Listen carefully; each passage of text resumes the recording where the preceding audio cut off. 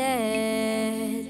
Now I don't know what to do. It's not easy following you. Tell me what to say, Yahweh. I need to understand.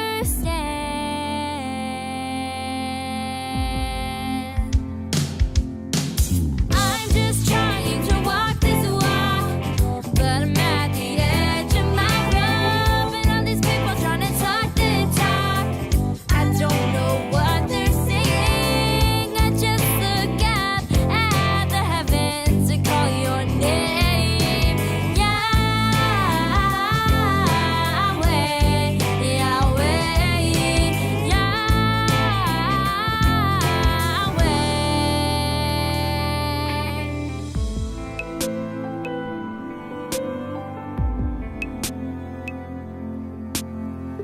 Always seems like a day comes by when trials hit hard, and the world tries to push you this way and that way. I wish it would all just go quiet so you can show me the right way, Yahweh, Yahweh.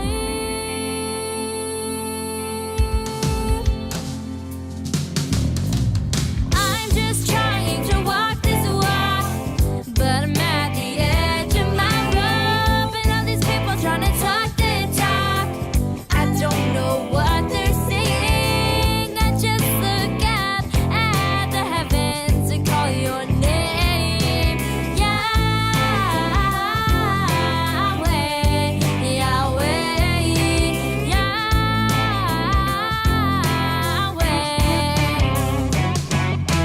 I'm just trying to walk this walk, Yahweh, Yahweh. And all these people trying to talk the talk. I'm just trying to walk this walk, but I'm at the edge of my rope, and all these people trying to talk the talk. I don't know what they're saying. I just look up at the heavens to call your name, Yahweh,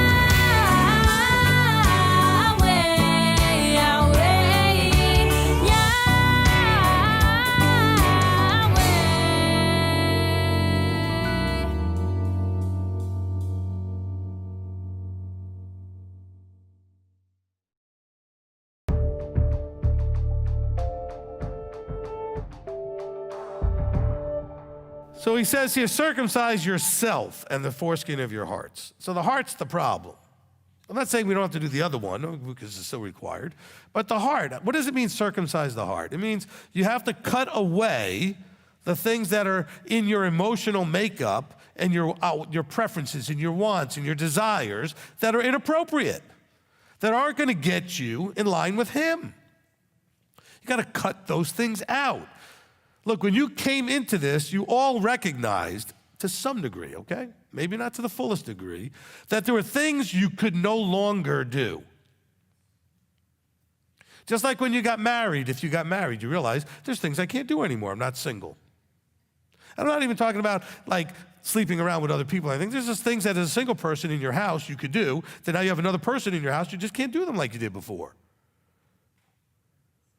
Whatever they were, because you now have a relationship change. Something has actually changed. You came into the relationship with Yahweh, you realize, I can't do certain things, and I can't eat certain things anymore. I have to keep different days. There's things I can't do anymore. And that's a cutting away of something. Those things are now removed as options. You know, as you're going to do things through life, think of it like a computer where an options table comes up and you have choices. That option's now not even on the menu. It's no longer an option.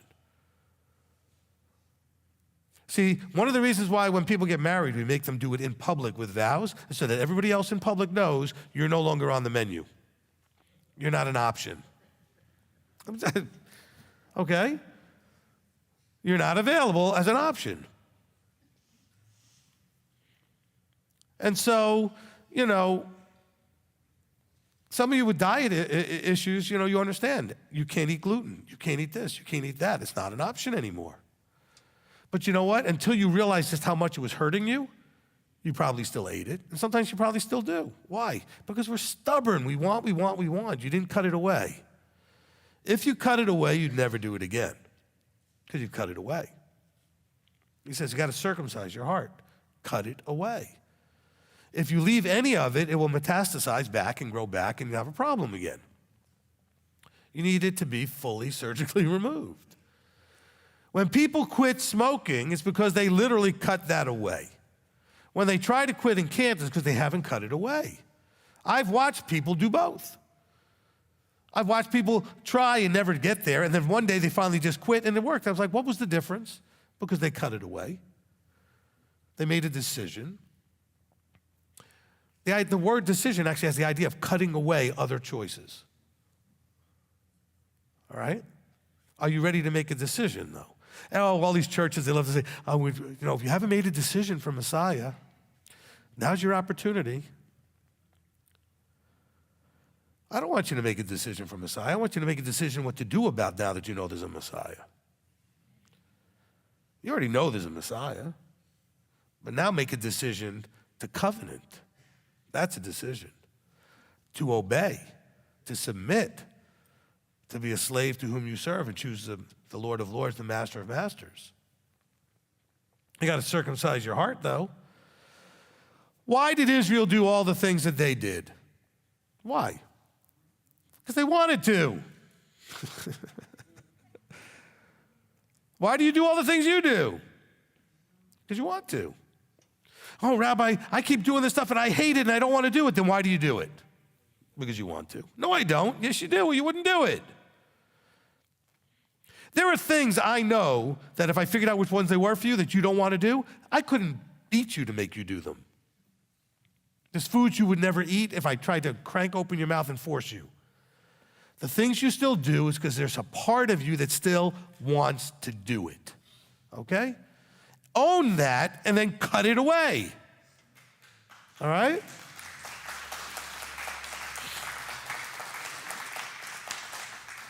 Because I know there are things that once you realize you didn't want it, there was nothing that was going to make you do it, period. There's nothing to make you do it. I've had people tell me, Rabbi, I don't care what you say, I'm not doing this. All right. Feel that way about the other things in your life you need to stop doing. Get to that point. That's cutting it away. You're cutting off that option. It's no longer on the menu of choices.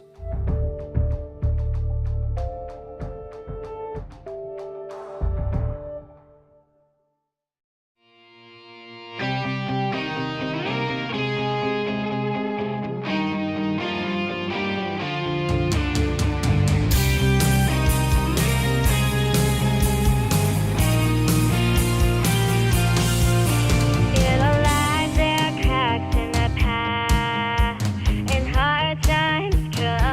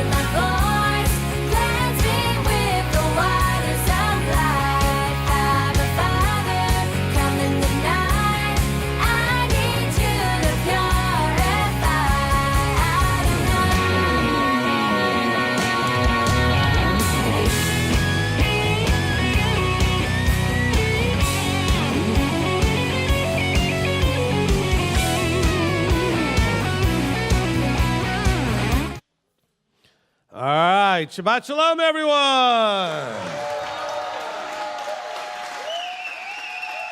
Yeah.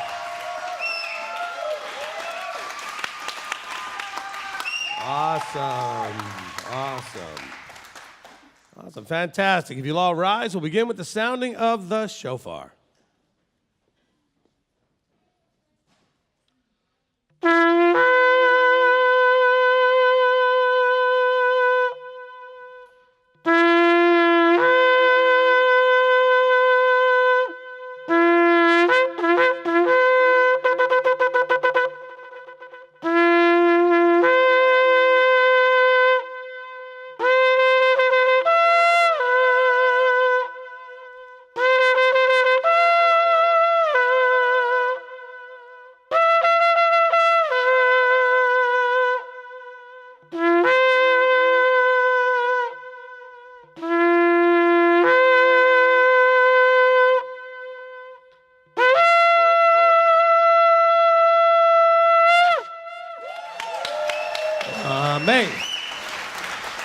Amen.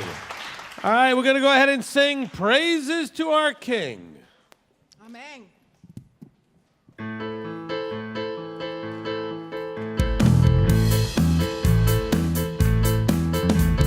Shabbat Shalom, hey, Shabbat Shalom, hey, Shabbat, Shabbat, Shabbat, Shabbat Shalom.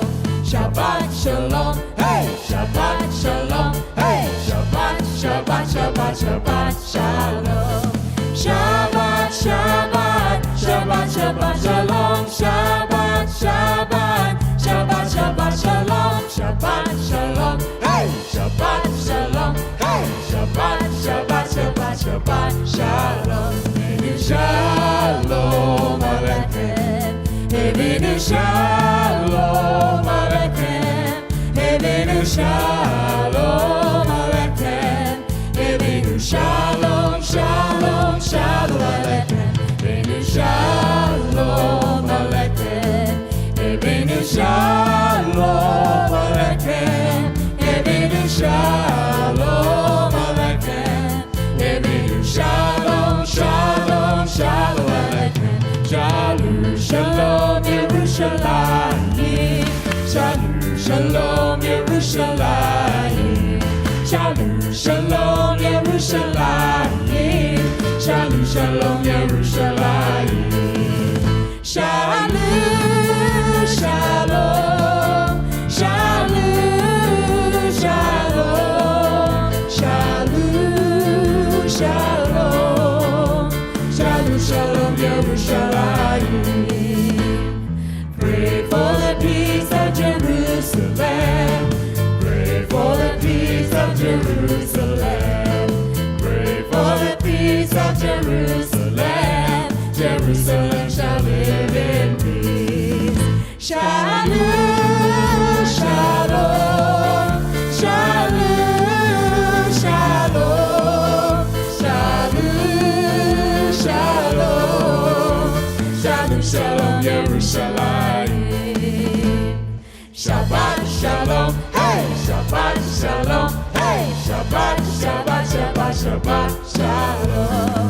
Shabbat Shalom, hey, Shabbat Shalom, hey, Shabbat, Shabbat, Shabbat, Shabbat Shalom.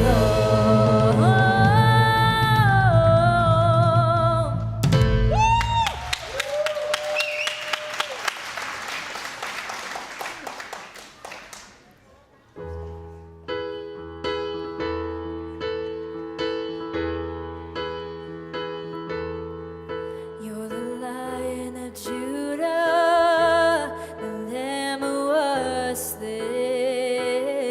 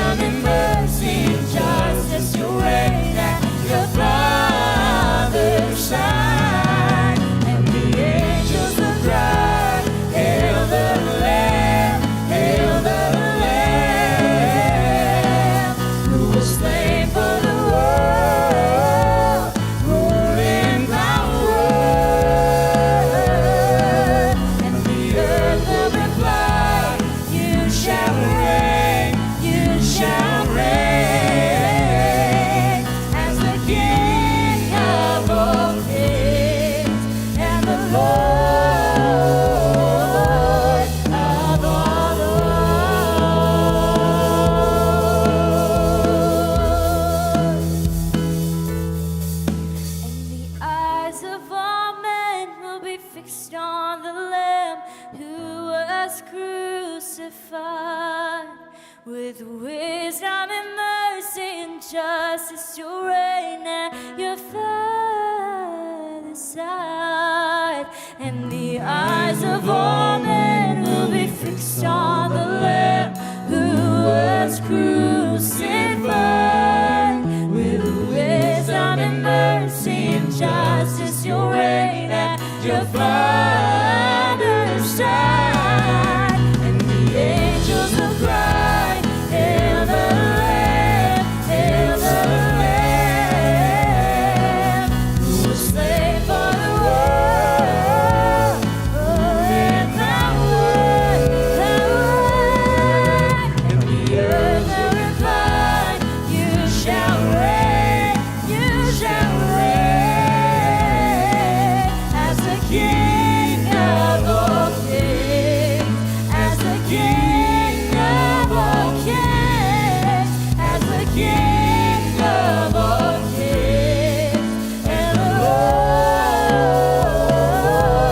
of all lords.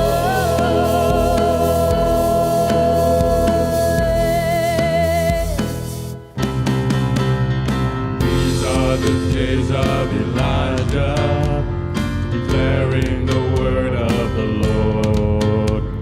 And these are the days of your servant Moses, righteousness being restored.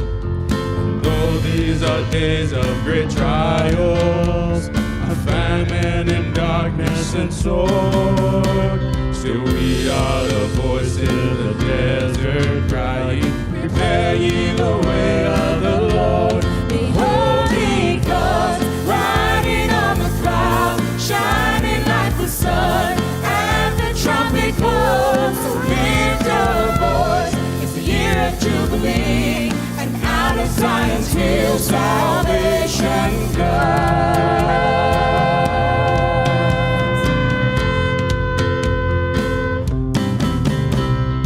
These are the days of Ezekiel, the dry bones becoming as flesh. And these are the days of your servant David, rebuilding a temple of praise. And these are the days of the harvest, the fields are wide in the world, and we are the laborers in your vineyard, declaring the word of Yahweh. Behold, he comes, riding on the clouds, shining like the sun, at the trumpet calls. So raise your voice, it's the year of Jubilee, and out of Zion's hill salvation comes. Behold, he comes, riding on the clouds, shining like the sun, at the trumpet calls. So raise your voice, it's the year of Jubilee, and out of Zion's hill salvation comes. Who was and who is and who is to come? Who was and who is and who is to come? Who was and who is and who is to come?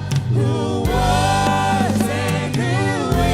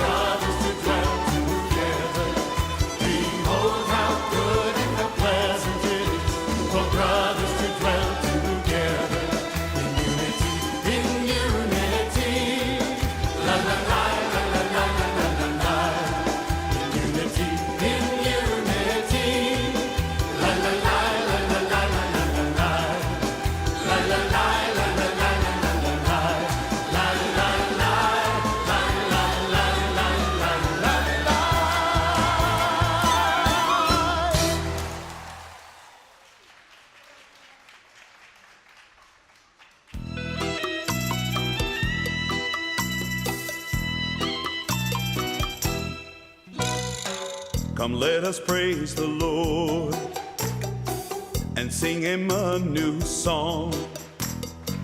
Come, let us sing his praise together with the saints, with all the righteous ones. Let Israel rejoice in her Creator. Let the children of Eretz Zion be glad in their King. Let them praise his name with dancing, making music with the tambourine and harp. For the Lord takes pleasure in his people. He will crown the humble with salvation. Let the saints rejoice in this order. Sing and dance unto the Lord.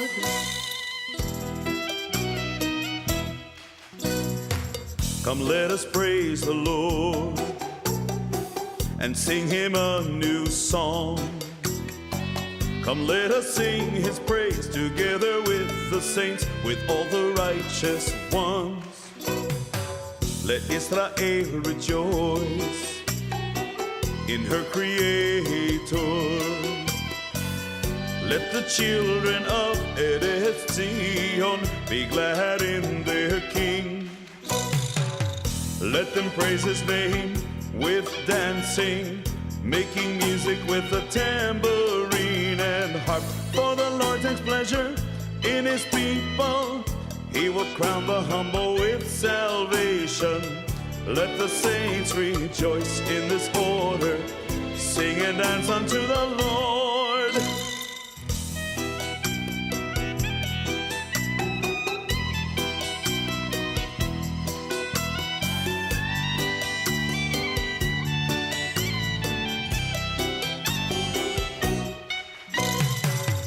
Let them praise his name with dancing, making music with the tambourine and harp. For the Lord takes pleasure in his people.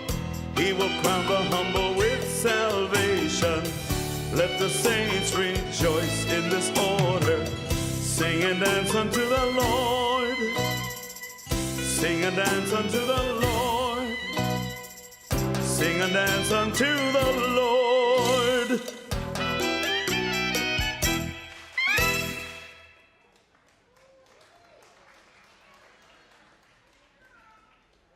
Arise and shine.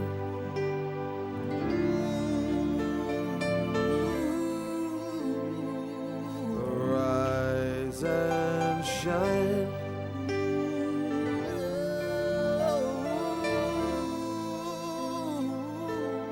Arise and shine, for thy light is come. The glory of the Lord is seen upon thee. And the nations shall come unto thy light, and kings to the brightness of thy rising. Lift up thine eyes round about and see, they gather themselves all together. So arise and shine, for thy light is come. Arise and shine, for thy light is come. Arise and shine, for thy light is come. The glory of the Lord is seen upon thee. The glory of the Lord is seen upon thee. And the sons of those who afflicted thee, and all who have despised you will bow down. Then they shall call you the city of the Lord, Zion of the Holy One of Israel.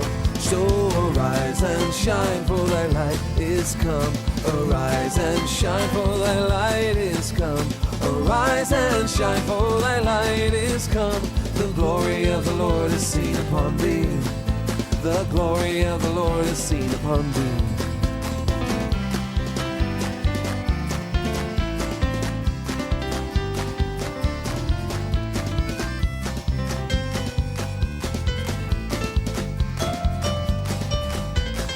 So arise and shine, for thy light is come. Arise and shine, for thy light is come. Arise and shine, for thy light is come. The glory of the Lord is seen upon thee. Oh, arise and shine, for thy light is come. Arise and shine, for thy light is come. Arise and shine, for thy light is come. The glory of the Lord is seen upon thee. The glory of the Lord is seen upon thee. The glory of the Lord is seen upon thee.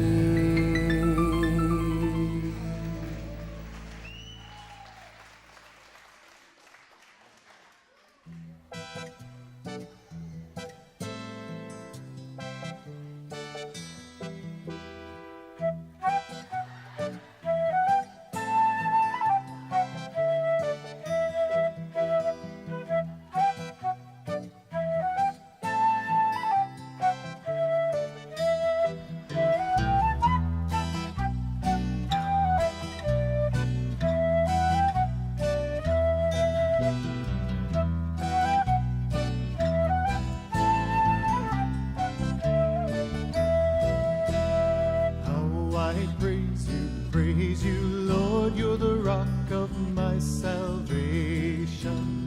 You I praise from shore to shore in all your creation.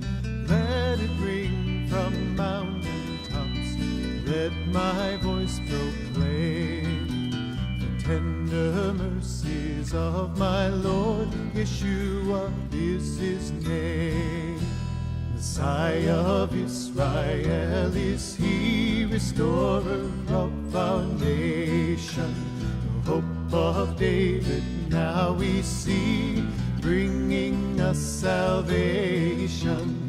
Root of Jesse, Lion of Judah, Judge of Israel. Now we praise you for your joy and love that never fails.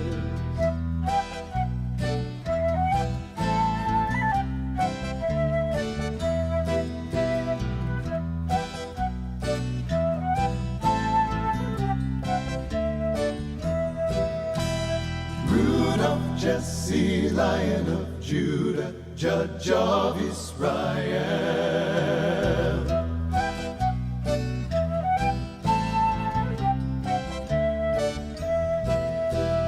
How I praise you, Lord, you're the rock of my salvation.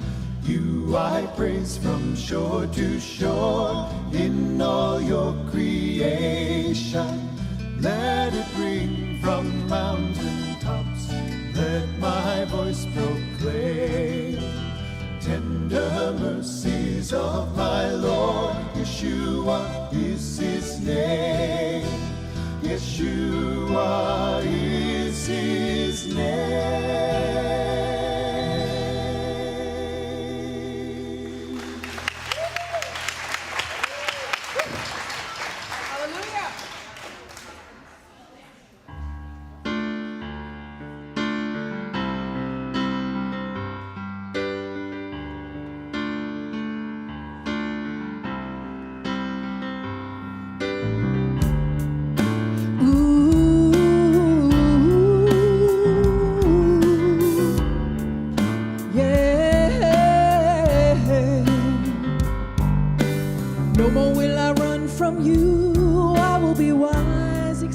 Shelter.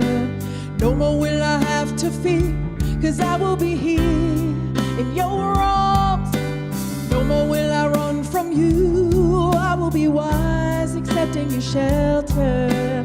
No more will I have to fear, 'cause I will be here in your arms. Your name is above all powers, above all kings. Your name, you are the blessed Prince of Peace. Your name is above all powers, above all kings. Your name, you are the blessed Prince of Peace. Oh, yeah, yeah. No more will I run from you. I will be wise, accepting your shelter. No more will I have to fear, 'cause I will be here in your arms. No more will I run from you. I will be wise, accepting your shelter. No more will I have to fear, 'cause I will be here in your arms. Your name is above all powers, above all kings. Your name, you are the blessed Prince of Peace. Your name is above all powers, above all kings. Your name, you are the blessed Prince of Peace. Come on, do you believe it? Have you run from him before and then you stopped? And you said, you know what? No more will I run from him, right? No one else will ever let me live This life I live in you. and no one else could ever take this place I have made for you. and no one else will ever fit this mold. That you Have cast for me. You are my king and I'll bow down before you. You are my king, I will lift up your name. Your name is above all powers, above all kings. Your name, you are the blessed Prince of Peace. Your name is above all powers, above all kings. Your name, you are the blessed Prince of Peace. No more will I have to run, Lord, 'cause you are the King. No more will I have to fear, Lord, 'cause you're Prince of Peace. You are strong tower, strong tower. Hey, help me sing his name. Yeshua. Yeshua. I know I'll be oh, high. I know I'll be oh, high. We love you. Yeshua. Oh, Yeshua.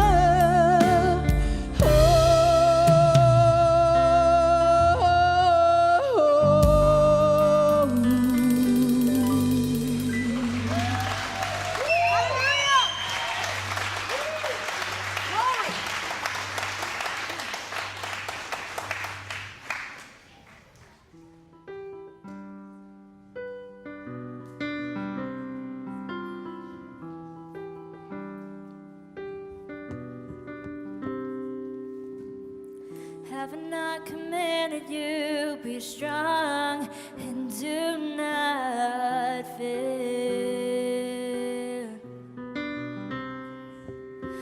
Yahweh, your Elohim is with you wherever you go. If you trust in me, I'll carry you out on eagle's wings. You're safe and sound. If only you feel there'd be no time to doubt. If you trust in me, if you trust in me.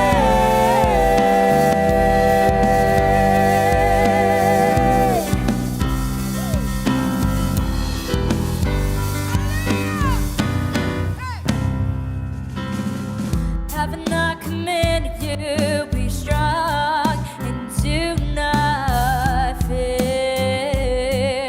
Oh, Yahweh, your Elohim is with you wherever you go. If you trust in me, I'll carry you out on eagle's wings. You're safe and sound.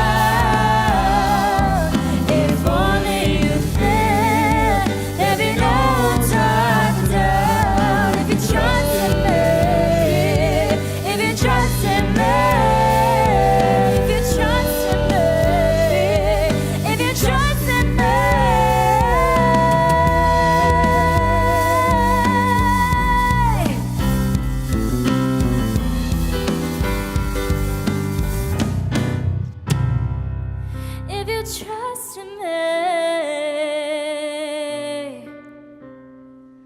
on eagle's wings.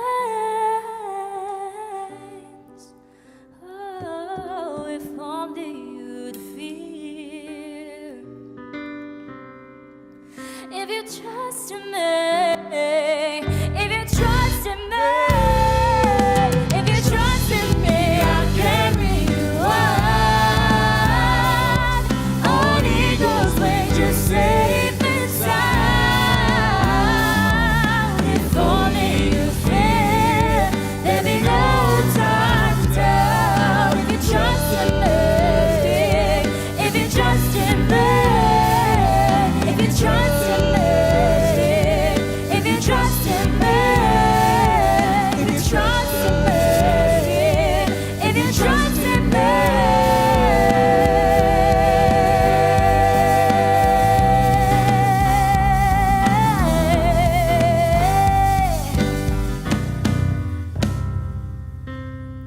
Have I not commanded you, be strong and do not fear.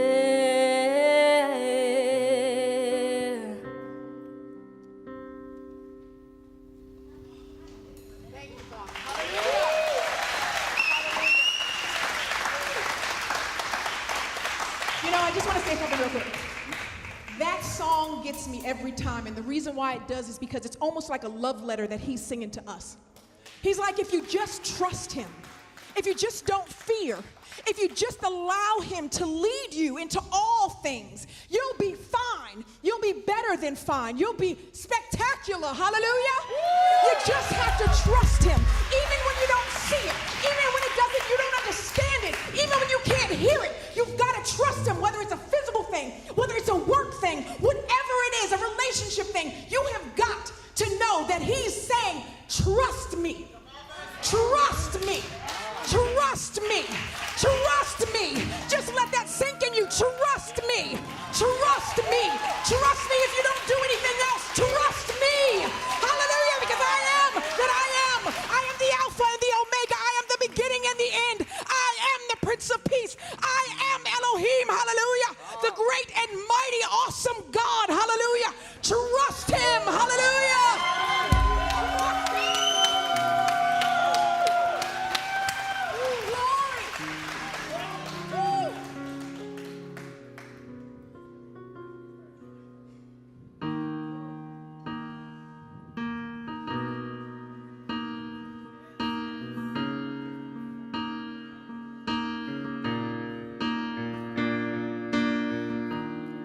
To receive your love,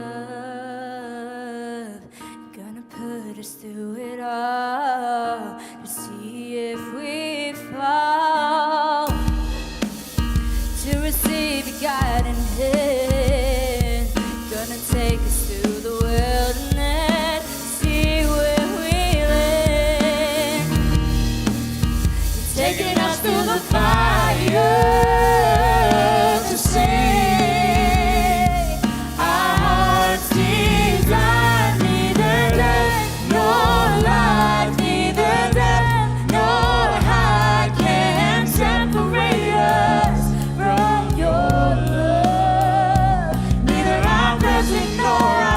Or any other creature can separate us from your love.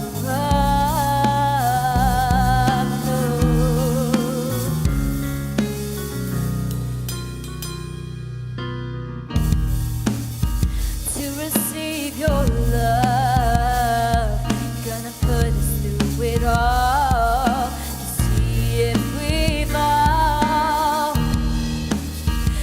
Your guiding hand, gonna take us through the wilderness, see where we land. You're taking us through the fire to say our hearts desire neither death nor life, neither death nor height can separate us. Your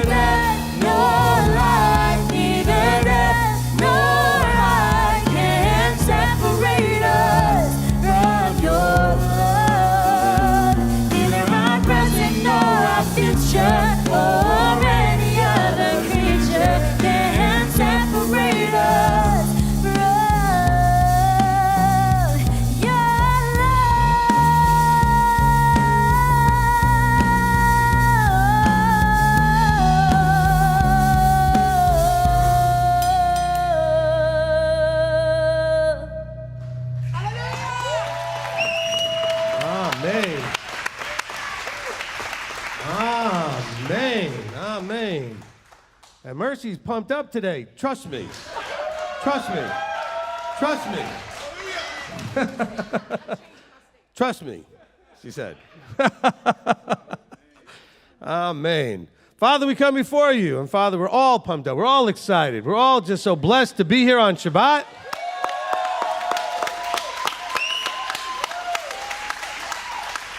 To have that time that you knew from the beginning of all things that we would need. A time that we would come before you, that we could be refreshed and restored and put aside all concerns of everyday life and things that are going on around us, but completely focus on what you're doing, who you are, and where we're going. And so, Father, we just want to thank you for this time, this oasis, this rest of time where we can be refreshed and rejuvenated, re-energized, refocused, and be blessed. So, Father, we come here with huge anticipation and excitement for what you bring. And we ask now that you would be with us, guiding and leading all things, so that all things done today will be done to your glory and honor. As we come before you today, in the name above all names, Yeshua our Messiah. Amen. Amen. Amen. Another fantastic job, as always, by the praise team. Awesome. You may be seated. Awesome. Fantastic job. All right, so I'm going to turn this over to Elder in a second here, but I just want to clarify one or two things. For those of you online, live stream, some of you are probably already getting upset and offended, and is what it is. Look, we are putting or broadcasting a live service that's here. Those of you that are attending online, you're welcome to be here for all kinds of reasons. I don't really want to, tell you there's only certain reasons to be on the live stream. But what we're not providing you with is an audience for your preaching. Okay? And you're going to be, I'm just using Yeshua's words. That's my job, not yours. In this room, if you want it to be yours, start your own room. Go ahead. YouTube will allow you to start broadcasting all you want, anytime you want. Okay? So you're welcome to stay and listen. You're welcome to stay and even participate. You can even have questions. But if you're going to sit in our chat room and throw little things like, well, we need to go visit the poor, you need to do this, and you need to do that, well, you need to be quiet. Okay? Not because what you're saying is wrong, but because it's out of order. And by the way, our Father in the heavens is all about order. Okay? And so you cannot be in good standing if you're doing things out of order. So if you're looking at this live stream with 500 plus people on it or computers on it as a warm audience for whatever you want to say, you're looking at it wrong, you should leave. Or just be quiet, or as I would tell everybody, just shut up. All right, just be quiet, okay? See, was that the first one? All right, okay, just keeping track here. All right, so just look, and I don't mind. I get the excitement and the exuberance that some people have, but also some of you are not understanding your role. If your role is to preach a message, then go preach that message. But don't preach it to an audience that's already hearing a message. Okay, preach it somewhere else or at a different time where somebody can come and hear you. That's fine. Maybe he's giving you something to do. I have no problem with that, but it's not respectful to the audience that came here to participate in this to start taking advantage of that. You have a captive audience, so to speak. And it's a pretty good-sized audience. What do we got on there right now? 553 computers. Some of those are groups of 15, 20 or more people. Like I know Urbana's got probably 40, 50 people. So, 553 is probably over 2,000, 3,000 people. All right, well, that's a pretty good-sized audience. So some people think, I'm going to go ahead and say some things. Wrong format for it and out of order. Okay, so some people might get offended by all that. Others, you should appreciate the leadership doing what they're doing to help with that. Not that anything terrible was said, because sometimes people are like, why? Well, I didn't say anything so bad. No, you said something that was out of order. Okay? And that matters. If you're going to preach and don't know that order matters, you need to go back and study. You missed a lot between Genesis and Revelation. Okay? Things need to be in order, right? And so that's the structure you see throughout Scripture. Anyway, just wanted to throw that out because I do appreciate everybody that comes, that checks us out. This may or may not be for you the way we do things. That's fine. But we do ask for respect. All right, I'm going to bring up elders who are now going to lead us in the praise and prayer time. What? Oh, hug time. I'm sorry. I don't have that blue color thing, you know. All right, it's hug time. And then when we get to prayer time, let's keep those praise and prayers to, you know, something reasonable.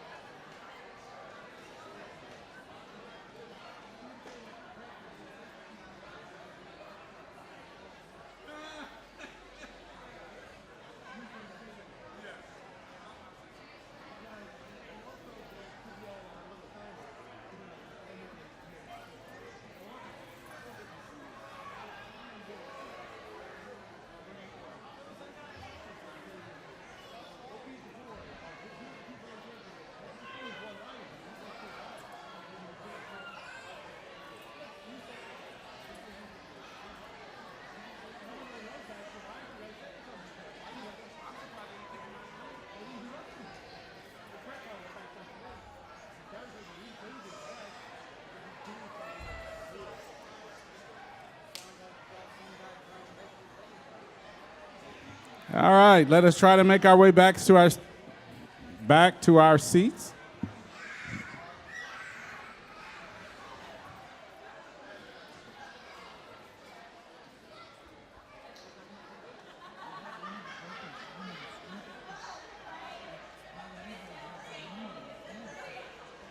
I'm making an announcement. Okay.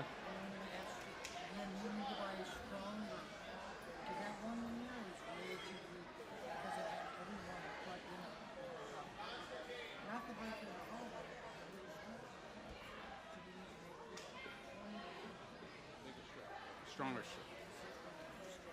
Gotcha.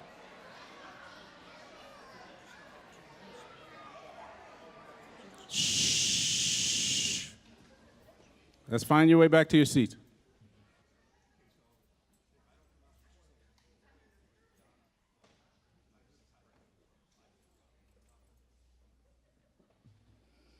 All right. Didn't that feel good? Yes, it did.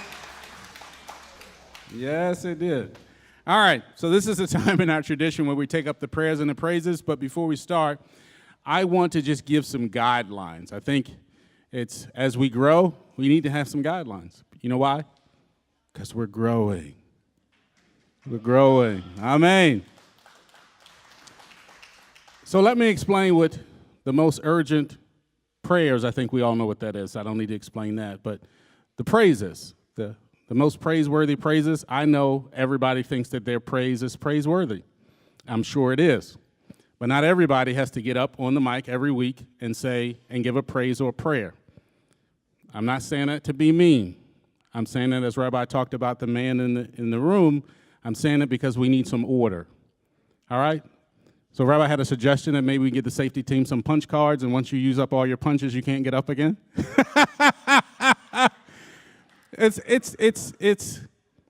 We get a lot of, and I don't care about them, but we get a lot of kickback on, through, we have anonymous people calling, Miss Marlene can tell you, we get emails about prayer and praise time, which I don't know why people have an issue with it, and that's not the reason we're doing it. We're simply doing it because we're growing, and it seems that there's a rotation that we can guess every week who's going to get up and say something, and we don't mind necessarily, but we want to give people time that don't normally get up. So just be mindful of that. If you're a normal one that gets up every week and it's a prayer or praise and it's not something urgent or praiseworthy, really exciting, I really don't know how to define it other than the fact that we all could have a praise. And we want to give time and opportunity for those who don't normally get up, for those that get up on a weekly basis.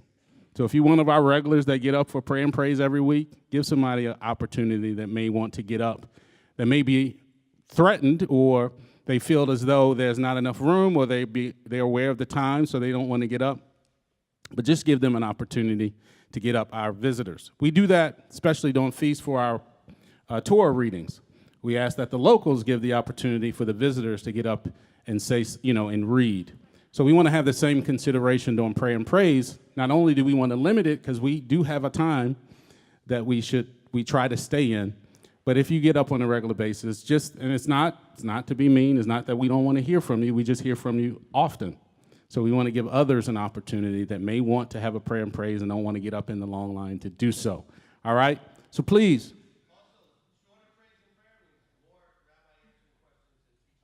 Amen. Amen. He said, shorter prayers and praises means more rabbi time for teaching and answering questions. Because when we extend prayer time, it takes away from the back end of the Q&A. And so you guys didn't know that, so now you know, because we're transparent. We tell the truth, and we do it as best we can without stepping on too many toes. But be mindful, okay? Let the people who don't normally have an opportunity, and guess what? Just because nobody may get up, there are plenty of people online that may want to say something, all right? So that doesn't mean because only 2 people get up here, then that's an opportunity for you to get up if you get up every week or every other week, all right? Abba hears and knows even if you don't get up and say it. Before you even thought about it, who gave you the thought? Before you can whisper it out of your mouth and ask for prayer, he said, I already heard it. So it's not that we don't want you to. We just want you to be considerate as we grow. Amen? For all of you online that have a fit because of prayer and praise, why you got to do it so long? Because it's needed.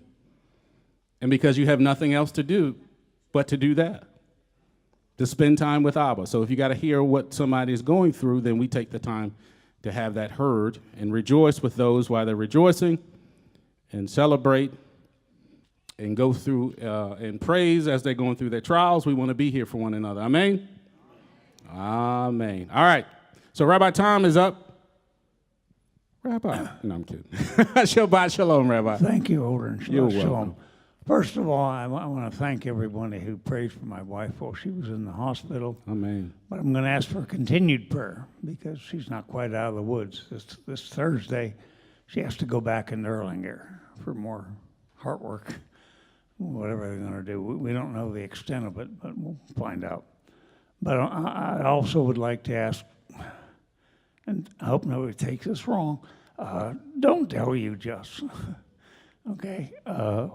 We'll have things organized. I know everyone here has a very good heart and they want to help, but just ask before you do anything, please. Amen. And it does put stress on Joanne and on me. And I'm not quite out of the woods yet. I have to go back for more work on my jaws. So that's what I'm asking prayer for. Amen. Amen. Thank you so much, Rabbi Tom. We appreciate that. We can definitely continue to pray for those things.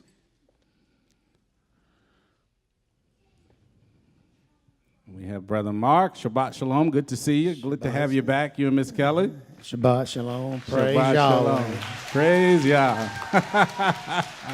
Praise Yah. It's been a long time to get right back here again. But I have a prayer request for my family. I have my cousin passed away Wednesday. He was 46. Oh, boy.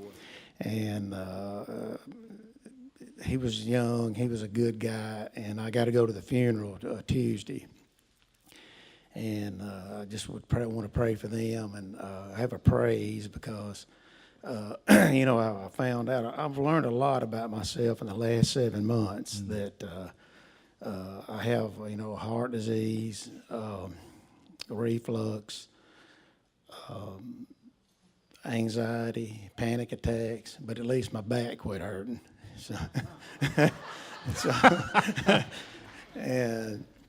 But I'm so thankful, and I didn't know that, but the thing I'm thankful about is now I know how to fix it because I didn't know I had these problems. Amen. And I want to apologize to Brother Rabbi for calling him at midnight one night because I didn't think I was going to see the sunrise. I know that's right. I mean, I've never had this before, so it was really dramatic. I mean, let me tell you, that was the sweetest voice I've ever heard in my life. Because I said, I'm not going to make it through the night. I got to call him and tell him I love him before I go. And he was just, I'm telling you, that was the sweetest voice. And it just calmed me. But like I said, all these issues and stuff that I'm facing now I know how to address them. Yahweh is awesome. We have a great Father. And I love the covenant. I love this walk. I love my mishmachal that y'all sent me a card and I set it on the table and I said, that's my family. Amen. Amen. And we just love y'all very much. Amen. Amen. Shabbat Shalom, Miss Stephanie. Shabbat Shalom. Prayer for, I haven't spoken about my stepdad in a while, but my stepdad has taken a little bit of a turn for the worse, and so they had to start him on some chemo this week. And as anybody who's experienced chemo, that's rough. And his first few days were good, but I'm a little worried about the next days because I think it's going to get rough. So just prayers for him for that, and for my mom as she's supporting him during the process. Also, just a praise to the Father for providing mishpachah that helps through my own healing. You know who you are, but I just praise the Father for you and pray blessings upon them for stepping forward to help. And then also just if you'll just keep me in your prayers. I'm continuing to heal. I'm not 100%, but I'm continuing to heal, and it's a rough process. Amen. Amen. We can certainly keep those things in prayer. Shabbat Shalom, Eliana. Shabbat Shalom. I think this is a first. It is, Oh. and I'm terrified. So to make it better, Brandy said to pray for her daughter Riley, who's driving in tomorrow, so that kind of buffered me to not be so nervous because I asked for prayer for someone else. But I figured I'd write it out because if you know anything about me, you don't know what's going to come out of my mouth. So for those of you who don't know, Brandy and I have really stressful jobs. So 2 times a year, we're required to go on sabbatical for our own opportunity to rest. Because even when we're here, we're on call, and we've had to run out the door before to help with a critical situation or whatever. So sabbaticals are a time for complete rest, to take a break for 2 weeks. So in the past, we've always, oh my God, I look terrible. There's a reason why I look terrible. I'm about to tell you. We've always tried to maximize our 2 weeks, leaving Friday before sundown and going until like the following Sunday. So we got 3 weekends out of it instead of 2, right? Amen. So this time we were like, let's leave on Sunday so we can have Shabbat with mishpachah and all of that because we really love being here with you guys. Amen. So we're going to have 2 weekends instead of 1. So 2 weeks ago on Sunday we took off and we carefully planned out how were we going to keep Shabbat. because we're broke, we work for a nonprofit, and we're like camping the entire time. And like, I mean like camping, like pooping in a toilet camping, like primitive camping. So keeping Shabbat while camping the way we camp. She meant bucket. We know. She meant bucket. What'd I say? Toilet. Pooping in a bucket. Yes, In a bucket. pooping in a bucket. Yeah, that's cool. So when we keep Shabbat, it feels very much like Israel in the desert, and it's really interesting. So we planned out our first Shabbat, and we watched the sun set at the very tip of the United States in the Keys, and it was gorgeous. And we were texting pictures to Mishpachah, and we prepared fish tacos for Saturday, Shabbat, because you guys know I'm bougie even when I camp. So we had fish tacos, and we had Shabbat planned out perfectly, and it was gorgeous, right? And then we realized that we forgot to get ice for the fish. So we stopped at a gas station, and they gave us 2 free cups of ice, and Abba managed to keep our fish below like botulism level before we could eat it the next day. So our plan was we were going to take off to the beach and watch Congregation Seaside, like not swimming, not playing, like just really trying to be intentional and setting the time apart. We were instantly met with all of these halakhic issues, like every road to the beach was a toll road. So can you go through a toll road on Shabbat? What if I have a sun pass, like Georgia has a peach pass, like so it's prepaid, so can I go through the toll road? Or every beach we had to pay for, and we can't pay for the beach for Shabbat. So then we were going to go to a national park and watch Congregation, but you have to pay to get into a national park, but we had to pass, and it was very, very confusing, and we couldn't reach out to you guys. So we ended up finding like this little tiny hole-in-the-wall beach where we were like, okay, we're going to watch Congregation. And then, like, the world showed up, and they were partying and cussing and fighting and blaring music, and there were kids, and here we are being, like, super extra Messianic with, like, fully modestly dressed on the beach watching Congregation. It was a mess. So we realized that being set apart in the middle of the Florida Keys with the world around us, trying everything they could to profane the day was really terrible. And I actually was texting your wife, and I was like, it is easier for us, we live 2 hours away, to drive all the way here with half our house, because if you've ever seen us at Oneg, we bring the entire kitchen, and drive back 2 hours than it is to keep Shabbat in the world. So we were getting ready for this Shabbat, and we were like, oh, what are we going to do? What are we going to do? We weren't supposed to come home till Monday. So weather and a myriad of factors, we were like, let's just go home. Let's just go home. And we didn't tell anyone we were coming, and we shut off all of our location services, and we went to Walmart and bought this really terrible outfit, but I forgot shoes, and it's 50 degrees colder here than it was where we were. And we drove 10 hours last night and got enough gas to get us here before the sunset, so we only drove 3 hours on Shabbat, like Rabbi says, his recommendation, and we made it here to surprise everyone. So while there's a million praises in there, including I didn't die of food poisoning, and that we made it here safe, I think my ultimate praise is the fact that Abba, through you and Rabbi, provide us with a safe space to keep this day set apart.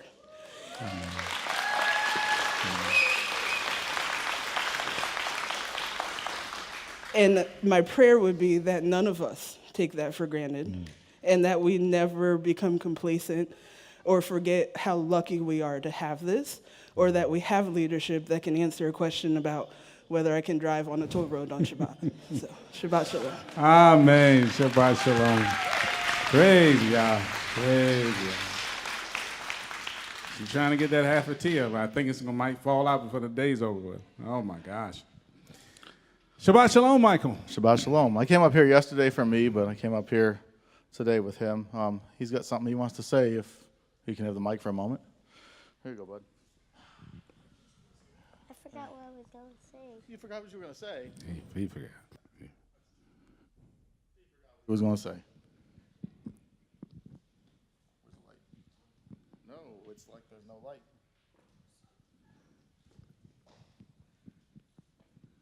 Is that broken? Ben's right there behind you. Ben's behind you. Ben. Oh, right here. Running away?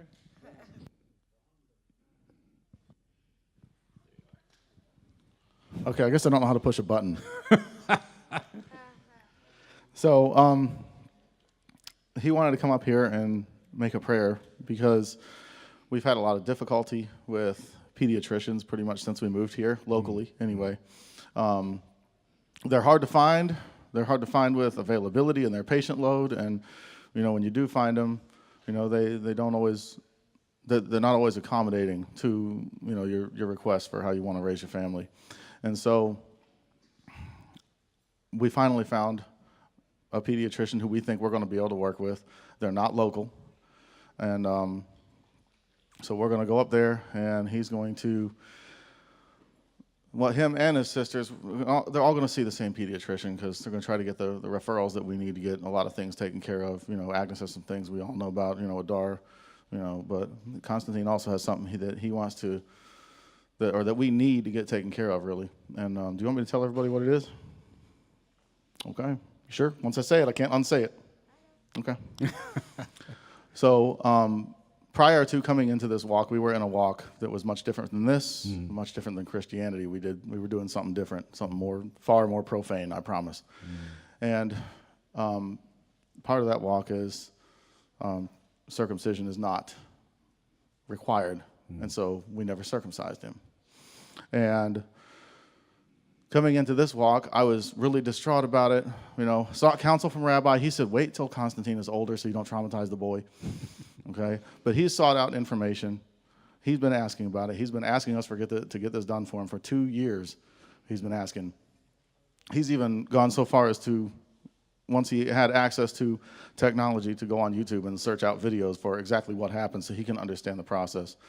And he is dead set on getting this done. He wants to get this done for Yahweh so that he can come before Yahweh clean.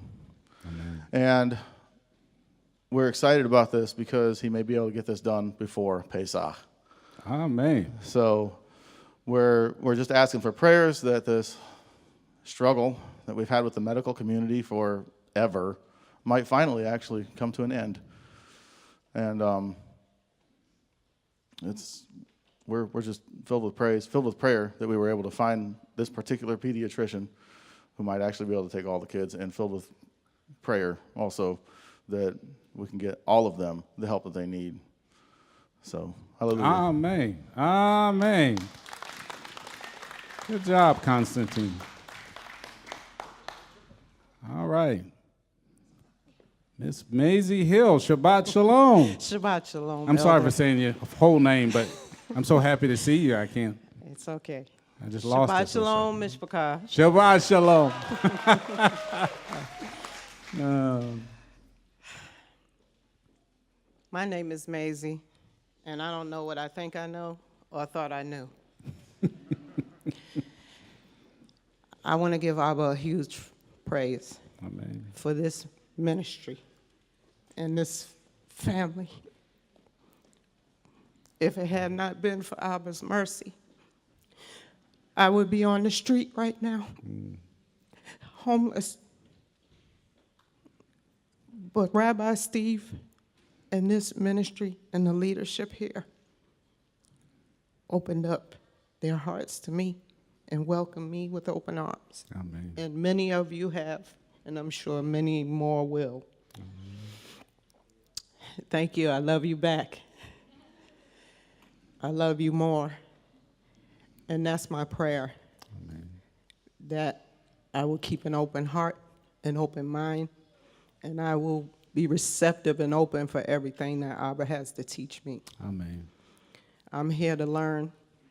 I'm a dry sponge looking to soak up everything. Amen. So, hallelujah. Praise Yahweh. Praise Yahweh. And thank you. You're welcome. Amen.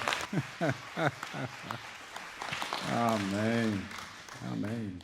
Michaela, Shabbat Shalom. Shabbat Shalom.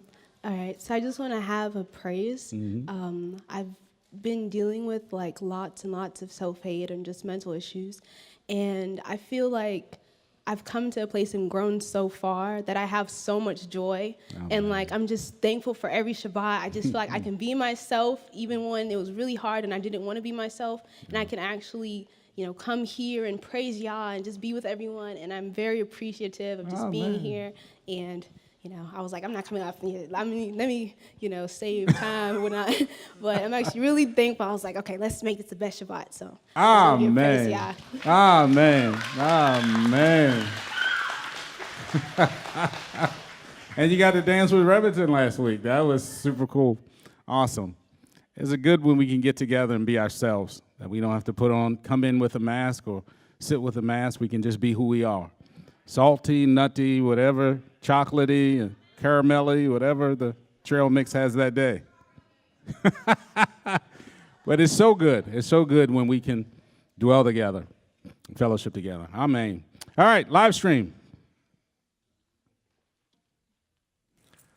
Okay, from M2I Odessa, says praise for Tommy. He got a raise. Prayer for joy for her daughter. Pete's trailer, it had a water leak that shot up to the ceiling. Lewis's family, restoration and protection. Rosita's for biopsy. Prayer that Pastor Gabriel Chavez would receive eyes to see, ears to hear, and heart to accept the Torah. M2I Urbana. Prayer for Jessica's friend and her daughter, Natalie, who had lupus and has been going downhill and who is 9 or 10 years old. Prayer for the Klingerman family, that they would find a house. Praise for guests today, and prayer for Melissa's daughter, who's in the ER with a friend. Prayers for Alexa's friend, Erica, who was pregnant and just lost the baby. And prayers for safe travel next weekend. Amen. Crystal Hawkins, please pray for a young couple in my small town. Their little 1-year-old boy drowned the other day. Our small town is so heartbroken over the loss. Pamela Schuford, praise and prayer. Praise Yah for Rabbi and Elder Billy. Prayer, Rabbi, you are so kind, as is Elder. Prayers for Ken to regain his weight back. Amen. Connie Wasson, requesting prayer for my mental and physical health, and praise to Yah, and praise to this ministry, and thank you so much. With love. Amen. Colleen Leon says, prayer for my mother who is struggling to heal from surgery. From Stairway to Heaven, please pray for my friend Judy and her family. She just lost her mom. Robert Perdole says, my nephew Billy died suddenly this week. He was 58. Please pray for my sister Marie and Billy's wife and children and the rest of the family at this time. Also pray for my health issues. James Strickland had another brain episode this morning, which may have been a light stroke. From Butterfly Tiger Rose, says, praise Yahweh for my blood pressure going down from 207 over 108 to 170 over 99. I didn't have to go to the ER. Prayers, please, that my insurance gets straight so I can go to the doctor and for some medical issues. James Thompson, prayers for my chronic hypoxic respiratory failure. Been in hospital 3 times in the last 2 months. Will not receive insurance until July, so unable to receive proper equipment until then. Brad Freiberger, praise that Daisy and I walked away from what could have been a fatal car accident. Prayer that she completely heals from a concussion and that the insurance company replaces our car that was totaled. Mary Wallen, prayers please. Fibromyalgia pain is worse in colder weather. Several unspoken prayers and praises as well. Catherine D., prayer for my husband's healing as he football tackled a thief's car who smashed his rental car window and stole his backpack at a gas station in Oakland, California. And also prayers for my son-in-law and his family as they lost their beloved grandfather, father and husband, great-grandfather. Praying for Yahweh to provide for their trip to Lubbock, Texas for funeral. Erica Barker, please pray for a friend who has immigration issues getting into South Africa to her husband. She will be attempting to get in on the 12th of February. Ashley Williams, praise Abba that my boss's father has come through his chemo and other treatment is now in remission. From Bill and Elizabeth Rice, praise Yah, I'm grateful Yah is carrying me through my second round of COVID. What a great opportunity to study Torah. Amen. Mary Dutchover, please pray for my mom, from Maria Gloria Dutchover, who fell, and we still do not know what is going on. I am 3 hours from her hospital, and she suffers dementia. James Strickland, hopefully this message got through. He says, I may have had another light stroke this morning. Jonathan Thompson, please pray Praise Yah, Rabbi Tom is back. Prayers for Revis and Joanne's 100% recovery, as I too had dental surgery this past week and an upcoming test and more screenings. We have many unspoken. We have some prayers for families, reconciliations.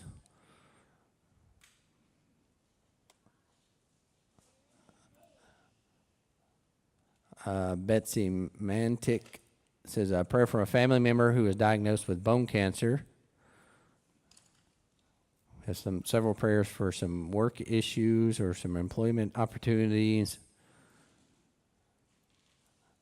Just general prayers for people, praying for other member or families and friends, for the eyes to be open, ears to hear.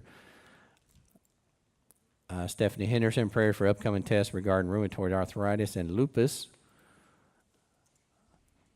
And then some other prayers for some financial issues going on in their lives. And, I got one from Kendall Phillips. Says, praises my father is back home after being in the hospital for 2 months. Amen. He is improving slowly but steadily. Praises I was accepted for a security job in the area. Prayers for travel mercies for my son and daughter-in-law coming down to see us in the middle of this week, and prayers for Jess as she is taking her final insurance exam in 2 weeks. Amen. Amen. And that is it. That's all we have for right now. All right. Thank you so much. We also want to keep in prayer all the praises and prayers that we receive throughout the week. As well, we have many come in for Rabbi Tom and for Rebbitz and Joanne. So that was sweet, and we really appreciate it. And just to let you guys know, I talked about it a little bit last night about the appreciation. We appreciate you guys so very much, because we couldn't run from one thing to the next without your love and your support.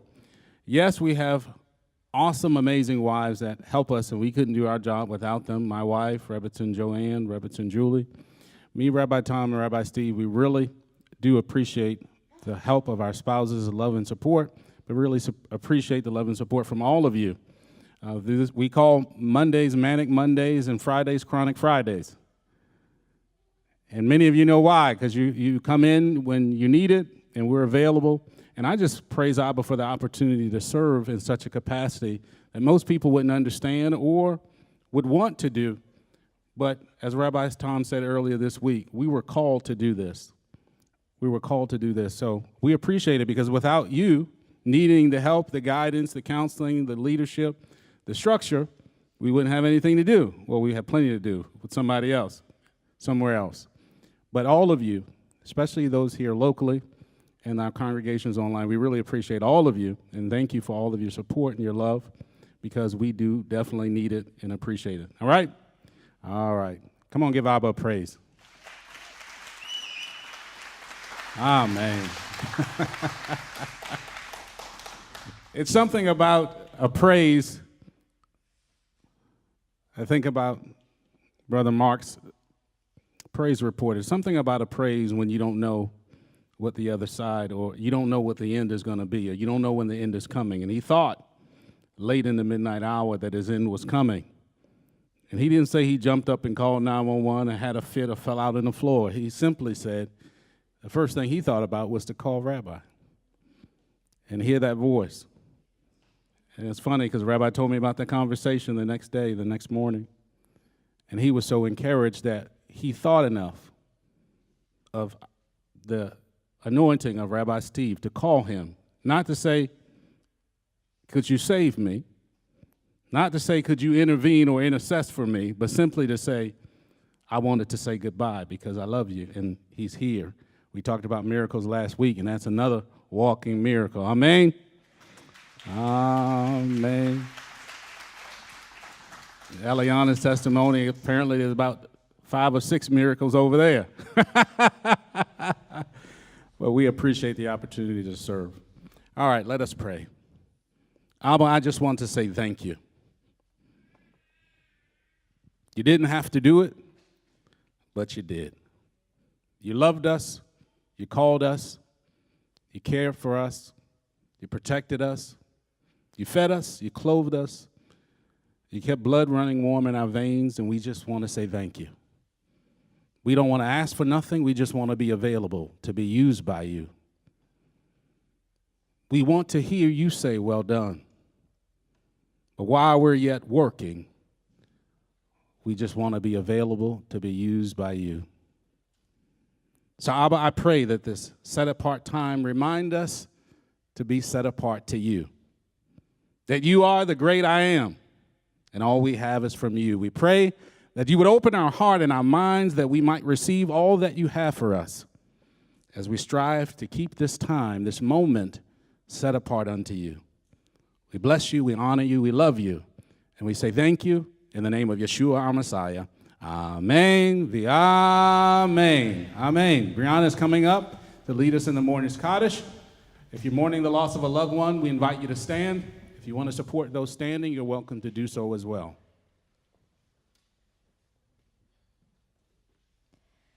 Yitgadal v'yitkadash Shemei Rabbah. Amen. Ve'amad ivrach yirutei ve'amlik machutei b'chayechon uve'yomechon u'chayerecho beit Yisrael Bagala Uvisman Kariv Vemru Amen Yesh Merabah Mevorach Le'olam Olamei Amaya Yitbarach V'Shabbat Vidbar, Vidshaman, Vidnasei, Vitadar, Vitale, Vitala, Shemen Chudasha, Brihu, Leila, Minko, Bechata, Veshirata, Tush, Bechata, V'nechamata, Damiran, V'hama, V'emru, Amen. Yesh Shlomo Rabba min Shamaya, V'chaim Aleinu V'al Kol Yisrael, V'emru, Amen. Oh, say Shalom, B'Roma. Hu Yaseh Shalom Aleinu,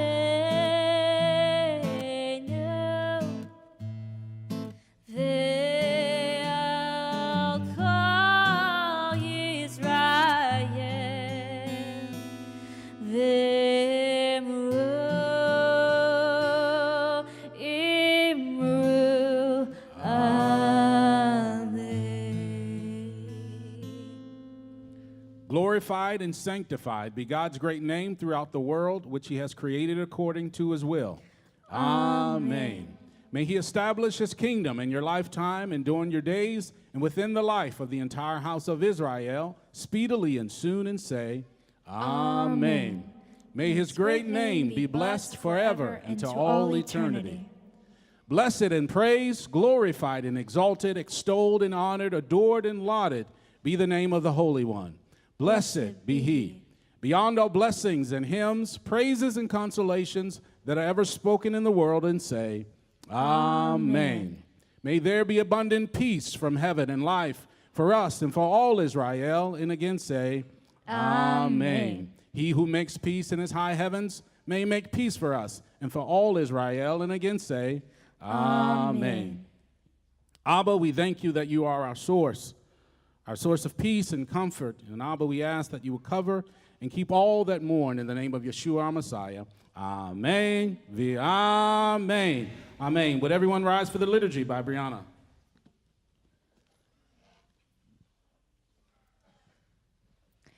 Baruch Hu, Baruch Yahweh HaBarak,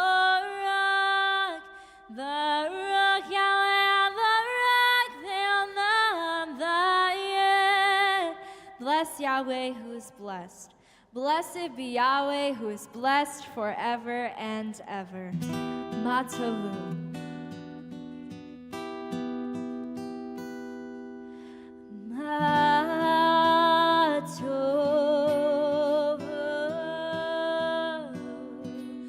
Oh, Halleluya,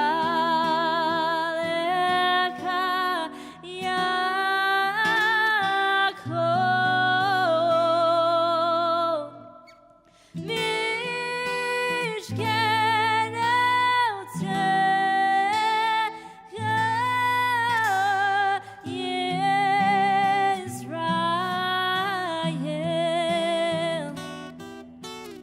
How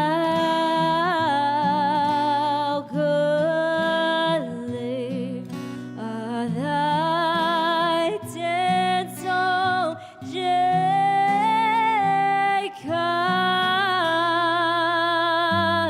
Thy tabernacles,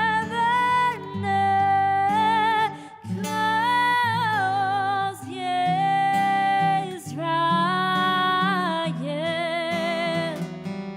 Ve'ani baruch hasecha, avo beitecha,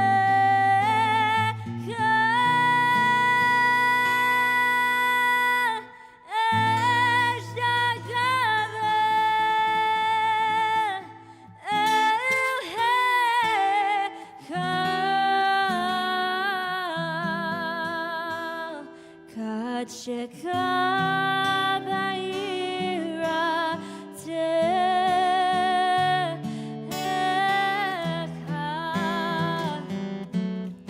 And in thy great compassion, I will come into your house. There I will bow. There I will fear thy holiness, O Yah. Thy holiness, O Yah. Thy holiness, O Yah. O Yah.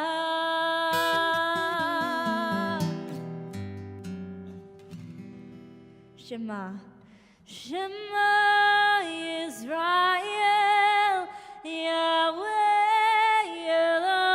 Eloheinu, Yahweh Echad. Baruch Shem Kevod Malchuto Leolam Vayed. Hear, O Yisrael, Yahweh Eloheinu, Yahweh is one. Blessed be his name, whose glorious kingdom is forever. Amen. V'hafta. And you shall love Yahweh your Elohim with all your heart, with all your being, and with all your might. And these words which I am commanding you today shall be in your heart. And you shall impress them upon your children, and shall speak of them when you sit in your house, when you walk by the way, when you lie down, and when you rise up, and shall bind them as a sign on your hand.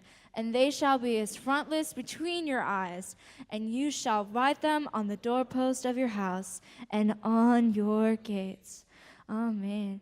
V'hafta l'recha kamocha. And you shall love your neighbor as yourself. Mi chamocha.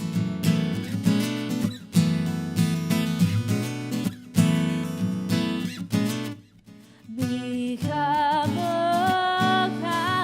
b'yevim Yahweh.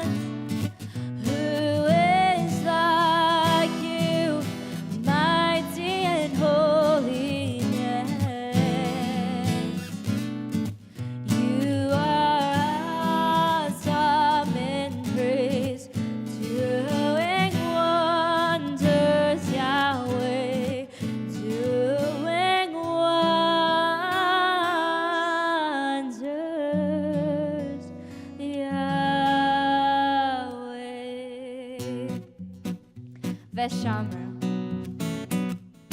ושמרו בני ישראל את השבת,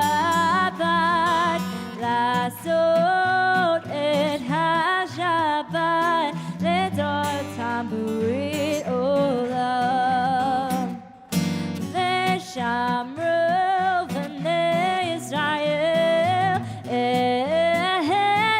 השבת, לעשות את השבת לדורתם ברית עולם.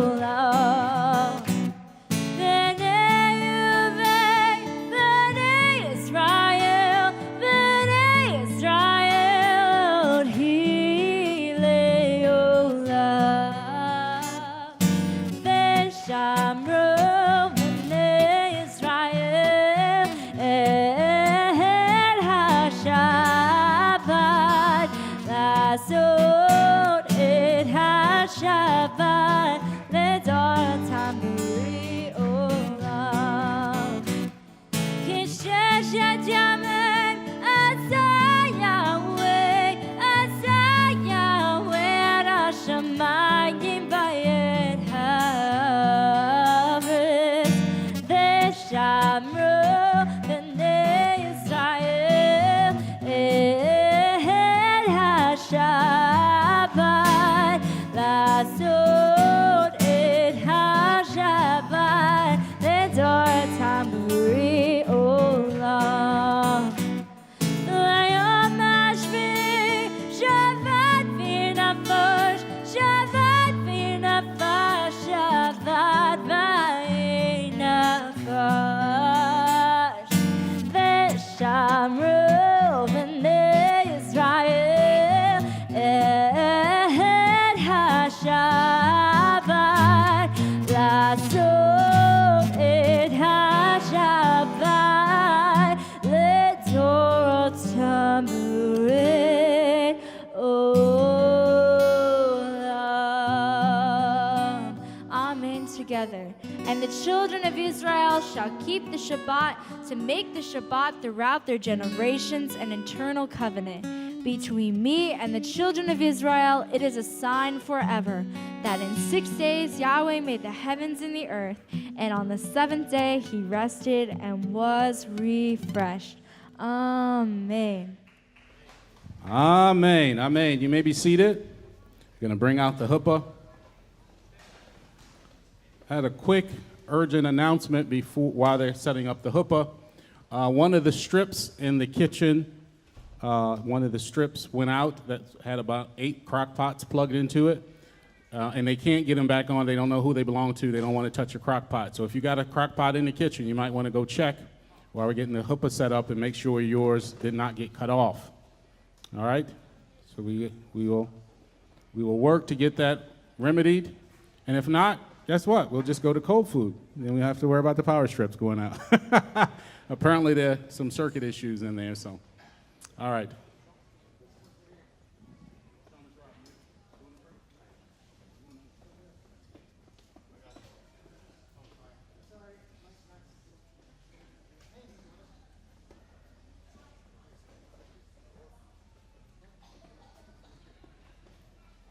All right, kids, come on up.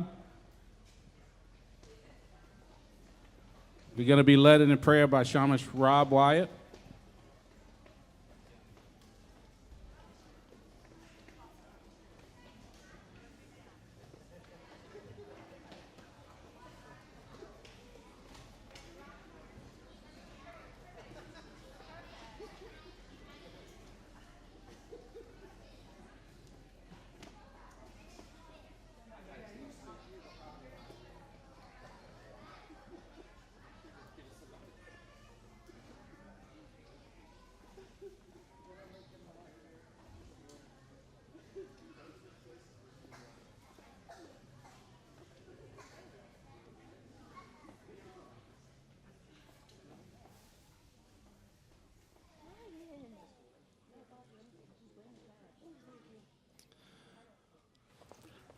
All right, if you extend your hearts and hands towards the children, we'll be led in the blessing by Shamash Rabbi. All right. Father, thank you for this day. Thank you for giving us the opportunity to come together this, as we bring our children and under this chuppah, that each and every one, the fathers, mothers, grandparents, guardians of these children, that, we teach them as they should go, that they may be that light that someone sees, and just watch over them, keep them safe as they go out through their lives, Father. In Yeshua's name we pray. Amen. Amen. Amen. All right. Children, you're dismissed to your classes. The rest of you may be seated.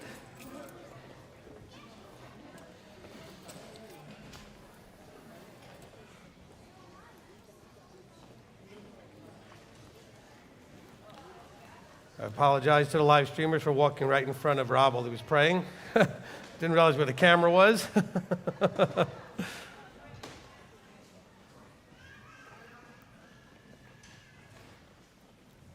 What?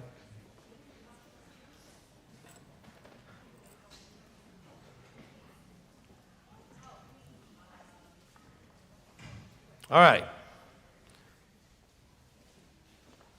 We'll wait for a few more seconds here for the children to exit.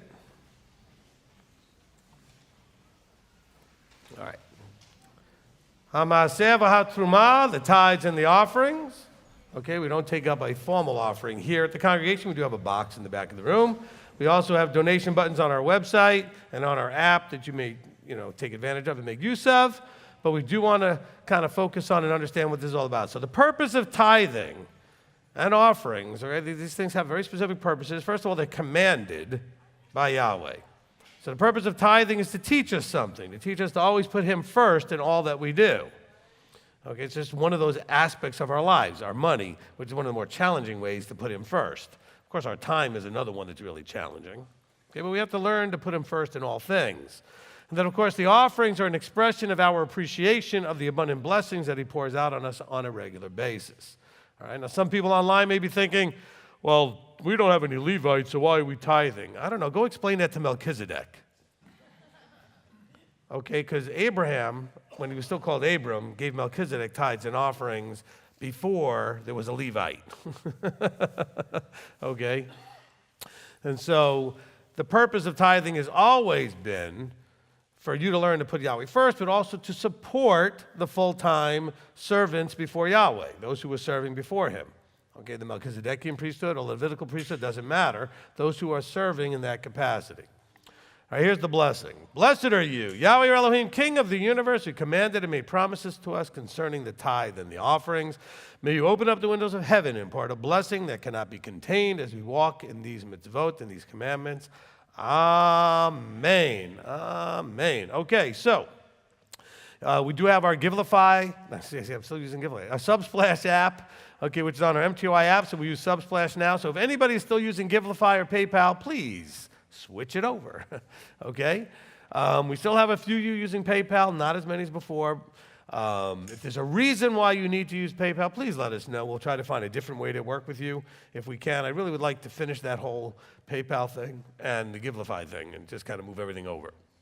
All right, so our app is working very nicely that way. Also, for all of you that are using the app, there is a drop-down menu when you first get there. Okay, so there's MTOI, and then under MTOI is things like events and building funds and Torah scrolls and all these other things. So you could decide what you want to put your offering into. There's also a separate one for Passover. So when we talk about that later during the announcements, understand that if you're going to pay for Passover, we will not understand what you were doing if you didn't click on Passover 2023 so that it gets marked down as that's what it was for. And then you'll wonder why we think you owe us money. And you'll be like, but I sent it, but you didn't put it in the right place. Okay? So if you have any confusion or issues with it, simply call us. We'll help you figure it out and sort through it. If you make a mistake, just let us know, and we can fix that. But we're not going to know if you don't tell us. Okay? It's going to be harder to figure that all out, and then we have to figure it out later and search for it and look for it and that kind of thing. All right, so that should cover that. We do have a program we still work with Amazon on. Okay, Amazon has two programs, one that's ending on February 20th. So those of you that have been doing the Smile program, that program is ending. Okay, so please switch over to the affiliate program, which is going to the MTOI website.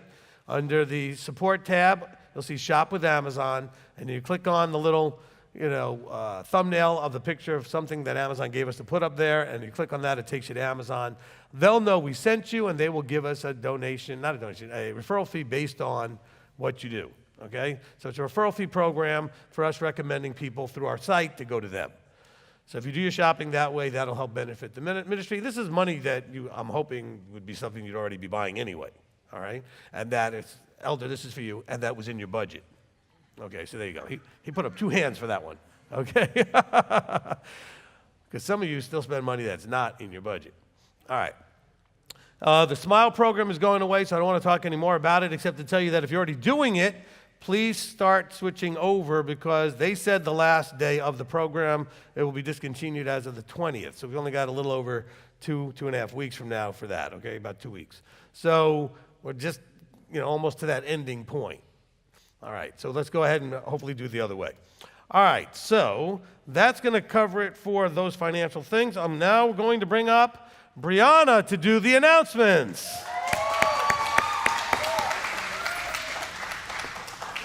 And she's very excited about this, so be nice to her. Shabbat Shalom. All right, I'd like to start by welcoming our guests. Woo! As children of Abraham, we would like to exemplify his trade of hospitality. So whether you're joining us for the first time here in the room or online, I'd like to welcome you to our Shabbat service. And though we would like to treat you like guests, we do ask that you act like guests. And that just means please be respectful of the authority in the chat rooms if you're online or of the shamishes here in person. We do stream live on YouTube twice a week, and I encourage you all to join. Our first one is our Shabbat service, which is what we're doing right now. And we do this every Shabbat at 1:15 p.m. And if you're online, the room will open at 1 o'clock, but it officially starts at 1:15. And it's about a 5-hour-long service, and it'll go till around 5:30. So after service, if you're here locally, we have an oneg, or our fellowship meal, and which we would like you to join us for that as well. And if you're a guest and did not bring any food, don't worry about it. Just see Elder Billy after the service, and he'll get you taken care of. Our second live stream is our Torah study. And this happens every Friday at 7:30 p.m. after our Erev Shabbat meal here locally at 6 p.m. And during the study, we go over that Torah portion for that week, and then we read and then we discuss. So that will give an opportunity to you if you would like to ask a question, whether you're online or if you're here locally. And if you would like to follow along with us, we have our Parsha schedule. It is available on the M2I app, or you can find it on the M2I website, which is at m2i.org, and you can download the PDF there, and it's under the Media tab. The Parsha schedule is a breakdown of Genesis through Deuteronomy, and it is a yearly cycle. It will also show the Haftorah portion and the Brit Chadashah. And the way we're doing the Brit is a 4-year cycle, one gospel each year, and then Acts through Revelation. And for our children, we have our Parsha Pearls program run by Reviton Julie. And you can find this on their own website. So our website is Messianic Torah Observant Israel, and theirs simply just has a Y in front of it for Young Messianic Torah Observant Israel. So you can find that at ymty.org. And she splits this up by 2 different age groups. We have the Gem Seekers, which are 5 through 8 years old. And then we have our Pearl Seekers, which is 9 through about 19. Now, it does say on the screen 99 plus. That is simply because we believe at any age you will be able to get something out of this program, because she and her amazing team do a great job of making this course robust and very knowledgeable. You'll be able to get something out of it. So what is included in this course? There's child-friendly stories and lessons, lesson questions, Hebrew word studies, memory verses, word searches, crossword puzzles, mazes, crafts, notebook pages, coloring pages, songs, and a snack. You might be thinking, what isn't included in this? And all of those are related to that week's Torah portion. And this is posted on Sunday during the week. And tomorrow, our new portion for Yithro will be posted. So that's exciting. And it will be listed as 17.1 on the website. All right. Then we have our audio scripture readings. If you're a person who likes to hear the scripture being read, Miss Sheer Wemling did an amazing job of doing this. She read from Genesis through Revelation, so covered all the books. And then if you would like to listen to the parshas being read, she broke the 5 books into parsha segments. So if you want to listen to next week's parsha, you could listen to it. And that is available on the website, mty.org, or you can find it on the app. And if you're wondering what we provide on our YouTube, on Mondays, we post our first look, which is just a short movie-like preview of the teaching that we posted later throughout the week. So it has a powerful soundbite and gives you a little introduction to the teaching. And then on Tuesdays, we post our YouTube Shorts, which is also Rabbi Trails on the MTY app. And this is a minute-long segment from a previous teaching, and it gives you just a little bit of an idea of what that teaching would be like. And then on Wednesdays, our full teaching will be posted from the one that was posted on Monday. So right now, we're still posting our Be Set Apart teaching, part 23. And then on Thursdays, we have our Afterburn. And the Afterburn is simply just after the teaching, we give the people who are there, either online or in person, a chance to ask questions. And so this will be accessible for you to listen to. And this will be from the teaching posted on Wednesday. Then on Fridays, we have our In Focus, and this is just a short video that focuses on the topics that affect our relationship with our Elohim and each other. And it usually has a very specific topic, so I highly recommend listening to these because it gives you a little taste from the teaching. Then, if you'd like to find us on social media, we're on Facebook, MTY Worldwide, and on Instagram, it's slightly different, MTY_Worldwide, and I do post on there frequently, so if you'd like to see more about what we're doing, definitely check those out. Then we have our MTY app, which is available on all platforms, and we are at 1,796 downloads. I think I was actually probably the first download, so not to brag. But you can still download it, so let's be in the first 2,000, right? All right. Now, I do recommend that you turn on the notifications. So to do that, there's 3 bars at the upper left on the app, and then hit Settings, and then there should be a General tab. Click on that, and once it's turned green, it means it's on. All right, so for our live programming, we have our Torah Teens class. And this is with Rabbi Tom, and this is every Thursday at 1 p.m., and it is on Zoom. So to get the link, you will have to email torahtime@mty.org, and that is a autoresponder, so it will give you a link. This is for teenagers. So if you are below 13, you should not be in the room. And if you're above 19, you should not be in the room. And Rabbi Tom does a fantastic job of being able to engage the teens, but also on a Torah-related level. And if you are a parent and you're wanting to know what your child may be learning, you may be in the room, but please stay off camera so that it does not affect the engagement of the teens in the room. And now we have our Hebrew class. And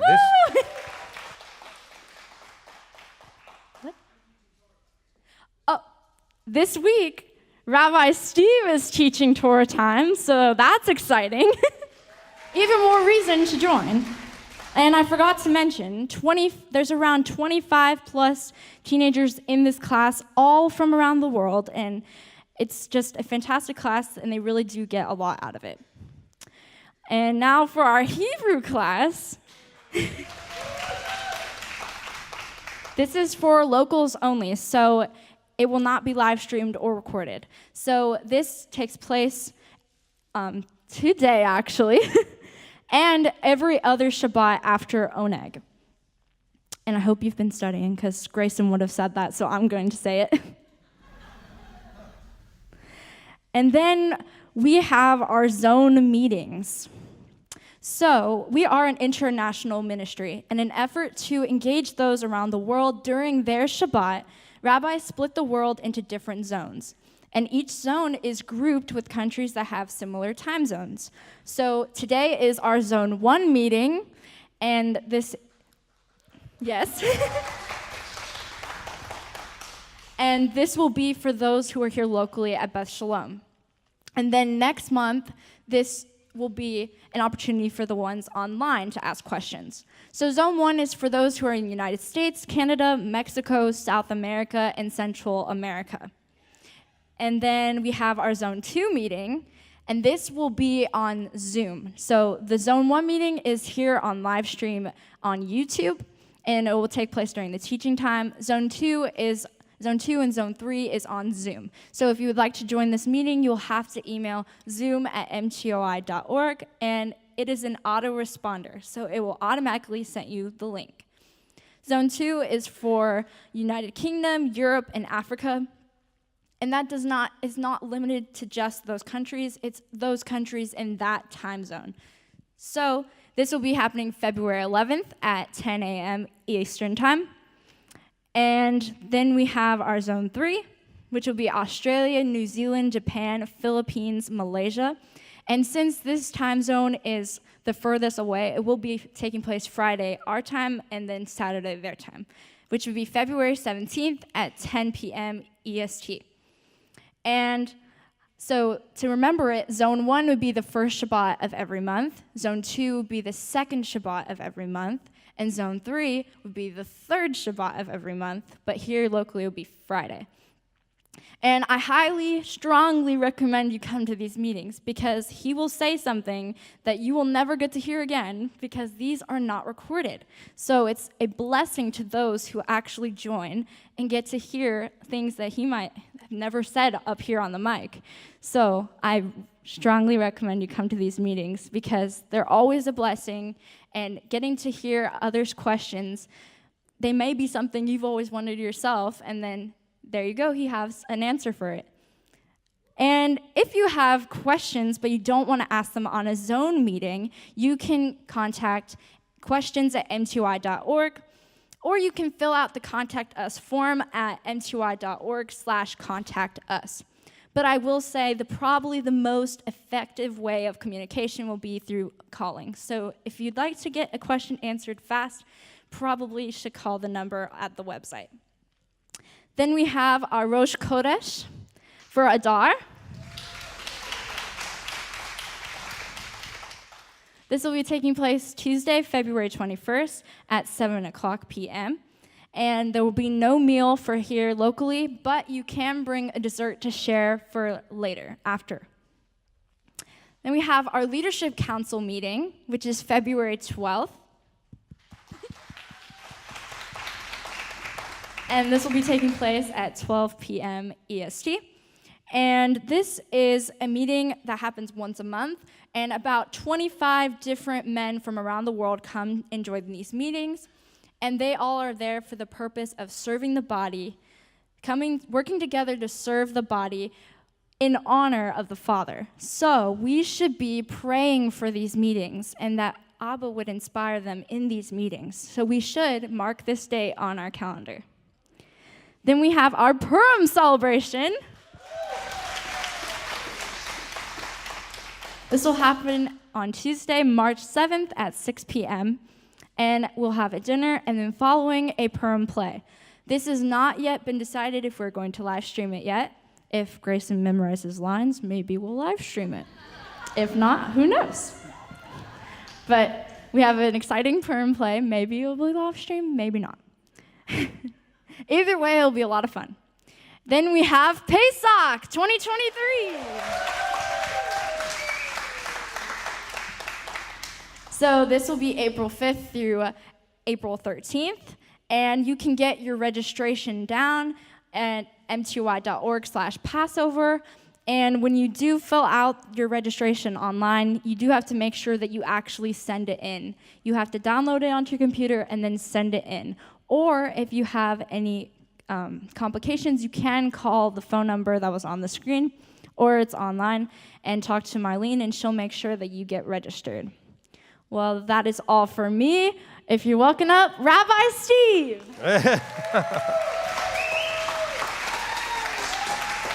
Did she do a great job?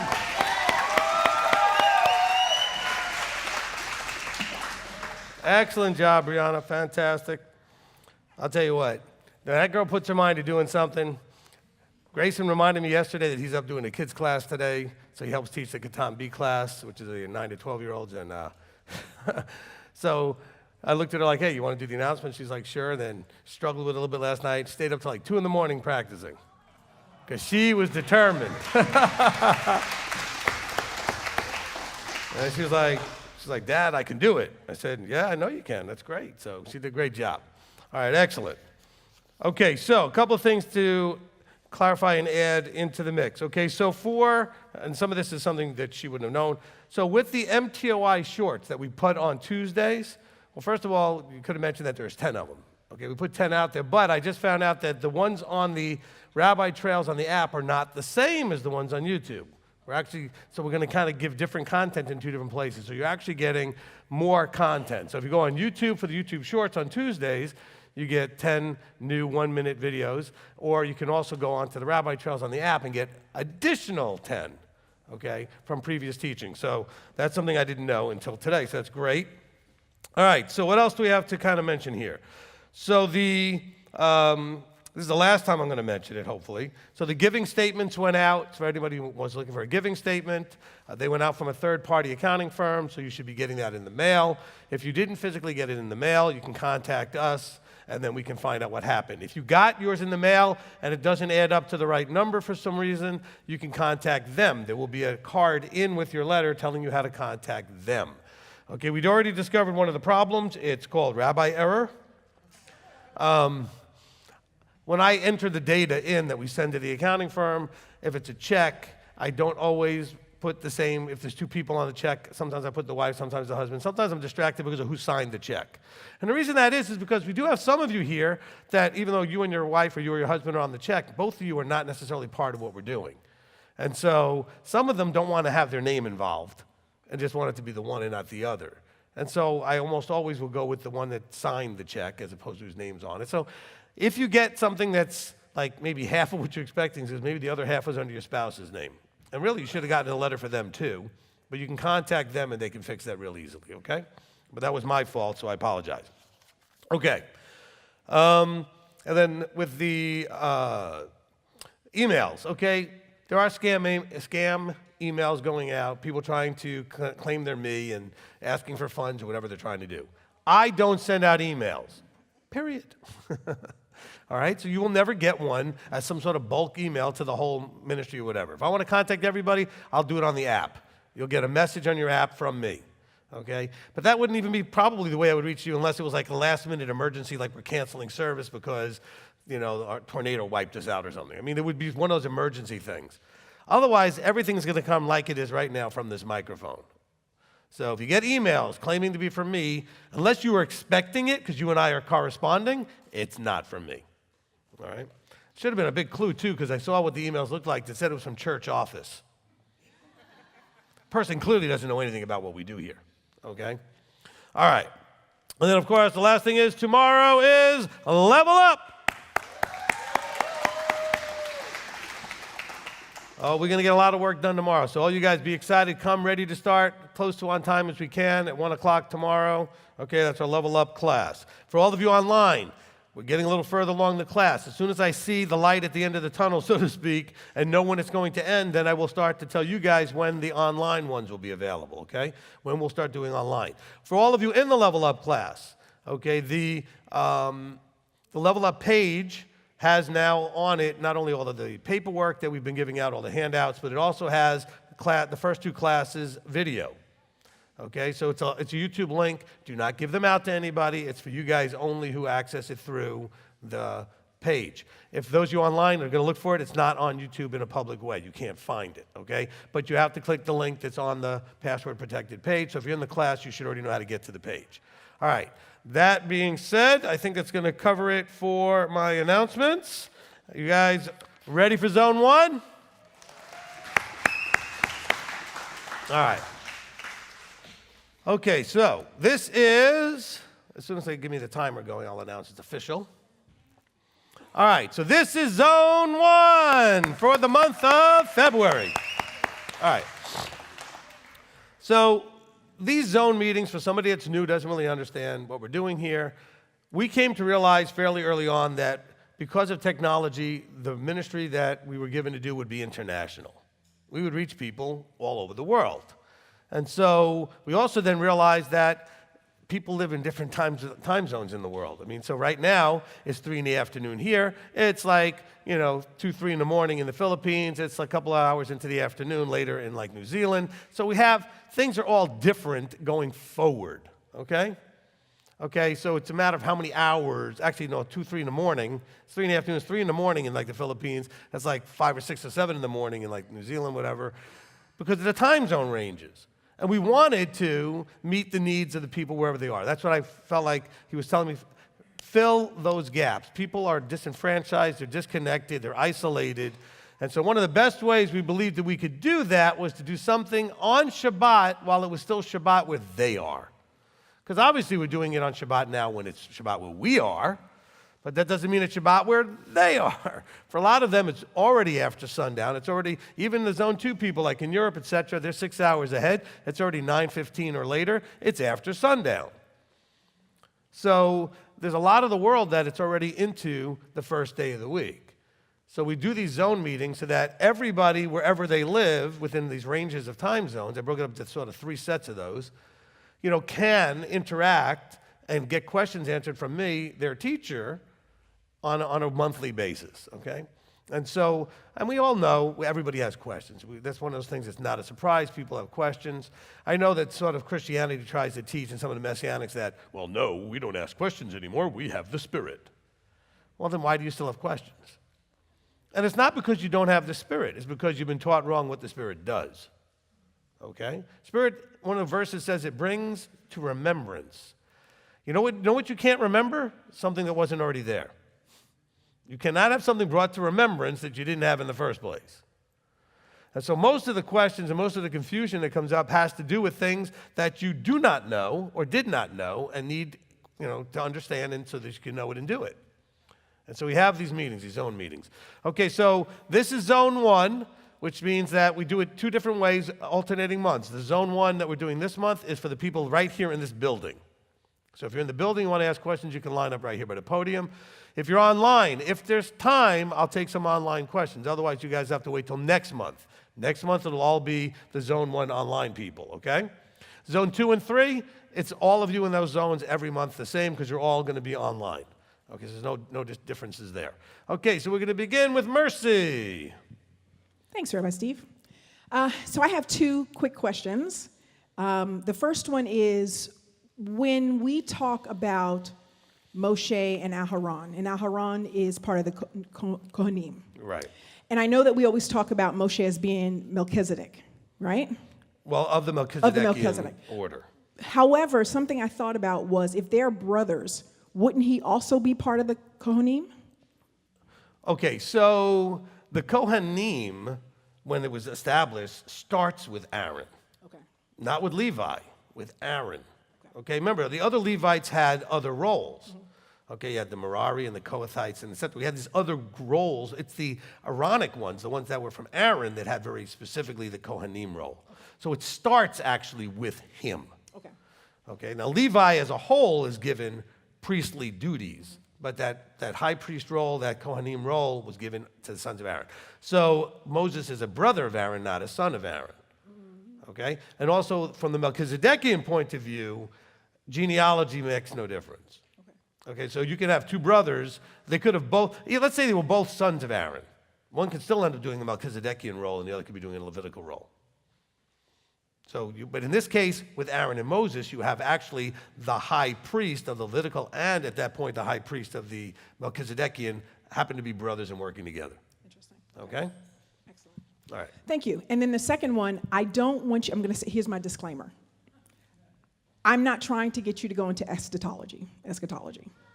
Well, I'm not trying to do that. I've never been an esthetician, so I Right. can't do eschatology.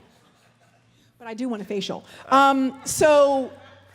Okay, so it's going to sound like I want. You really didn't want to set that one up for me, did you?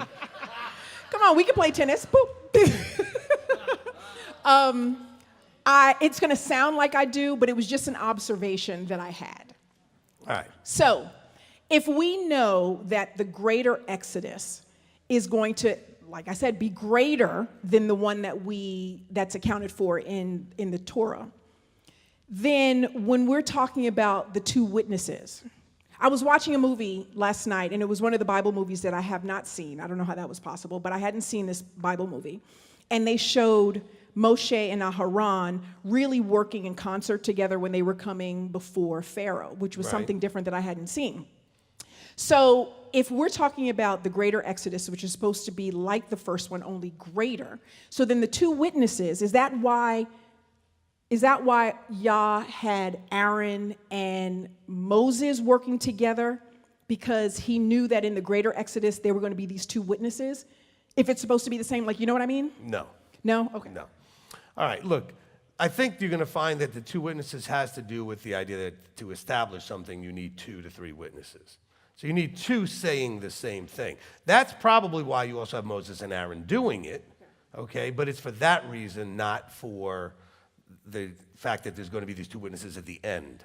But 2 witnesses witnessing to the same exact thing, okay, that's how they establish something as being true, right? 2 to 3 witnesses to establish something. Okay, does that help? Well, yes. So I know that they die, they're killed. And is there a reason why? Because obviously we all assume, the assumption is that it's going to be Enoch and Elijah, because those are the only 2 that we know of that have never tasted death. So is it because they're going to end up dying halfway through that he needed 2 people who never tasted death to then finally die? Like, he couldn't raise somebody up who already died and then bring them back and then have them die a second time. So is that kind of why he's doing the whole Enoch and Elijah thing? It doesn't say anywhere that he's doing an Enoch and No, Elijah I know. thing. That's been the assumption. Look, there's been a lot of assumptions, okay? People even will say John, because they don't have anything with John either, okay? He was just out there writing the book of Revelation, and we don't hear much else after that. But the thing is, what you have is there are going to be 2. Those could be 2 that are living at that time who still haven't tasted death, okay? And by the way, it doesn't say that these 2, Enoch and Elijah, never tasted death. They just didn't die as men would. They were taken away, and who knows whatever happened with that. But it doesn't tell us anything more. We just know that they were taken, okay? So that being said, the last times, when we get to those end times, you have these 2 witnesses. The 2 witnesses are going to go through the same kind of thing that Yeshua did, in that they're going to show that the power that they're witnessing to is stronger than death, that you can't kill it, okay? And that the power can then resurrect and bring back to life. Because remember, they're witnessing to a reality that the world had not really experienced for the last 2,000 years. We hear about it, we read about it, but we haven't really experienced it, except that small group of people when Yeshua resurrected. And so these witnesses get killed, and then they resurrect. And so this becomes this very big deal, right? And so I don't think that, well, first of all, I'm pretty sure we don't know who they are. And I'm not really convinced that it's not going to be more of the role.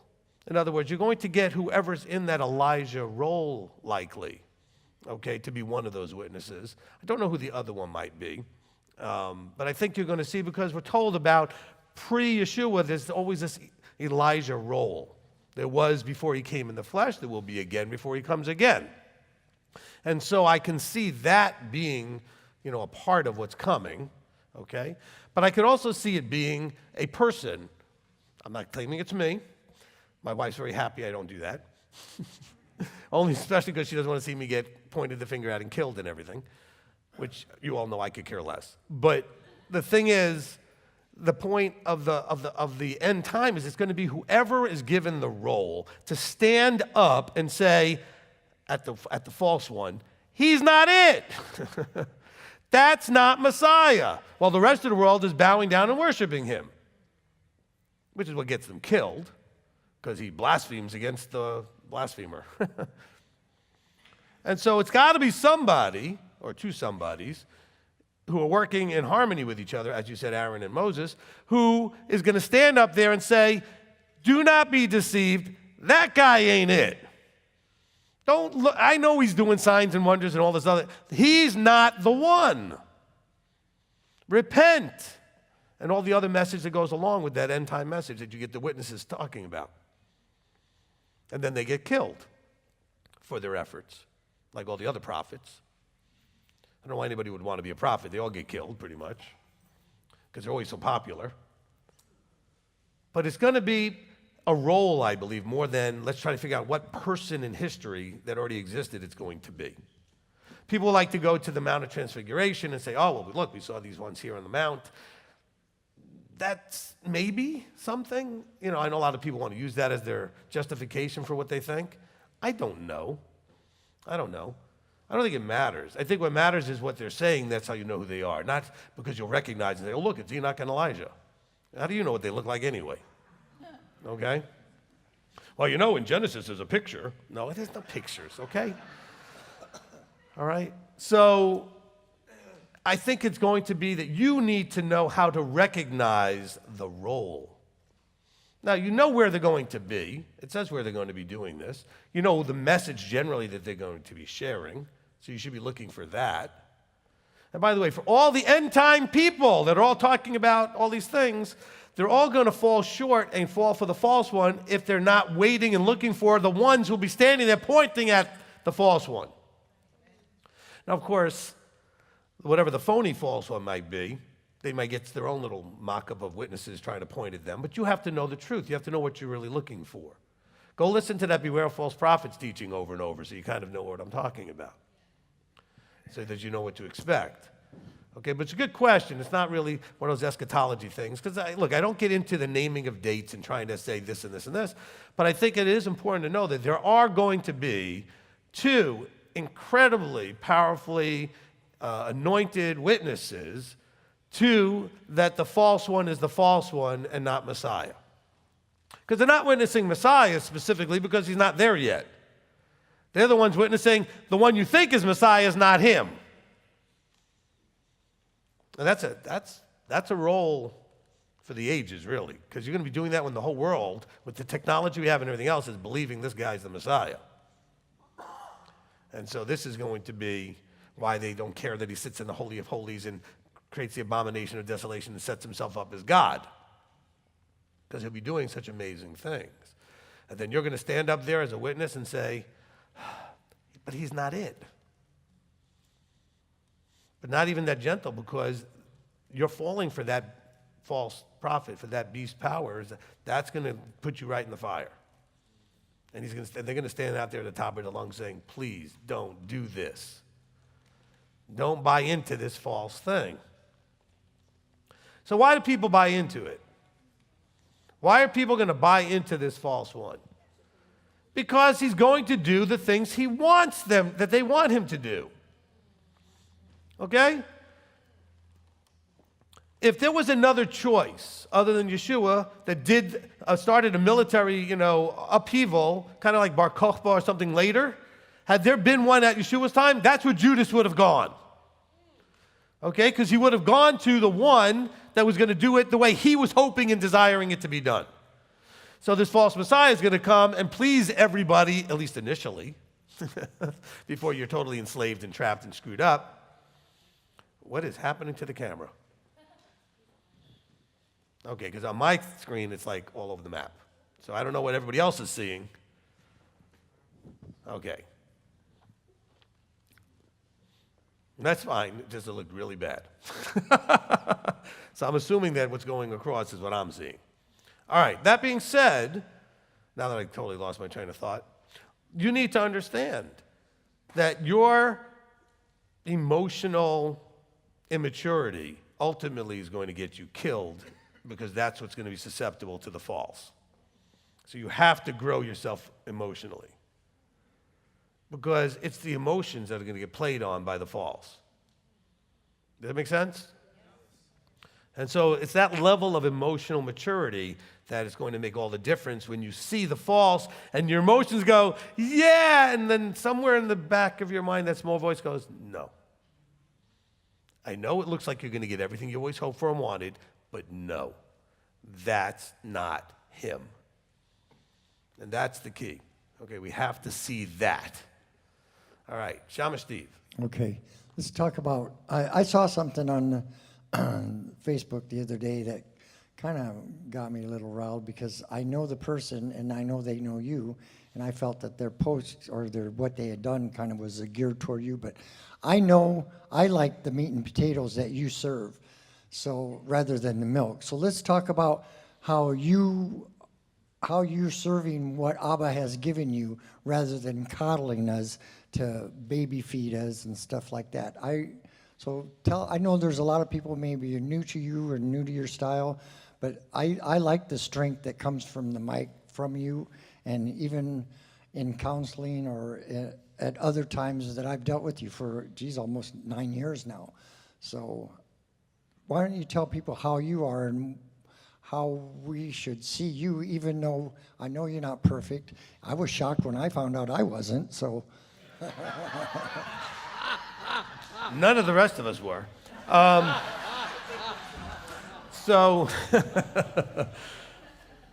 Look, I appreciate that very much. I don't know how the best way to describe what's different with me. I'll give you what I think is different. I think what's different is what I'm driven by and what I care about.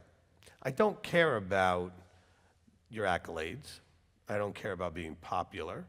I don't care about numbers on the screen. Oh, we talk about them because they are markers to measure our effectiveness, but I don't care about them. If they're higher or lower, they don't make an emotional, difference to me. So the motivation that I have is pure, and that pure motivation is that you have everything you need, and somebody encouraging you as hard as they can, like a coach would, who's training you, like a personal trainer, to get it done, that you can do it, okay? And so because of that, I can say things that nobody else says because I don't care. I'm not selling you anything. I don't care if you decide you don't want to buy my CDs. I don't have any for sale. I don't care if you don't want to buy my videos and books. I don't have any for sale. You understand? I don't have anything that would alter and have me edit what I do. Because I've sat with and been at conferences with other teachers and watched them kind of edit themselves as they're talking, and be very reluctant to answer certain questions because they may not be popular with some people, the way they would answer it. So rather, they avoid. Because after all, even if it's not in a conscious way, they know this could affect their ability to pay for their bills, their ability to make a living. And there are people that's funny. New people find me every now and then and say, well, we just pray that you don't change the way you're doing things. I only do things one way, okay? I don't do this on purpose. In other words, this is not like I consciously decided I'm going to do this. This is just me, okay? This is the way I talk. This is the way I teach. Ask Elder. He's with me all day long. This is the way I talk. This is the way I teach. That unrelenting, straightforward, blunt, effective approach is always what I do. But the reason I do that, thank you, someone said praise you. But the reason I do it that way is because my driver is my looking him in the eye one day saying, I did everything to help you get where you need to go. Okay? And by help, I don't mean that I got in your business and was making you do anything, but I gave you all the information and all the encouragement and all the understanding so that you would know what to do, when to do it, how to do it, etc., and then you could then make the choice to do it. I didn't want to have anything ever come back on me. Well, but you kind of beat around the bush and you're all nice and this. Of course no, I'm going to not sugarcoat anything for you. Look, we're talking about life and death. Okay, this is not like we're talking about, do you want to go to, a resort or a vacation somewhere? Do you want to go on a cruise or do you want to go to some hotel resort? No, we're not choosing. This is life or death. Pretty serious. And what you do, contrary to what you've been told your whole life in the church, but what you do is going to make the difference as to what you get. Not just what you believe informationally, but what you believe functionally. You believe it, so you walk in it. You do it. So that's why I teach the way I do. But I also have that freedom that I never was ever concerned about how it may or may not affect money in a box. Okay? And I can tell you, when we first started, there was not always money in the box. As a matter of fact, we always kind of opened it up like, let's see, nothing. Okay. It was never a consistent thing, but it changed nothing. I taught no differently because I felt like if I had to just make money a different way, I'd make money a different way. I didn't worry about it from a money point of view. So the two things that I think screw up ministries more than anything else is the money part and somehow the popularity part. Okay?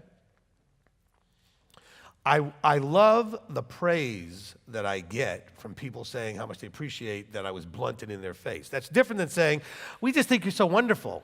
No, I don't need all that popularity things. But someone telling me, thank you so much for being willing to get right in my face and tell me how I need to see and put that mirror in my face, that feeds my moving forward, okay? The appreciation that what I'm doing is working that way. But popularity? Look, you all know this. You've seen me get into semi-entertainer mode. When we're just letting loose a little bit and I make a few jokes. Look, I could have an audience as big as I want if I wanted to. I could be as entertaining as anybody and get up here and make everybody feel good and tickle all the ears. It's really funny. One guy one time in Nashville, we had a small congregation in Nashville, this was about 20 years ago, and a guy was sitting next to Rebbitzin and some other people during the service, only about 20 people in the service, and he looked at her and he said, your husband's very good. If he would just take this on to Sunday, he'd be huge. And she looked at him and said, have you listened to anything he said? And you think that would work on Sunday? He was just noticing my rapport with the people, but didn't understand that rapport was to make the strength of the other stuff palatable, okay? Get you to laugh a little bit, but you're always looking at yourself in reality. You're not laughing as I'm just telling a joke, okay? See, I don't do the other ministry, like most popular Christian ministries, they get up there, tell a story, tell a joke, use maybe a verse, and then move on, right? Okay, I'm using some humor by having you look at yourself and life in a real way. And then you laugh because you realize, wow, that's so true. My life is exactly that. My parents were that way, or my kids were that way, or I was this way as a kid. So it's that reality that makes you laugh. So it's teaching still, even though you're getting some humor, but it's never to just tell a joke. Okay, I don't tell jokes. I mean, I have a pretty good humor, and I make people laugh quite a bit, but it's not telling a joke.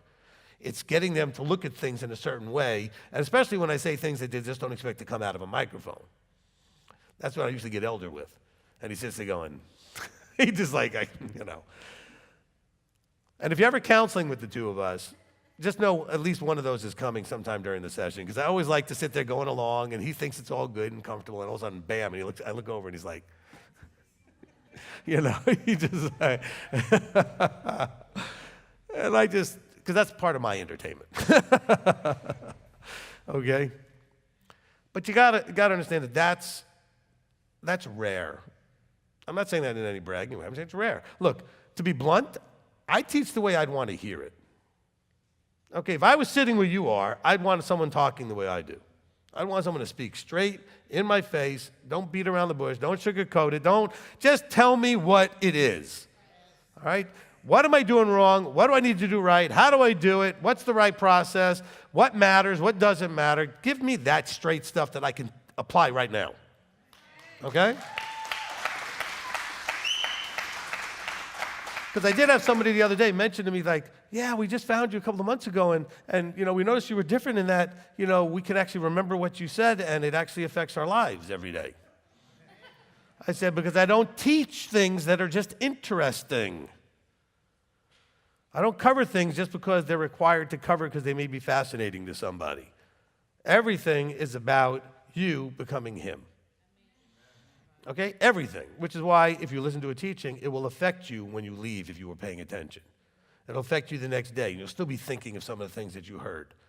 Whereas a lot of teachers I listen to, just to check different people out, I don't remember anything they said the next day. If you ask me what they were teaching about, I'm like, I'm not sure. Because nothing stuck. Because there wasn't anything to stick. There was just a lot of interesting information. And I'm not into that.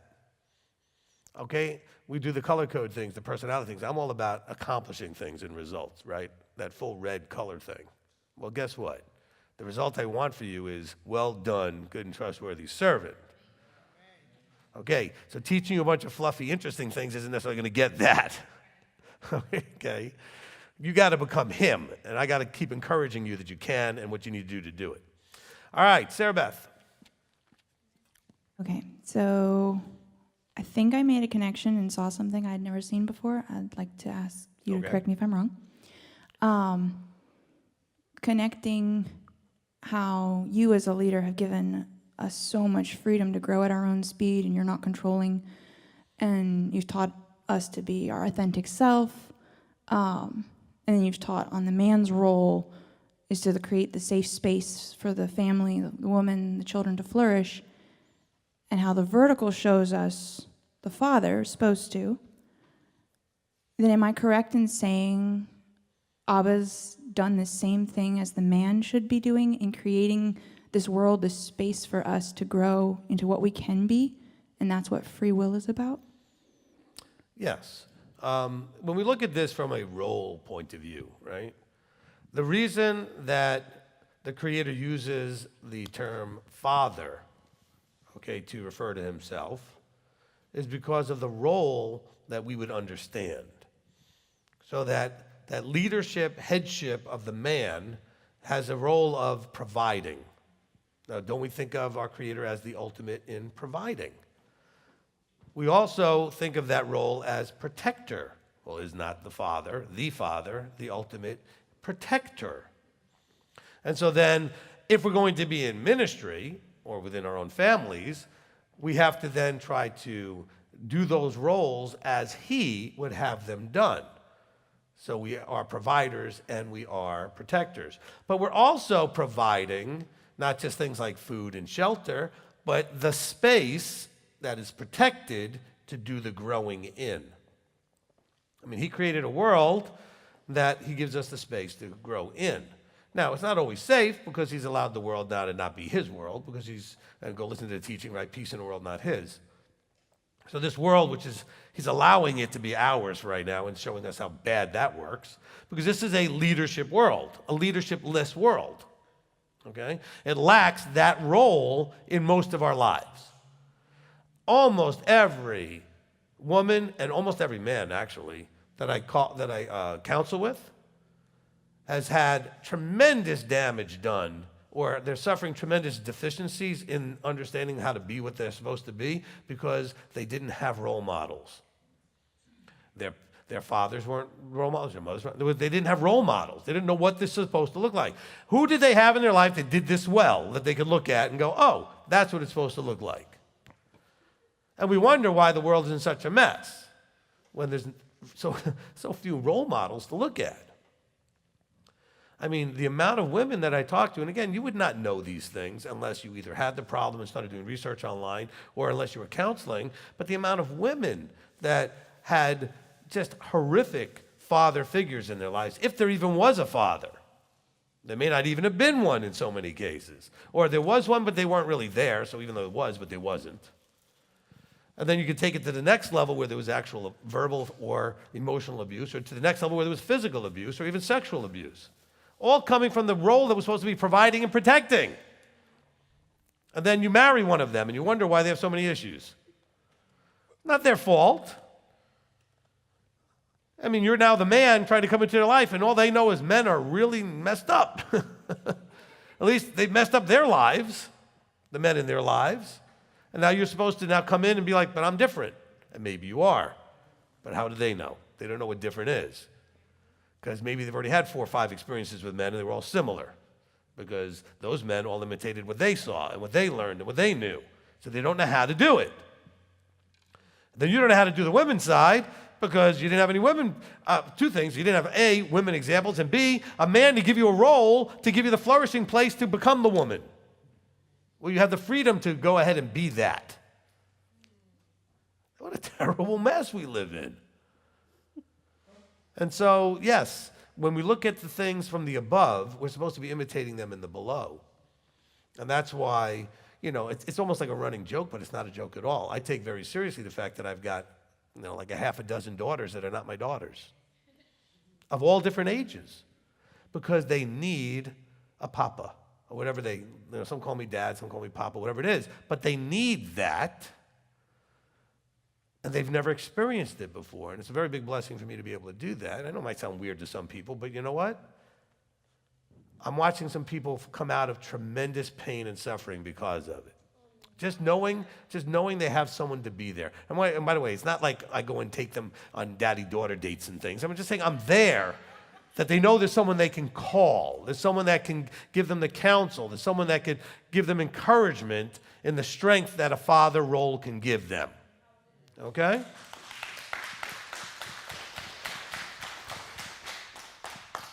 And I watched the healing start to come. And while at one point, on one level, I appreciate the opportunity and what a blessing it is for me, but also how sad it always is to me that I have to do that and there wasn't that man in their life to do that beforehand. In other words, that they had to wait till they got to 40, 50, 60 years old, meet me, and finally have somebody they can try to understand what a father role can look like. See, men, some of you may understand this because you had abusive fathers too, but it's really hard when you've had an abusive father to get into the Bible and you start looking at the New Testament. You're supposed to say, Father, our Father in the heavens, everything's about the Father, and you're like, that term doesn't work for me because all I have is bad connected to that term. How am I supposed to love the Father when I don't know what that means? I have no idea what that looks like. I have never experienced love and Father in the same concept. And then we're supposed to have that. Or some of you had abusive brothers, and now you have Yeshua. Oh, I love my older brother. Yeshua's our big brother. No, my big brother used to take me into the bedroom when I was 5 and do whatever. Yeah, that's things that people are experiencing. And now I'm supposed to understand how we look at Yeshua as older brother. I don't know what older brother looks like. It was dangerous, it was bad, it was abusive, it was horrible. It was a nightmare. This is the kind of healing that the body is trying to go through. We often call ourselves, a Messianic congregation, but the MC really stands for mental clinic. We're really like a mental health clinic because all of us are walking, damaged, wounded people. And it's not, because people come and say, well, I'm being under spiritual attack and everything's spiritual. It's not all spiritual. It's literal. You experience these things physically. They weren't demons doing this. It was your brother, your father, your mother, your sister, your cousin, whoever it was. These are people doing it. Oh, no, the demons must have been. No, these are people doing it. You don't read history? People are capable of some really awful things. Which is probably why Abba gives us a finite life. So if we're going to do awful things, we just get to die and that's it. Okay? But I think that's really important that we understand. That's why I think it's really important for all of you men, especially, to understand, well, let me rephrase that, to go out and seek to understand what you're supposed to do and do it the best you can. I can't tell you how many men come into this kind of a thing, like a religious thing where they start getting their vertical beliefs going, and the first thing they want to do is become macho, not a man. I'm the man. And they walk around and strut around, and you need to listen to me. I'm the man. That is not a man. Okay, that's a blowhard. That's a prideful egomaniac. I don't know what that is. That is not a man. A man is. A man doesn't have to say it and speak it. He just is a man. Okay? And so people know you're a man because of your being one, not because you're saying and demanding that people treat you and respect you like one. Be one, you'll get respected. So if you're having to constantly demand it, you might not be being one. But you think you're one, so you want to demand it. Be a man. Ladies, same thing. Well, I don't know how to be a wife. Then you got to learn how to be a wife, how to be a woman. Part of the problem, though, is because the men have dropped the ball so badly, you're trying to be the man. And so men, don't get mad at your wives when they act like men. It's probably your fault anyway. Because they're just stepping in where you didn't do what you needed to do. See, but then the light bulb goes on, and all of a sudden you want to be that, and she doesn't know how to let you anymore. And then you're all mad at her. She's like, but I've been married to you for 35 years. Now you're going to step up? Well, I can't just let go of the reins that quick. Then I got the ladies all mad that the man actually stepped up. I said, well, you asked for it. You wanted him to. What, did you think he was going to do it perfect the 5 minutes he started doing it? Wasn't going to happen. So this is the kind of stuff we have. I got a bunch of people come in and say, well, you know, I've been praying for my husband to step up, and now he hasn't. I'm miserable. That's because you never learned how to then let go and let him have the reins back. This is a mess. It's a huge mess. All right, group therapy is on pause. We'll go now to our resident therapist, Janet. Rabbi, I don't know how much to say, how much I appreciate you for allowing us to come before you as the spokesperson for Abba to answer questions. I really appreciate it because a lot of the questions are heavy, and I have one that is a bit heavy, but I know that Yahweh will give you the wisdom. So, and it's related to what you just said. So it's about the Yetzer Hara, or the evil inclination. So, and I love what you said, that's why he gave us a finite kind of life, because otherwise we'll be we will do terrible things. And we have seen that. And I don't know if it's getting worse, but for some reason I'm getting a lot more. I've always worked with families who have been involved with child protection, abuse and all the things that can go in the world. And I guess my question is about whether evil is something that is willful, or is maybe something that it has to do with your ability to do that.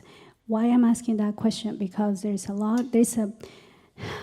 I'm a very positive person. I try to help everybody that comes to me. But there is a percentage of people that I believe you can call it in the psychopath or sociopath category, in the antisocial personality disorder, but there is this inability to have any empathy. If you read the literature, it actually says there is not even conscious in them, and there is a part in the brain that governs that area. So how many of these people are actually made or created? And obviously Abba allows it or not, but there is a purpose, I suppose. But I'd like to hear your thoughts. I don't even have a question. I just have some thoughts. I understand what you're saying. Appreciate that, Rabbi. Thank you. Okay, I understand what you're saying. Okay, so first of all, let's take this from the basic structural point of view, because people do get into this whole idea of separating out all bad things are from outside of you instead of from inside of you. Okay, so how does that play out? Because Christianity wanted to make it all about the devil and the demons and everything, but you would never do anything wrong. You were fine until they inserted themselves in your life. Okay, let's understand that you are the most complicated existing mechanism on the world, in the universe, right? You are this incredibly complex mechanism. And all the moving systems and all the interacting parts and all the chemistry and all the physical mechanics of it, we're expecting that none of that will go bad. And we actually use phrases like somebody's wiring is bad. Right? Isn't that a phrase we use? Or a chemical imbalance. So here you have a sperm and the egg get together, and then all this replication and everything happens, so you finally end up with a baby. And the baby comes out and interacts with the world. Then the baby interacts with other chemistry and things. Okay, we eat, we drink, we breathe in all of this different stuff. We touch things. So we have all these other things affecting our wiring. Plus, like any computer system, we learn through experience, just like when you're trying to teach, like an AI type of thing, teaching it to learn from things that it's experiencing. So we learn from our nurture as well as our nature, right? We have our nature, which is how we maybe have some wiring issues and chemistry issues. We also have the nurture, what we experience. So when you're talking about your sociopaths all right? These are people that may have busted deficient wiring, so to speak, chemistry that doesn't, we're supposed to have a conscience, but we don't all have consciences. We're supposed to have empathy, but we don't all have empathy. It's not a demon thing. It's not a Yahweh intended it that way. When you put the very complex systems together that make us what we are, sometimes it doesn't come out in proper function. Now, depending on how far off, we can work with that. We can fix that. We can make adjustments to that. We can learn. We can figure out chemically what's wrong, and maybe we can take different chemicals in or take some out of our system to help balance that. We can learn behavioral patterns that will help us to develop a more appropriate, less aberrant way of dealing with things, right? Okay. So let's take it, first of all, from that level of it. Now, the other factor is what you started off asking about, which is why, people do these, this Yetzer Hara and do some evil things. The same thing that drives some of the worst behavior also drives some of the best behavior just out of balance, or adding a small factor that trips it up. Okay? In other words, the drive to succeed could also turn you into a ruthless, dictating, dominant, win-at-all-cost person, or it could help you to become a very generous, benevolent, successful person. But the same drive that initially moves you in the direction, it's the same. It's other factors that turn it into something for good or for evil, so to speak. Okay? And that has to do with other chemistry, other experiences, and other things.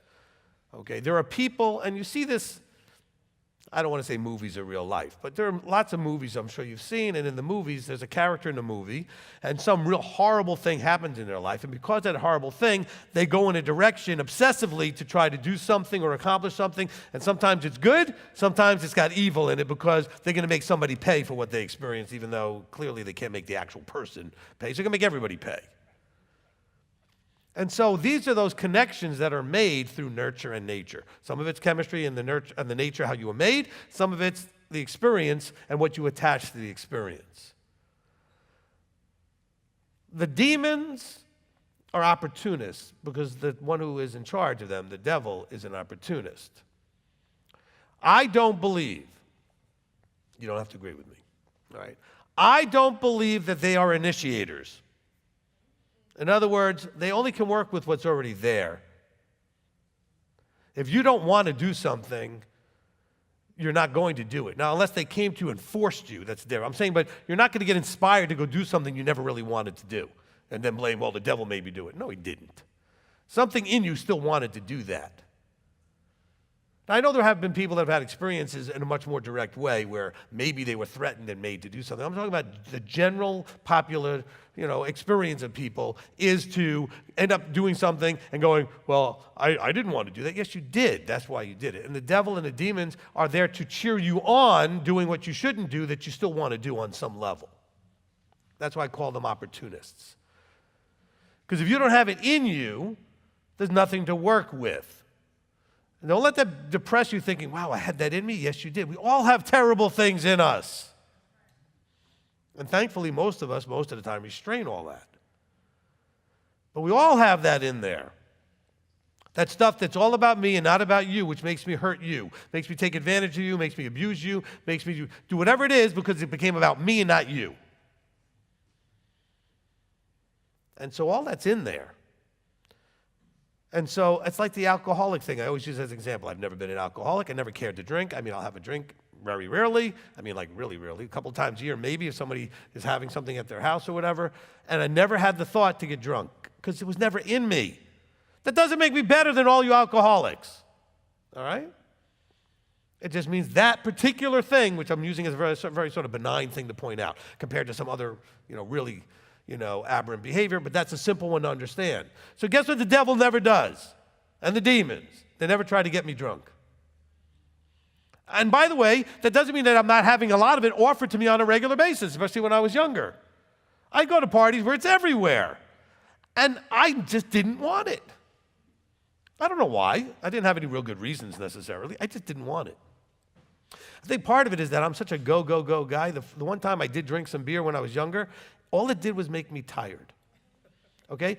I didn't get a buzz. I didn't even know. I'm not getting this.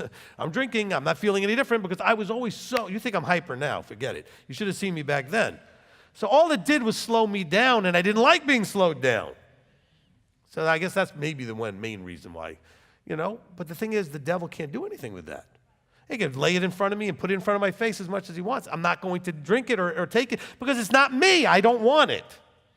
Okay? Not for some self-righteous reason. I just never wanted it for my own reasons. But if you wanted it on any level and it was put in front of you, you'd take it. Or you'd certainly be tempted to take it. But you'd have to want it. Okay? Some people will come to me to try to tempt me with some, really crazy dessert thing, whatever. And I just look at them like, but I don't like those kinds of desserts. So it doesn't matter, whatever. I don't like that. Okay? I mean, I do like desserts, don't get me wrong. I'm not a big cake guy. So a lot of times people want to come by with cake. And I'm like, okay, I'll take it just to be polite, but I'll have one bite and not really want it. That's just not my thing. So you can't tempt me with it. And so we all have our things. You bring in some fresh made, chocolate chip cookies I made, then have a little temptation. Do you understand? We're all different that way.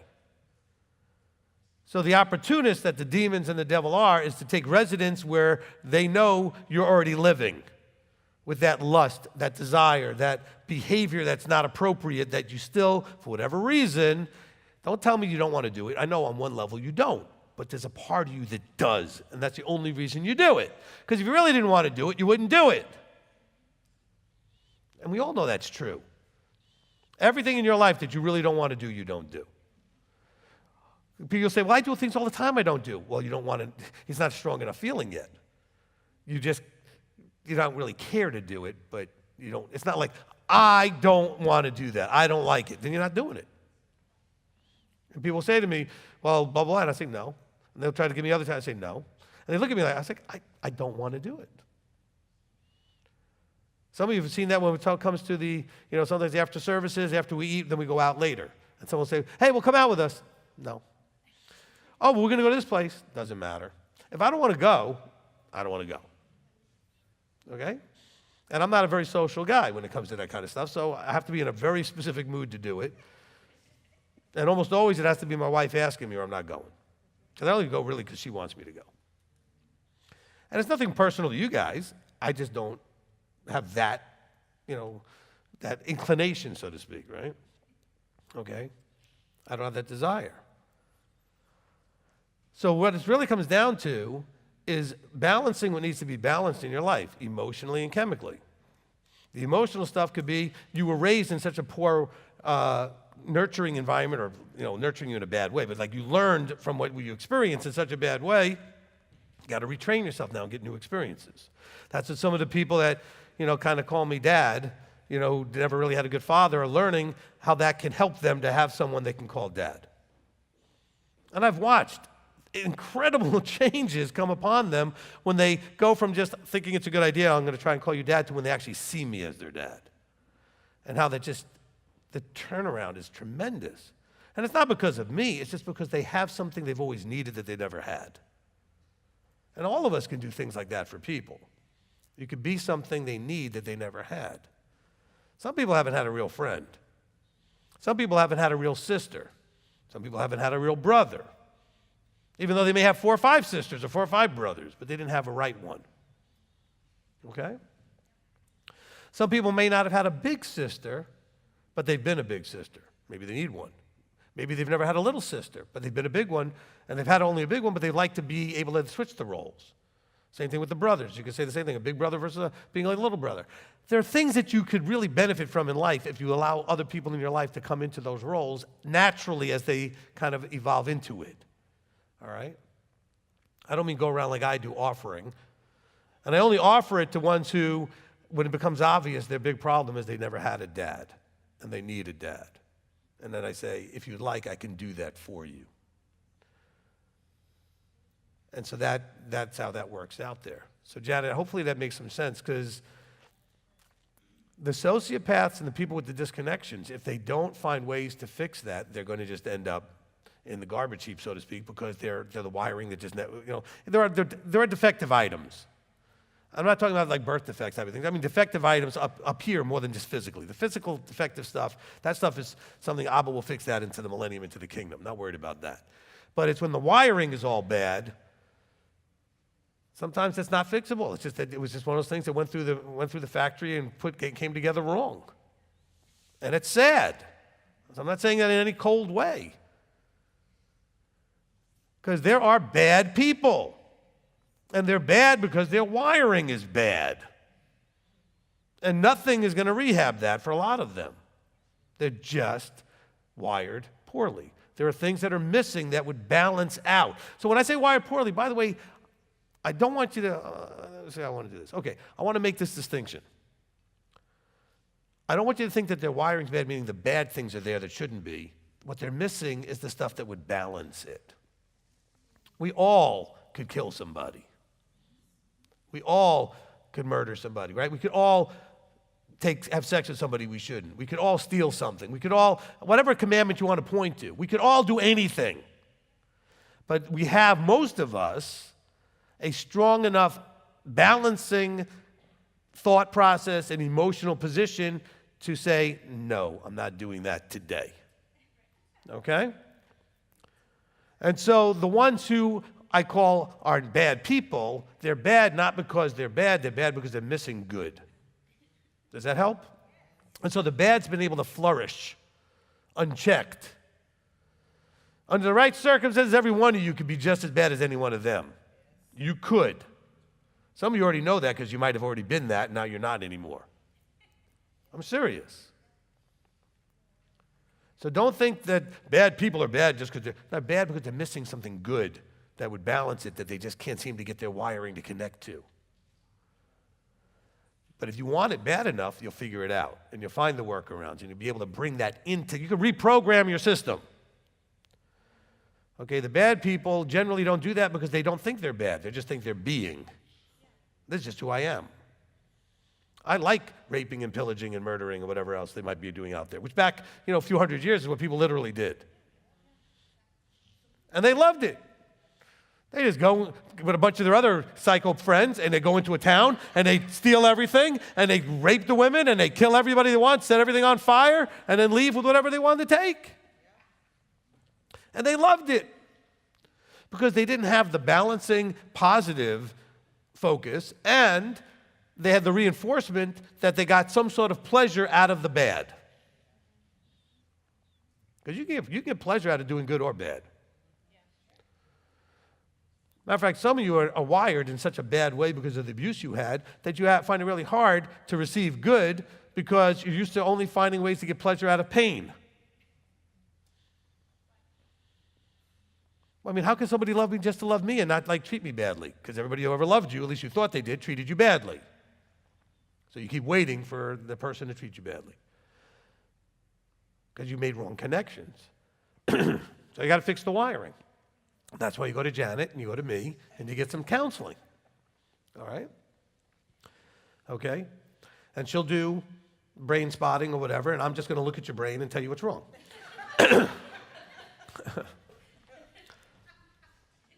Sorry. Hey, we each have our techniques. All right. Tommy.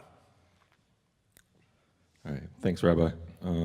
This is actually a question for my wife, who couldn't be here today. She's been sick the past couple of times we've done these things, so I don't know what that means. But she's allergic to zone meetings. Maybe that's what it is. She just wants me to be up here instead of her, I think. So she basically was asking me about this morning. So a while back we went through the Psalms challenge, and she every time she started reading, she had a song, an old church song, pop up in her head because her Meemaw, who pretty much raised her, sang those things all the time. And to be honest, I had it happen too multiple times because I could just see the old hymnal. Sure. So her question is kind of around that, and then I don't know if it was last week, but you talked about, I think it's 1 John 5, the faith is the victory verse, and she had that song pop up too. Right, so. right. So her question kind of is, So my recommendation to her when I heard it was, okay, so just go back to the teaching, listen to it again. Hopefully the song doesn't pop up this time and you can consume what was intended. But then she asked me, well, what if it's just reading through something? And I was like, yeah, I don't really know about that. All right. Yeah. Look, don't worry about songs popping up. I mean, it's what are you going to do in your reaction to it once it pops up? Are you going to sing the whole song? Are you going to recognize, oh, look what popped up in my head? Look, there are certain psalms that I know, are from hymnals that we use and everything else. And so as soon as I go to read that psalm, that happens to me often enough too, where that particular tune will pop into my head. But you can retrain yourself, though, by replacing it with something else. I'll give you an example. We all sang Lion of Judah today, but that was Brianna's version, not the original version. I can't even get the original version in my head anymore because I'm so used to her version, okay? And they're not anywhere like it's even the same song, okay? Even though it's the exact same words, but it's so different. So you can reprogram with effort over time how you respond to something by putting something else there. So having heard her perform that song her way for so long, that's the only way that comes to my head now when I think of that song. And the original version, I'd have to actually pause and think about, okay, how did that go again? Because I'm so used to hers, all right? And so it's not like evil and terrible and bad that a hymnal song pops in your head. It's just you don't want to go back into that church mindset. So you're like, oh, okay, I remember this from church and this song and everything. And it plays in your head for a second, and it's sort of nostalgic, and then just move on. Don't let it distract you. Don't get all upset about it. You are doing what this thing that we talked about, factory-made thing that the Creator gave us, is supposed to respond to stimulus that it experienced over time. When another stimulus happens similar enough, triggers it again, okay? Which is why we have what's called little buttons people can push, those triggers, right?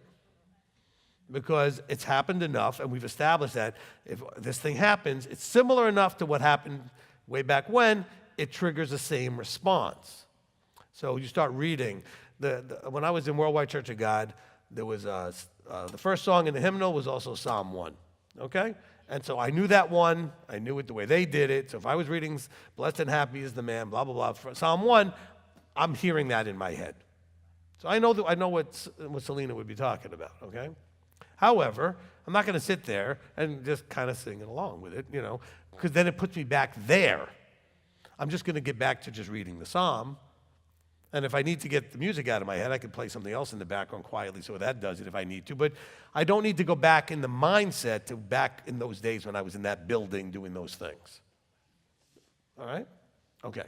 Because, after all, they're just words of the Psalms words, and they just have a tune to it. There's nothing bad about that in itself. It's the psalm. So it's not like it's some mainstream Christian song with their own words and their own agenda to it. It's just the psalm. However, what you don't want is to end up back mentally and emotionally in that space. Okay? All right, Ashley. Shabbat Shalom, Rabbi. Shabbat Shalom. Thank you for everything you said back there. I felt like it was Wednesday at 11:30 for the few people that know about that in the room. Give me a second here. I have two questions, if that's okay with you. One is, because I'm trying to change who I am for the better. What happens if I notice, and it doesn't mean it's happening or anything yet, because I know a lot of people are coming brand new into the body, and I'm expecting to happen sooner than later. What happens if someone comes in and it gets my old self to go, ooh, like, because that memory, it remembers, how I used to be. Is it appropriate to, and that person wants to hang out with me, is it appropriate to say, no, I can't hang out? How would I do that without, being rude to them, but know that I'm not ready to try to work on that yet because I have so many other things I'm working on? Okay. All right. So this is a good question for those of you that don't know what to counsel about. Because, people say to me, oh, I made an appointment because you said I need to counsel. Well, no, you need to counsel if you need to counsel. You don't have to counsel just because you need, because I said so. But there are things that you should get counsel about. That would be one of them. You have a reaction that triggers something from your old way of life, and so some aspect of that, and you really don't know how to handle it appropriately, then you call and set up your appointment, or you talk to me, and then we can talk it through and say, okay, what were you feeling? What were you thinking? What's going on emotionally, etc.? What's being triggered? What are you reliving? And we can process that to the place where either you will be able to or not able to interact with that person that way, at least temporarily, till you get some of that sorted out. And then, how do you explain it to them? We can talk about the right way to do that too. Okay, these are things that you would get counsel for. Okay? But for those of you that are out there, because I know some of you come here and say, I don't know, I'm just here because you said I need to. Well, you probably do need to, but you got to think about what it is you need, though. What do you need guidance, advice with? What's going on in your life that needs some sort of a mentoring to kind of get to the next level from where you're sort of stuck? So in this case, it also comes up when things come up that you don't know what to do. So she's in the congregation, somebody walks in, it starts to trigger something from her past, and now she doesn't know what to do.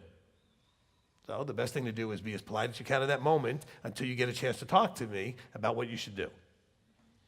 Okay? What's the next question? My next one is, and I don't know where it is in here. We briefly talked about it a couple weeks ago. It was that thing in The Chosen with that lady that was bleeding and all that.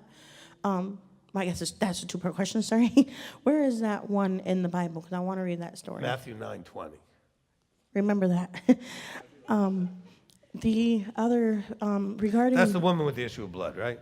Where she grabbed his teat seats? Yeah. Yes. Yeah, Matthew 9:20. Okay.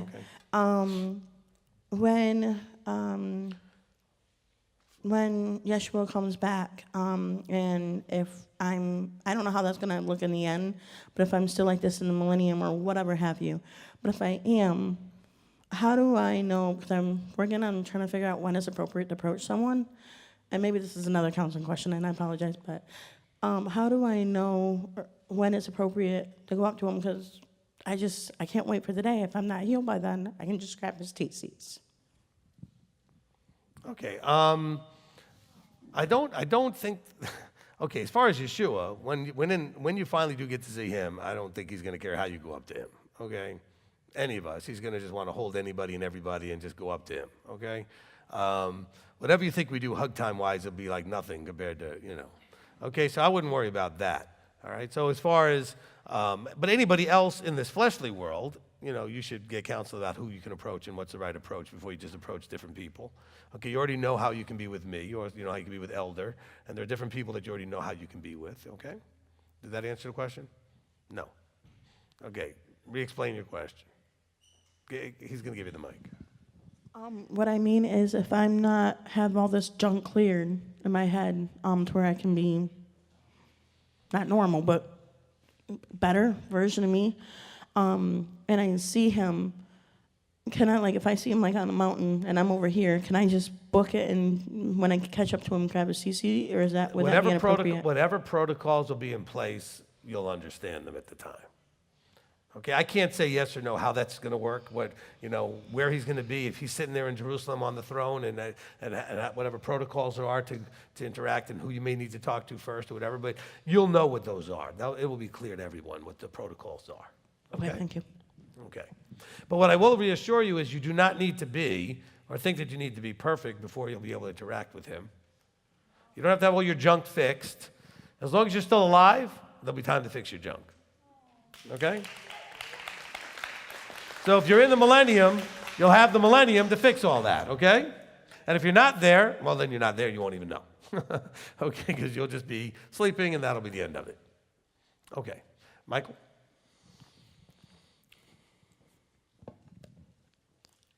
I may need some help unpacking this one a little bit, because I've been reading the scriptures a lot with Constantine, and he asks me some really amazing questions from time to time, and usually I can answer them. When I can't, I turn to the scriptures, and when I can't find the answer there, I find an answer and it's too cumbersome for me to try to unpack, then I, of course, ask for a counseling session with you for him, but that hasn't happened in a little while. So,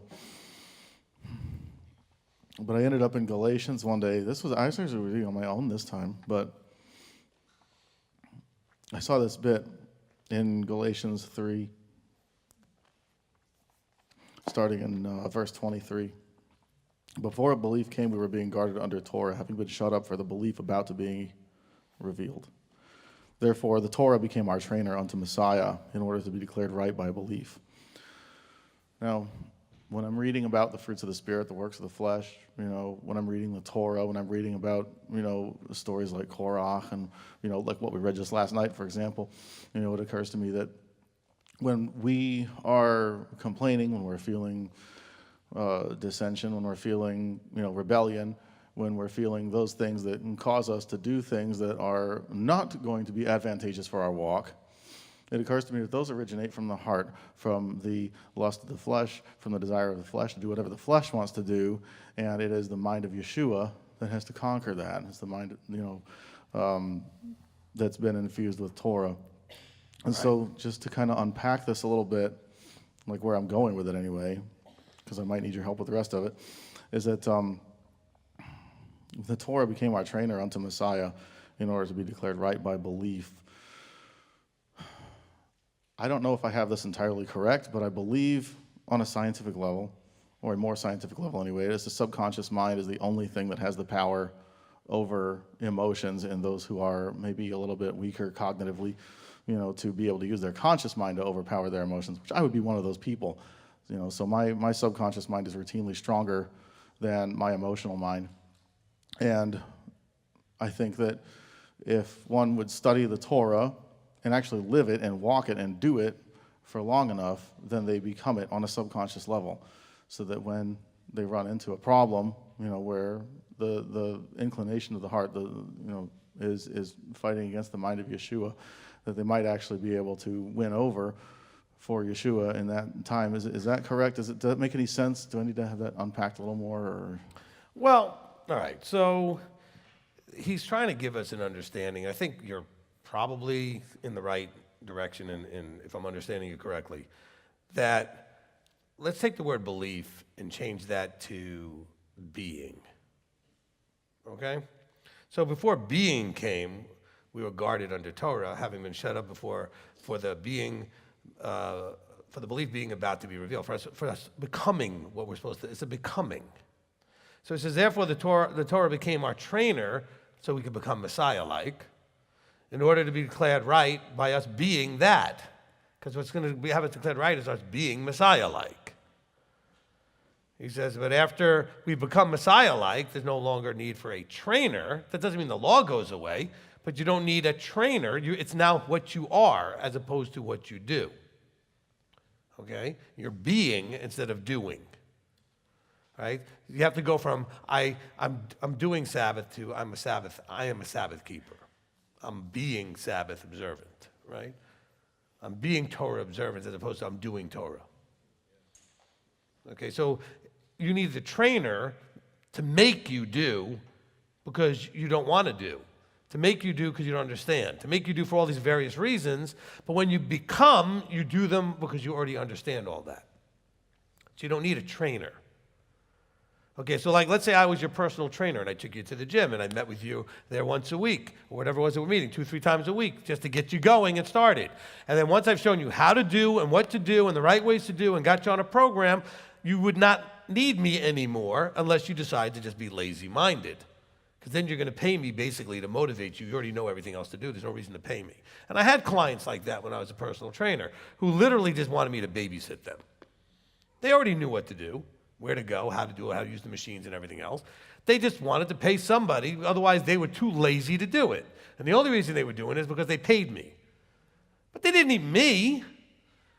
They needed to motivate themselves through the pain of paying me, made them do it. So the Torah, once you've been doing it, how often do you actually go back and reference the Torah to make sure, when is the Sabbath again? Oh, the seventh day? What am I mean, you know it. You live it. You don't have to go back and constantly have it in your face. Does that help kind of go along with what you were saying? It does, but to kind of take that a step further is, like, yeah, I mean, great progress because I know that, this is the Sabbath day and, I'm doing what I can to keep that now, but, my mind is still my mind and that thing just goes off the rails quicker than anything.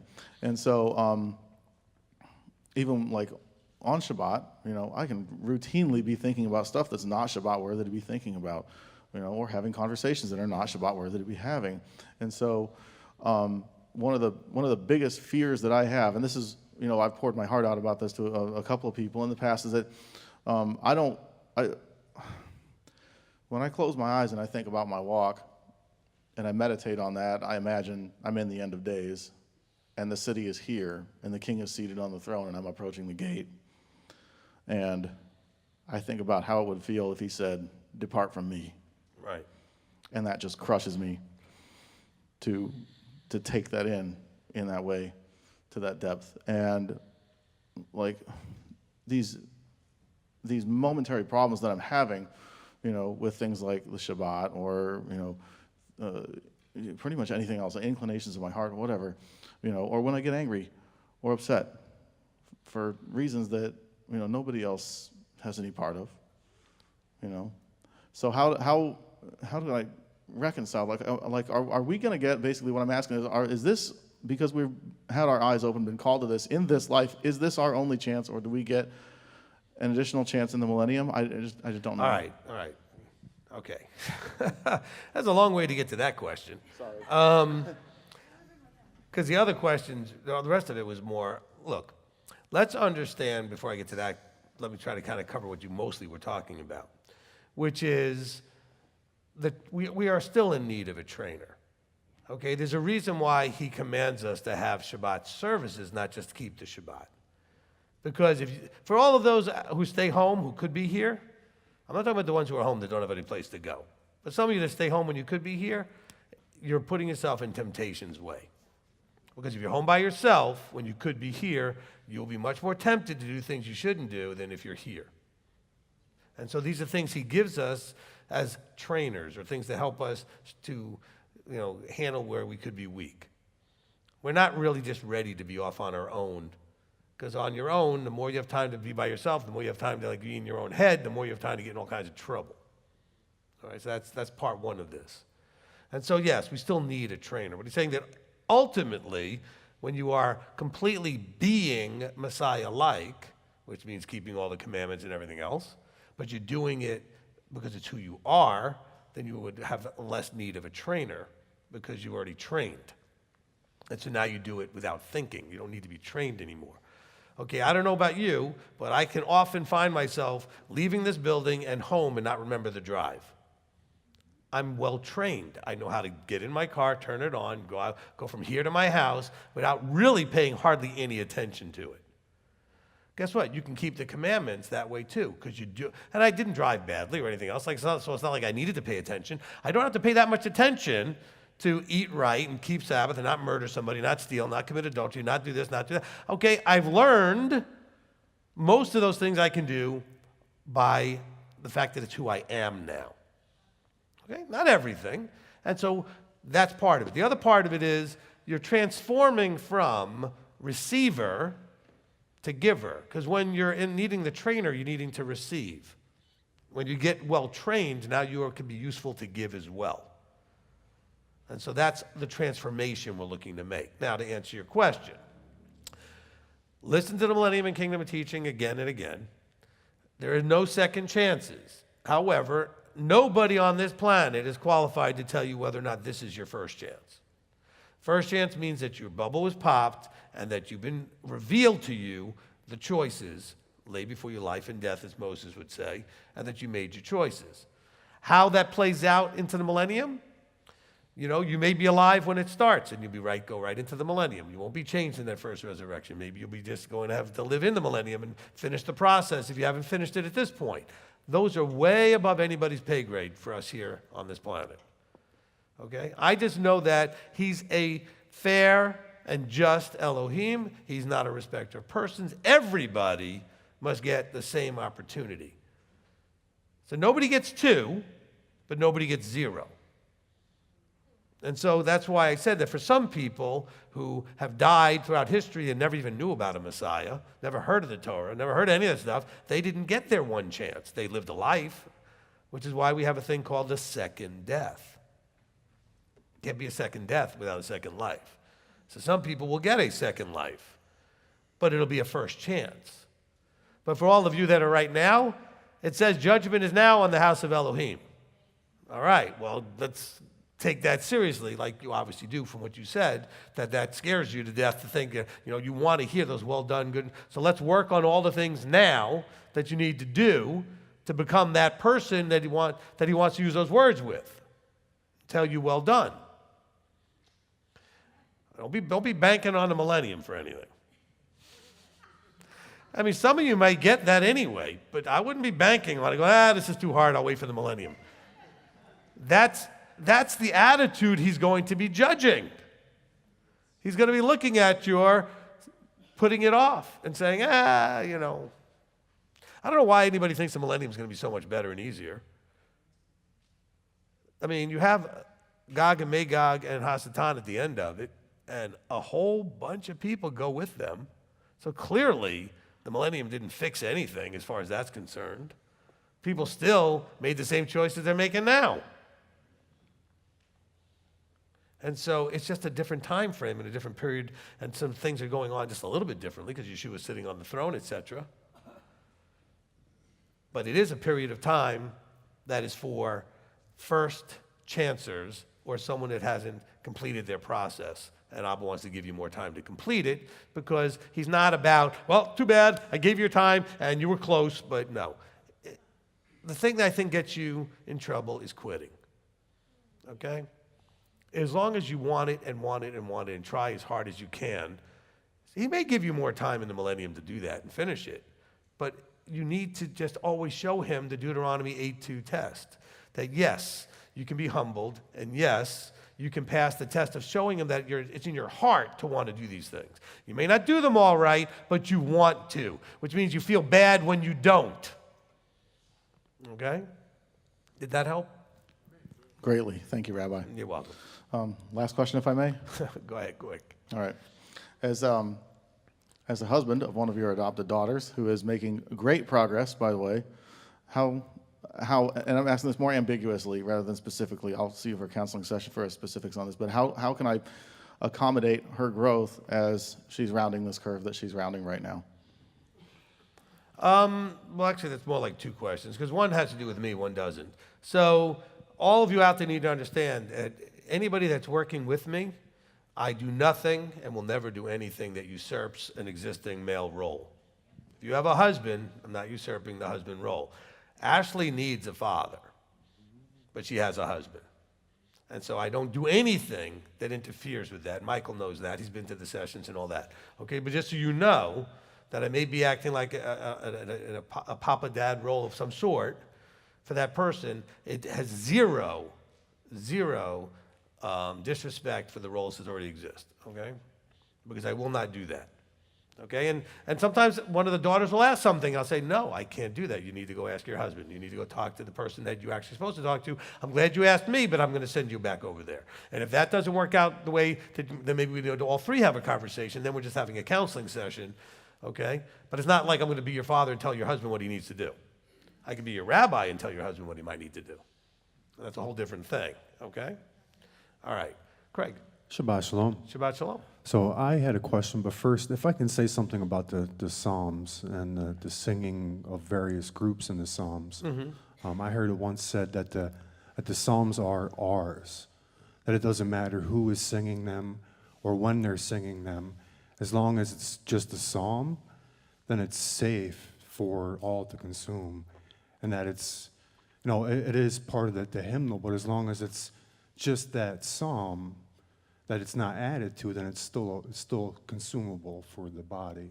Yeah, no, and I don't disagree with that. What I'm simply saying is, when you consume something on a regular basis, all the other connecting environmental pieces are connected. Sure. So if you only sang that for years and years in a particular church, then you can't help but, in some ways, be back in that space. And that's what you want to be looking to be aware of. It doesn't necessarily happen all the time, but it can, and that's the thing that's the concern.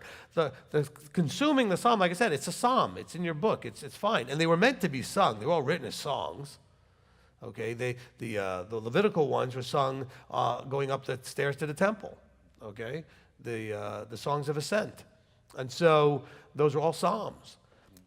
So absolutely, I agree with you 100%. They're all consumable, But if that one way in particular brings you to a place that you really don't want to go back to, then be aware that you may need to reposition that and make new connections with that psalm to something else. So it's not the psalm itself that's the problem. It's that where does it bring you, if anywhere? It may not bring you anywhere. Well, then that's fine. Maybe that psalm was never something that did that for you. But, I mean, I'm like right back in that junior high school we used to go and meet in on a Saturday and singing psalm, the first psalm. So, and that's like, no, I don't need to go back into that place. So I read the psalm without singing it in my head with the song. All right? Secondly, you talk a lot about the father role that you've been put into, but there's more to the family part of Beth Shalom, more to the forgiveness, more to the, I was listening to a teaching of yours, and to quote you, the Torah is easy, it's life that's hard. And what I get here is just really more compassion than hardness. Like maybe I just don't experience it, or maybe I'm from New York and it's not there for like that part. I don't need that, so it doesn't affect me the same way as the compassion, and there's love that's here. It's just that life is really hard, and it's hard for all of us, and I think maybe you could talk for a while about that. Sure. All right. So here's what I would want to focus on out of that. All of you who are here, you came as you were. And when you came here, you already were terrible as a brother or a sister or a parent, you already were terrible at relationships. Okay, on some level. You had some friends maybe and some good relationships, but you had a lot of ones that weren't, and you had a lot of people in your life that weren't good at those relationships either. And then you come here and think that somehow that's going to fix right away. Because I've got some people come here going, well, nobody's really come up to me. Well, because they're all people. They haven't transitioned yet into being Yeshua, okay? And so to be successful here, you have to be more of an initiator. You have to go and place yourself where people are.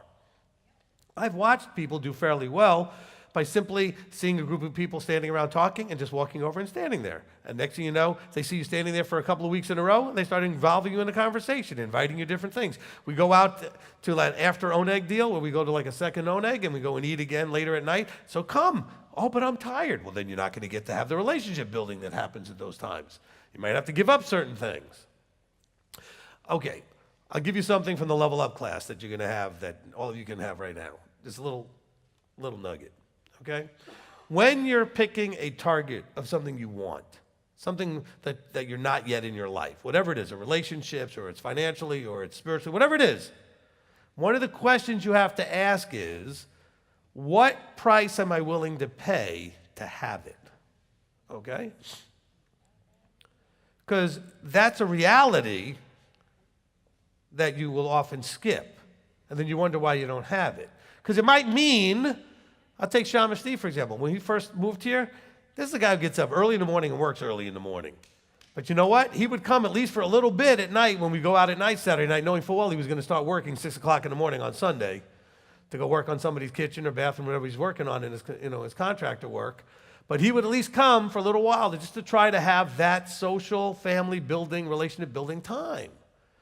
Even though it was not his preference or convenient time for him to be going out. But it's what price are you willing to pay? You can't just expect everybody else to come and do it for you. You have to. I've had people leave here and say, this is not a friendly place. I say, well, who did you go up to? I've watched you. Who did you hug?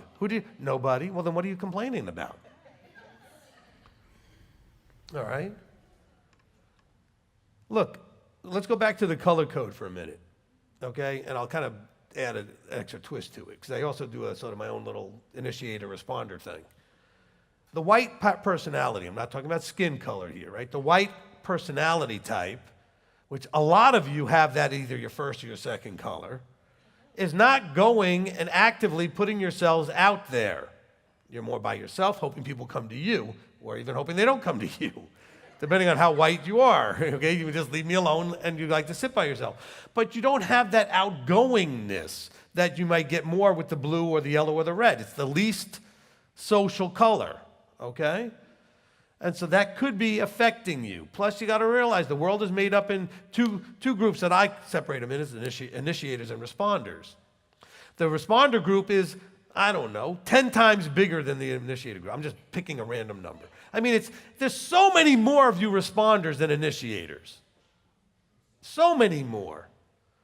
And so, you know, my wife used to crack me up because she's friends with some responders, and she's a responder. And she'd say to me, I don't think so-and-so likes me anymore. I'm like, why not? Well, I haven't heard from her. I said, well, did you call her? No. She's probably thinking the same thing you are. I don't think Rebbitzin likes me anymore because she doesn't call me. Because you guys are both responders. So pick up the phone. Somebody has to initiate. So if you present yourself friendly, loving, compassionate, and all the other things that Craig was talking about, you will then find yourself receiving more of that. And so just put yourself out there. Make yourself available. You know, you see a whole bunch of people going to do something, say, hey, is it okay if I join you? And then you say, and if they say, sure, then you sit down. You know, find some people you think you might fit in with and introduce yourself. By the way, the rest of you, especially you initiators, go find these people and invite them in. Don't be so shy about it. You see new people, and they've been here for weeks and they've not sat with you or you're not interacting with them, go ask them if they'd like to join you a little bit and see if and sit with your group. And then if you're being invited, you don't have to participate much. Just sit there, and it's kind of like finding the rhythm of, like, I like to use the double Dutch. You guys remember that jump rope, double Dutch? You have to really find that timing or you get tangled up in the ropes, right? Well, social stuff is like double Dutch. There's a rhythm to it, and you can't just jump in without getting all tangled up and getting your feet all knocked over and you trip. You have to find that timing, and then you step in. And so you go and spend time, and it's okay if you're quiet. You're learning the group, you're learning their rhythm, you're learning maybe where you fit into it, and that's great. I mean, don't stalk them and just show up. Okay, ask them if it's okay to sit with them.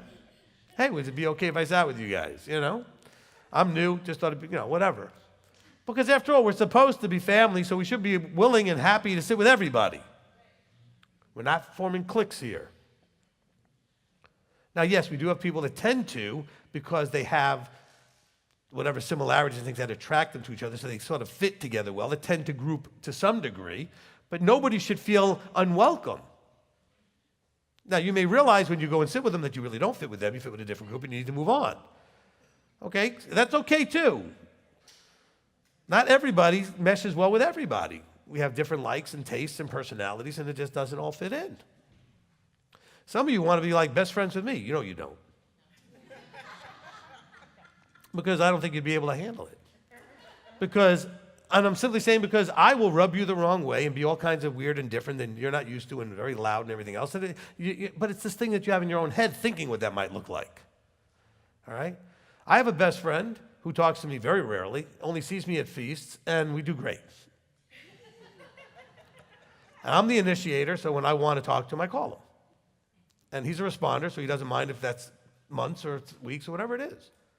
And so that kind of works out well. I don't know how much we'd see each other or not if he lived here, you know, because I'm busy and I do things and I don't have that blue level social relationship thing in me anyway. But you will find people you mesh with. Look, I met Uncle Bob, that's what we call him, my friend Bob. I met him 20-something years ago when he came to our first feast. I met a lot of guys and people in the last 20 years at feasts. Only one became a good friend of mine, okay? Because that's just the way that worked out. Now, I'm friendly with lots of people. And you can be friendly with lots of people. But are we going to build this into a family? And by the way, when I say family, remember, you've got family members that you don't talk to. You got family members that don't talk to you. You got family members that don't like you. You got family members you don't like. So you guys already are acting like a family. So you've already got that part down. We got to fix it a little bit, though. Okay? Because if you've got more than one brother or sister, there's at least one or two of you guys aren't talking to each other at different times. And having all kinds of issues at different times. And getting each other mad at different times. So we're already doing family the way we've always done family. We're supposed to elevate out of that. Okay? And not just do family the way the world does family. So I appreciate your point, Craig. All right. All right, Chantel. I'm a white. It feels like I've been standing here for ages. That's because you have been standing there for ages. Okay, I have It could be worse. You could be a red standing there for ages. Oh, yeah, I agree. Because I'm quite actually, patient. that wouldn't have happened, though, because the red would have just walked away. Yeah, I'm patient. Okay, I have 2 questions about pregnancy, which I am not, so just to clear anything up. Your husband just went like this. It would be like an immaculate conception. There you go. I don't know, Billy. Yeah, I was going to say. Now I'm you're not in going- trouble because he's I'm going to not step up going his into game. it. You're in trouble now. Not because of anything he's done. Or He's not going to make an executive decision. I make those. I know, but now he's going to. Okay. That's a very private joke. Okay. I Not got him. I anymore. finally got him. All day I hadn't got him, and I got him. Okay. So one, I'm just going to kind of group them together so you can answer them. But one is, I know we've talked about, oh my gosh, having abortions. Okay, they're a no-go. What happens if it's an ectopic pregnancy, which the baby is most likely to die anyways, but like if it doesn't, it could actually kill the mother? All right. Health-related decisions are very different than emotional, social preference decisions. Okay. Okay. So that's something that's between a patient and the doctor and the family to decide what to do if something is going to be at risk to the mother. Okay. And also the likely, terrible things that could happen for the baby. So having an ectopic is a dangerous thing to have. Okay, so that's something that may have to be dealt with. So what we don't have permission to do is just say the baby's not convenient, or I just don't want to have this baby, or I really can't afford it, but I was too stupid to protect myself, or whatever. So I'm going to go get an abortion. That's not acceptable. Okay, but under life and death choices, sometimes people have to make a choice between them and the baby, but it has to be life and death choices, okay? And it doesn't mean like immediate. It's like there's a high chance probability this could really, cause the mother's death as well as possibly. Then that's something you have to make a decision. You can get counsel from someone like me. Obviously, you're going to get your medical counsel from the doctors, but now we're talking about a very different thing than just abortion, okay? Okay, and then my second question is about, basically, it's like a form of preserving the afterbirth, and like they can put it into pills or they can make it a liquid. Is there anything in Torah that says we cannot or that we should not or anything like that? Look, I've heard all that. I think anybody that's studied any kind of birthing when they gave birth or they did anything, especially on the natural side of it, is they talk about the high nutritional content and that kind of thing. I think it's a fairly disgusting, gross sort of concept, which I think most of you would agree, okay, no matter how valuable and healthy it might be in some way. So look, I don't see a scriptural problem with that necessarily. That's something between you and your husband. If you want to make your own decisions, you can counsel about it, I guess, and from the medical point. I have no idea how much of that's true or not true or what it's all about. I've not done the full research on it. My wife was not interested, okay? Okay, so it never became an issue for us. We knew about it, and she was like, no.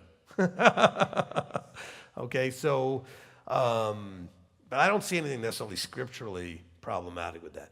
The baby is being encased in this incredibly high nutritional space while it's growing. And it's growing like faster than you grow at any other time in your life. Okay, so very powerful chemistry is going on there.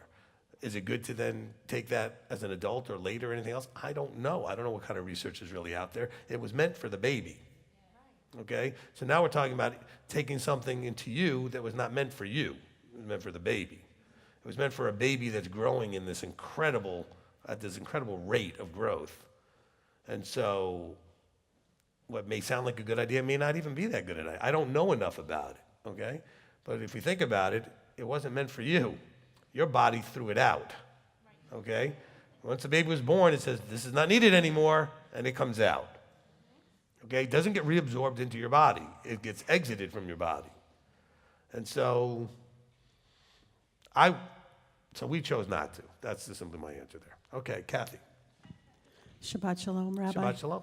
Thank you so much for zone meetings. You're welcome. Speaking of zone meetings, this is a halakhic question that I think, it was late, that you answered for a sister, I think it might have been a zone 3, she's in another state, regarding those of us who have been blessed with farm-raised, cage-free eggs. Okay. So in the past, I've heard you say that if you're having a hamburger and you have it medium and you cut it open, or a steak, that there's serosanguinous, there's serum and there are some blood cells there. Sure. In this particular zone, what I remember you saying was that, so you open a farm fresh egg and there's a spot, and I was interpreting that as cells not drinking blood or trying to do some fertility thing. So my question is that what you said, so that when I put the egg in the pan, and obviously there's a dot, that was potential fertilized egg, so am I breaking Torah, eating that egg? Okay, that's a good question. I don't have a good answer. I mean, look, I know that in the Jewish community, they're going to break their eggs separately and they're going to throw out the ones that have those kind of things. I'm kind of weird about needing my eggs to not have any blemishes on them. I've always been that way. So if I see anything strange going on in the egg, I'm not using it. So it's more from the point of view that when I see something like that, it's not normally there. I don't know what it is and why it's there. So rather than define it as blood or cells or this or that or maybe a potentially fertilized egg, I simply look at it going, that's not normally there. Most of the eggs I have don't have that problem, so this one can go right down the drain. I'm not going to worry about it, okay? Even though eggs are getting expensive, but still, you're talking about ones that you might even have people that are getting them, because they're growing them themselves, they're raising them themselves. But the thing is, halakhically, look, if you go to any restaurant and order eggs, you have no idea what they're doing with the eggs. Okay, they're just cracking them open and stirring them up, no matter what they look like. Okay, and so I don't think it's probably a Torah issue there specifically. But if you're looking at the egg and you see anything that's not what you normally see, then it's your choice what you do with that. I'm pretty picky about that kind of stuff. So if I see anything that doesn't, even in the yolk, if I see something that looks a little weird in the yolk, I'm like, it's out. And my wife will be like, oh, you can eat that. No. That's me. That's just my thing, all right? You're welcome. Shabbat Shalom, Rabbi. Shabbat Shalom. Regarding Kathy's comment, I've never seen anything weird in my hard-boiled eggs. There you go. Out of sight, out of mind. Right. That's because they're hard-boiled. Okay, and wait, let me just say this for Kathy. Kathy, one more thing. So when you're talking about, because you did make a comparison, when you're talking about when you cut open a steak, all right? I expect when I cut open a steak to find some red, some blood cells, some different. I expect certain things to be in the meat. When I crack open an egg, I'm not expecting to see that red dot there. Okay, so it's an oddity as opposed to an actual normalcy. And that's what stirs me more than anything else. Because when I cut open meat, I expect there to be certain things there. All right? So if I see anything in the meat that isn't there, I throw that out too. Okay, if I see something that looks a little odd with my meat, I'm not eating it either, right? So it's the thing is looking for something that shouldn't normally be there, so it's there, so what is it and why is it there? I haven't studied it. Okay, take the mic. I'm sorry. I thought that that just meant that the local rooster got lucky to be with that person. And it may be. That hen. Not a person, a hen. No, hold on. That may be, okay? That may be. I've not ever lived on a farm. I've never raised chickens. So when my only experience with the eggs is cracking them open and making them myself, right? So for me, it's I don't know what that is. It's not normally there, so I don't want it. So that's not even a halakhic thing. I'm just simply saying That's not, I mean, I crack eggs all the time. I mean, I eat lots of eggs. I like eggs, I eat them all the time. And I rarely find something like that. But when I do, you know, it almost always happens when I'm making 4 or 5 of them to make something bigger for somebody, and then I put them all in the same bowl, and it's the 5th one that goes in there. I'm like, oh, that's the one that's now messing me up, okay? But it's more from the point of view, it's not the expected thing that I'm expecting to be there. Okay. Thank you. All right. All right, now back to Shira. Thank you, Rabbi. I hope I'm not about to be the red spot in your egg. But I have one of those. You must be yoking.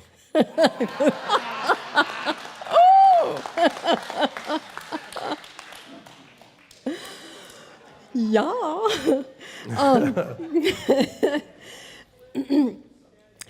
When I was living back in Christianity, and I used to hobnob with some Jewish people, just wanting to know more about what they believed and everything.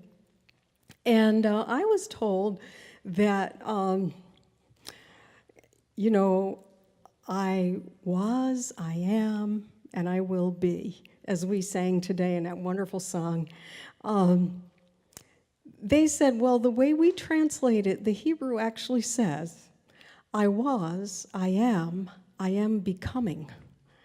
And the concept is that although Yahweh's character and nature are always the same, he actually is never ceasing to become greater and greater in some way. I have a hard time picturing Yahweh as being static. You know, just as I have a hard time picturing my eternity sitting on a cloud strumming a harp. That there's always somewhere further to go. Do you have any thoughts on that Yahweh himself may actually be ever expanding and becoming greater? I don't think I've really ever thought about that very much. But the thing is, in the Hebrew, the point that he's trying to make, and that's why he then later refers to him simply as I am, is that he is existence itself, okay? And so giving the time frame of I was, I am, I will be, or whatever way you want to word it, I was, I am, I'm becoming, is just giving the idea that you can't go back before I was, I exist right now, and you can't go anywhere into the future that I won't already be. So he's just kind of covering all bases. So you can interpret that in how you want to put it into English any way you want, but the point he was making was, there's no time frame that affects the fact that I always was, I always am, and I always will be. Okay? Now, the idea of becoming, he's so outside of our realm of understanding what development, growth, and anything else happens with him. Who knows how that would work, especially when it doesn't have a time factor to it. So certainly those things make some sort of sense that everything that exists, that he creates, grows. Okay, and develops to whatever way you want to look at it. So certainly we can imagine that with him. We don't have anything that points to any of that, and certainly doesn't have anything that points to anything limiting him either, which would also have the idea that he would be expanding and growing in some way. I guess it's like what Shaul said of, we can't even conceive the things that he's planned for us. But, if I reach if I get it and get to the first resurrection, and there we are in the millennium and beyond, I just have a hard time thinking that I won't still be increasing in my knowledge of him. In other words, at least I will be able to continue to grow, even though right. It certainly won't be an ending point. Yeah, it won't be, right, and so therefore you think the same thing about him, which I think is totally fine and appropriate to think of him as constantly growing and expanding in some way.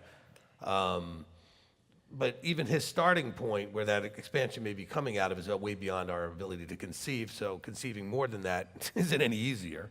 Okay. I get it. Well, I'm just thinking. I just want to make the comment that as I look forward to growing. On and on and on. I can't imagine it will feel like it feels right now, but it hurts a lot. You know, there's pain involved, and we learn to welcome the pain because we know the result and we trust them. But that at some point there won't be pain, but the growing will feel different. Probably. I would agree, yes. Okay. I would Well, agree. thank you for bearing I would with agree. me. Well, and the reason I say probably because Yeah. at some point in life we recognize that not all pain is the same. Discomfort in different levels, some of it is stuff that you can look forward to. Some of it's stuff that you look, to avoid. I've talked a little bit about getting back to the gym, and having not really gone in a while, and then when I started going again, I know that I'm getting a little older here, so I took it a little lighter. But I also always said, even when I was younger, if I would wake up the next day and I didn't have any soreness, which is discomfort, I also knew I didn't do anything, okay, that challenged me in any way, right? So I started to look forward to, when I started doing a little bit harder workouts recently, and now the next day I'm like, ooh, okay. But then I'm like, good, that's proof that I did something. So not all pain is the same, right? So will we always have some level of pain? Pain is a good motivator. Discomfort is a motivator. So I'm sure there'll be things that we'll still find discomforting that will motivate us to do something to fix that, but it won't be exactly the same as how we deal with it now. Thank you. You're welcome. Okay? John? Thank you, Rabbi. My question is basically on the road. It happened to me twice this week already, because I'm all balanced in the colors and everything. Now, when I'm driving down the road, I come across a funeral train in that. And I know the state said do not stop. If you can, pull over if you want to stop. But how you affect that? You came across what? A funeral train. A funeral train. Well, then if you can get out of the way, let them go by. What's there to do? So I just didn't know. That's the laws of the driving rules. I just didn't know how it affect with our life. Doesn't affect our life at all. I mean, somebody died, they're having a funeral, they're doing whatever they do in dealing with people when they pass. And out of respect, we allow them the space to go do what they're doing so that they don't lose track. That's why they're in like a train, so to speak, of the cars all follow each other, so that they don't have to have everybody have directions where they're going. They just all follow each other to the gravesite, wherever they're going. And so out of respect, we get out of the way and let them do what they're doing. Okay? Okay, like I said, because of my well-rounded colors, I just wanted them clarified. All right, I want to correct you on this well-rounded colors thing. Okay? There's no such thing. All right? I don't care if you're 25% of each. You are very blue in certain situations, very red in others, very white in others, and very yellow in others. Okay? You just don't have one that dominates in most situations. Like, I'm so red that almost anything I'm doing, I'm going to be doing it in a sort of a red way, right? If I was more balanced in my colors, okay, so we've got our Shamish Kurt's very balanced in his colors, but he's probably very one way at work, one way at home, one way with it. So one of those colors still tends to dominate under the certain circumstances. In certain situations, you're going to still be more of something than something else because that's what you've learned to do in your life. That's where it is. Overall, in the full perspective of your whole life, you have a fairly balanced color spectrum there, okay?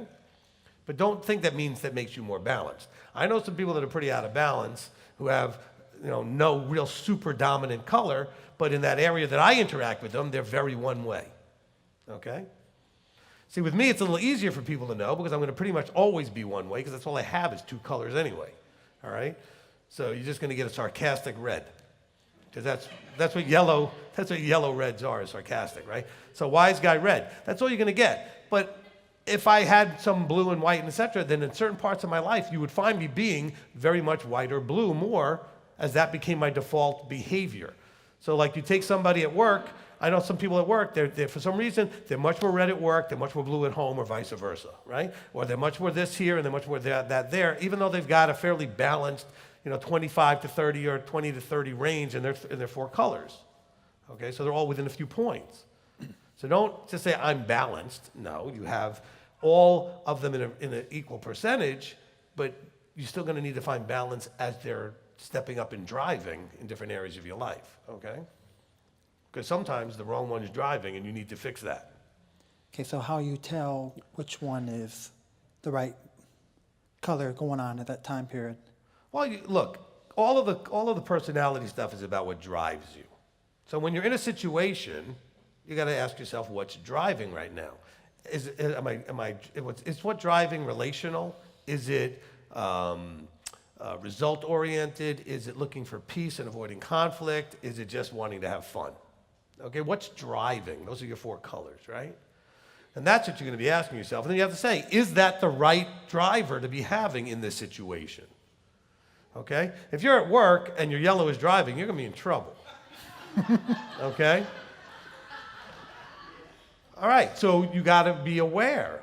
Also, if you're at work, depending on the type of job you have, you can't let the blue drive either necessarily, because the blue could get offended and take things personal and think everything has to be a certain way. Or the blue could be exactly the color to have, because it's going to make the details important and you're going to get all the things done, and functionally you're going to accomplish your tasks in a certain nice, orderly sort of fashion.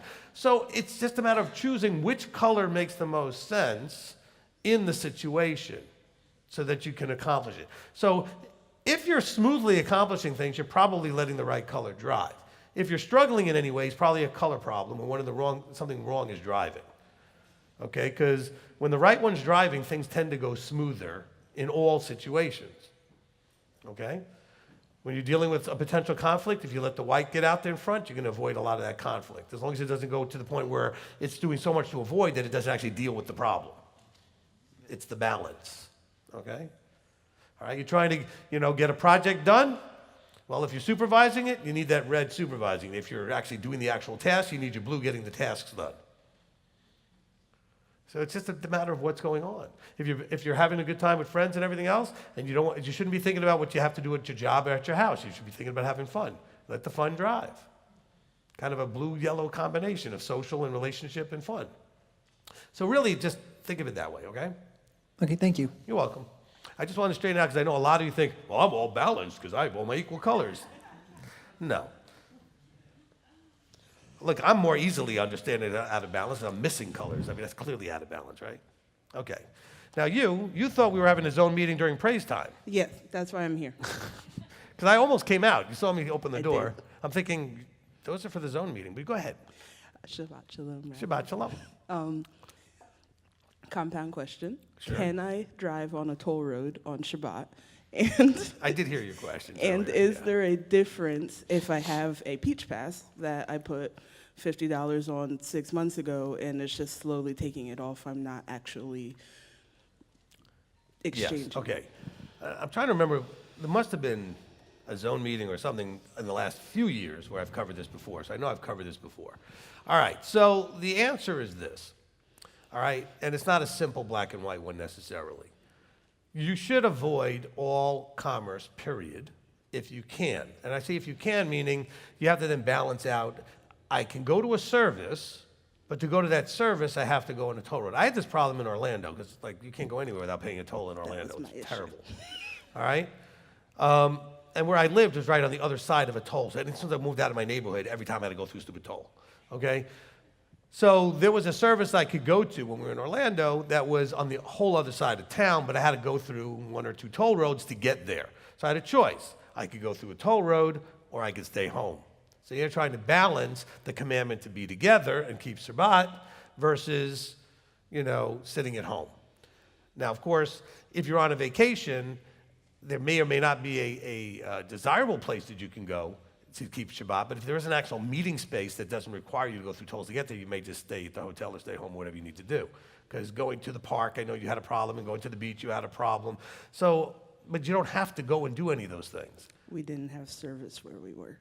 Okay, so then you had to go someplace where you had internet service. So now if that was the only place you could go was to go through a toll to get there, that would qualify. Okay, you understand what I'm saying? So it has to do with need. Now, let's get to the other half of the question. When you talk about Peach Pass and that kind of stuff, or Sun Pass. We don't want to be doing anything that the average person we're looking at as being active commerce, which is why you're not pulling up to the cash line and actively paying for the toll, all right? Because you don't actively pay your rent for your apartment today. You pay it for the whole month, okay? So you paid your Peach Pass for the whole, wherever you use it. Okay, so nobody's thinking you're doing active commerce at that moment. Again, this is not excusing you to just drive anywhere you want on toll roads on Saturday, but it has to do with if there's a need to get someplace, and the only way to get to do what you need to do is to go through a toll road, then yes, you can do that. But I would do it, if possible, using something like the pass, so you're not actively having to stop at a booth and pay them, okay? Does that make sense to everybody, hopefully? All right? Perfect, thank you. Okay. Again, it has to do with need, though, okay? Now, if you say, well, you know, I just really thought it'd be great to go do this at this public park. Well, what if you had another option that didn't require a toll road, but it wasn't the public park? Well, then you should do the option that doesn't require the toll road, okay? You just got to figure out what's the option that functionally works. It does the least amount of any of this type of stuff. But it's a balancing act. And again, everybody needs to listen to me. Need is not want, okay? It has to be a need. You need to keep Shabbat, and to do that, you need to be a part of a service. At least that's what she felt, and I agree with her. Well, if there's no service where you are, there's no internet service, you have to go someplace where there is. I get that. Then you can participate in the service. And if the only way to get there is through a toll road, then that's what it is. Does that make sense? All right, Chris. Okay, so first, I understand that if you buy, let's say, meat or something, we're talking about the blood and whatever, that is not generally an issue because they get the blood out of it. Now, does that apply the same way to organ meats, like, say, liver, or is there like a special, more of a protocol for that? No, look. The blood problem, okay, is living blood. They don't want you eating the meat that just got killed from the animal, and you're just going to eat that with the blood sort of just finish pumping in that animal, okay? All butchers, all manufacturers drain the blood out of the meat, okay? Because they want to make that meat as light as possible, so they're going to charge you by the pound, and so they can compete with everybody else, and they don't want extra weight in that thing, okay? Now, that being said, okay, we're not talking about the fresh kill, and you now are eating that animal and the blood in the meat. So we're talking about draining it out. So by the time you get your meat, organ meat or not, and you go ahead and cook it and prepare it and everything else, it's not breaking this commandment. There's no blood in there that would break this commandment, okay? Okay, so when I get a little tub of liver, or chicken livers, let's say, and it's like there's a liquid to the top, but that's not the same issue. Well, the liquid to the top is just maintaining the condition of the meat.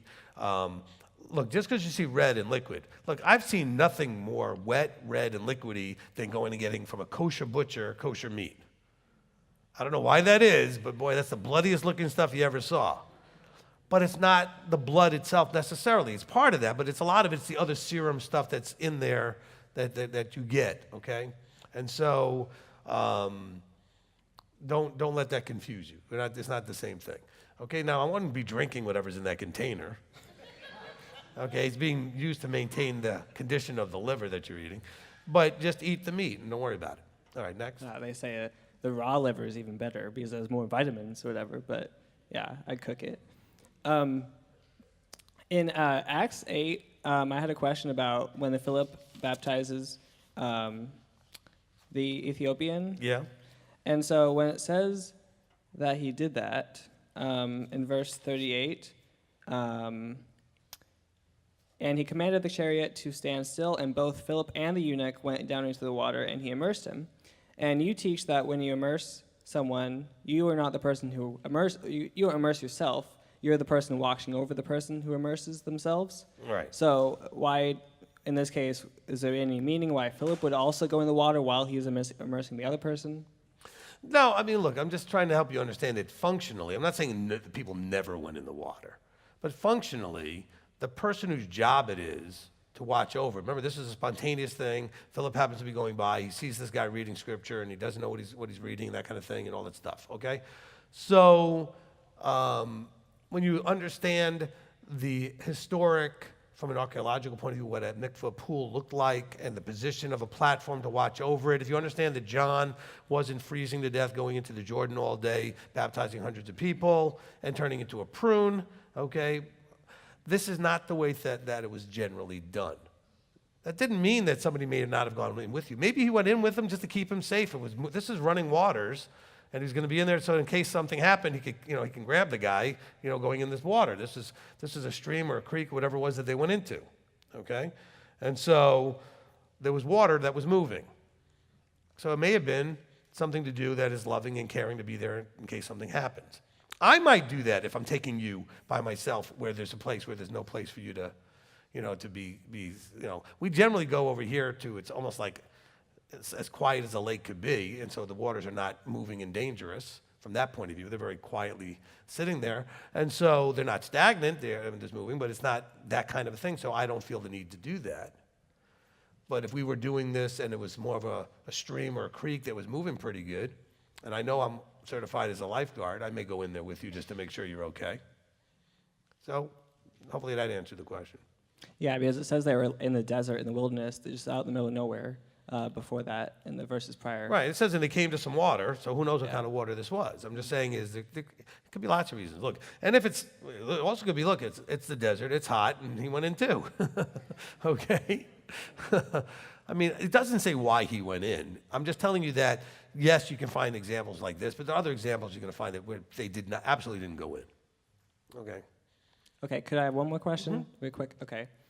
So sometimes during a service or a Torah study, I'm not saying talk, have a conversation while service is going on, but maybe there'll be something that you say or something that I want to comment to the person sitting next to me, and I want to know, is it still disrespectful if I say anything, or is it more like having a conversation and ignoring you is what the problem is? I think it's a third thing. What's driving it? Okay, is it ego? Is it pride? What's driving your need to tell that person next to you something that you got from whatever I just said?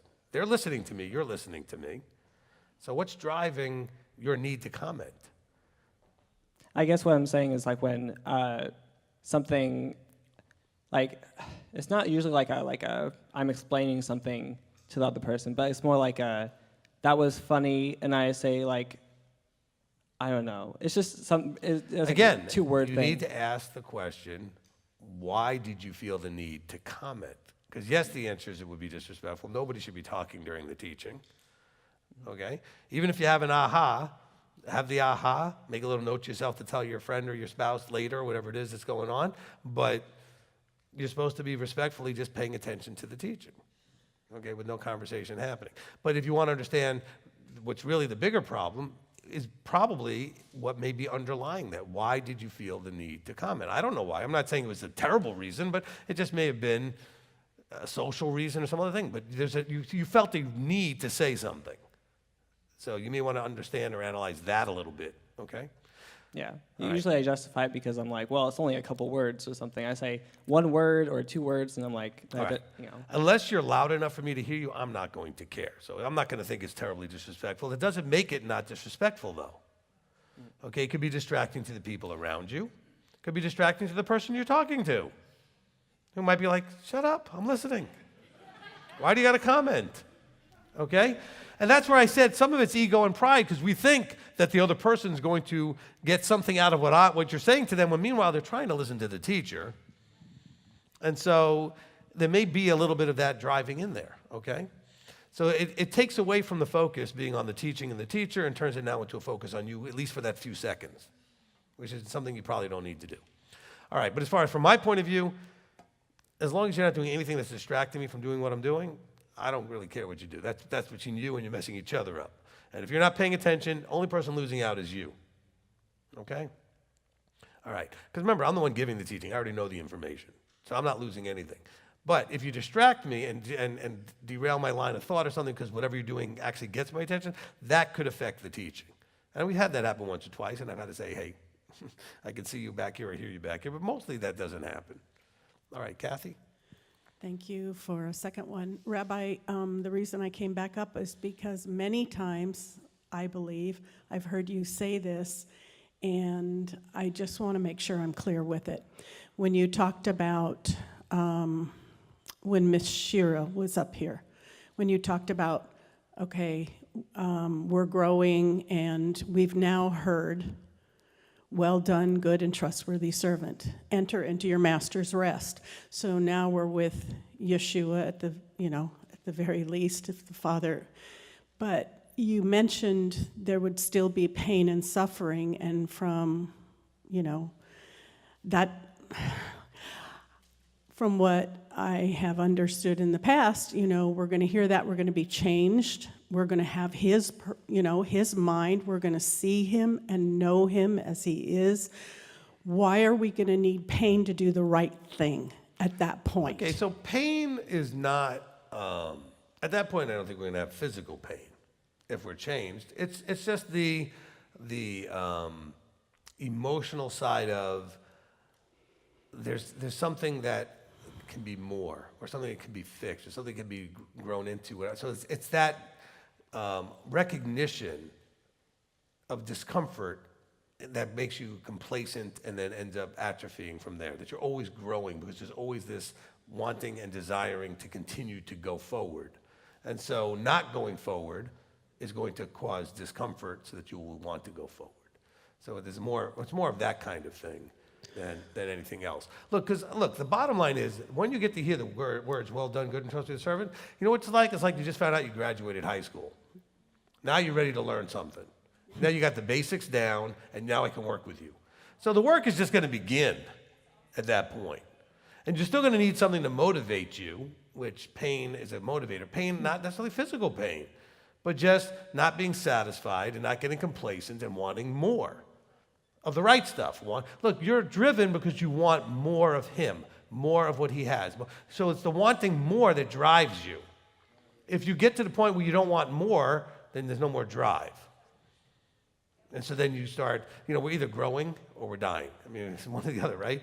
And so we're going to always be growing because we're always going to want more, because we're going to be able to see more possibility and more things that can be and more things we can accomplish and more things that we can, bring into existence and develop, etc.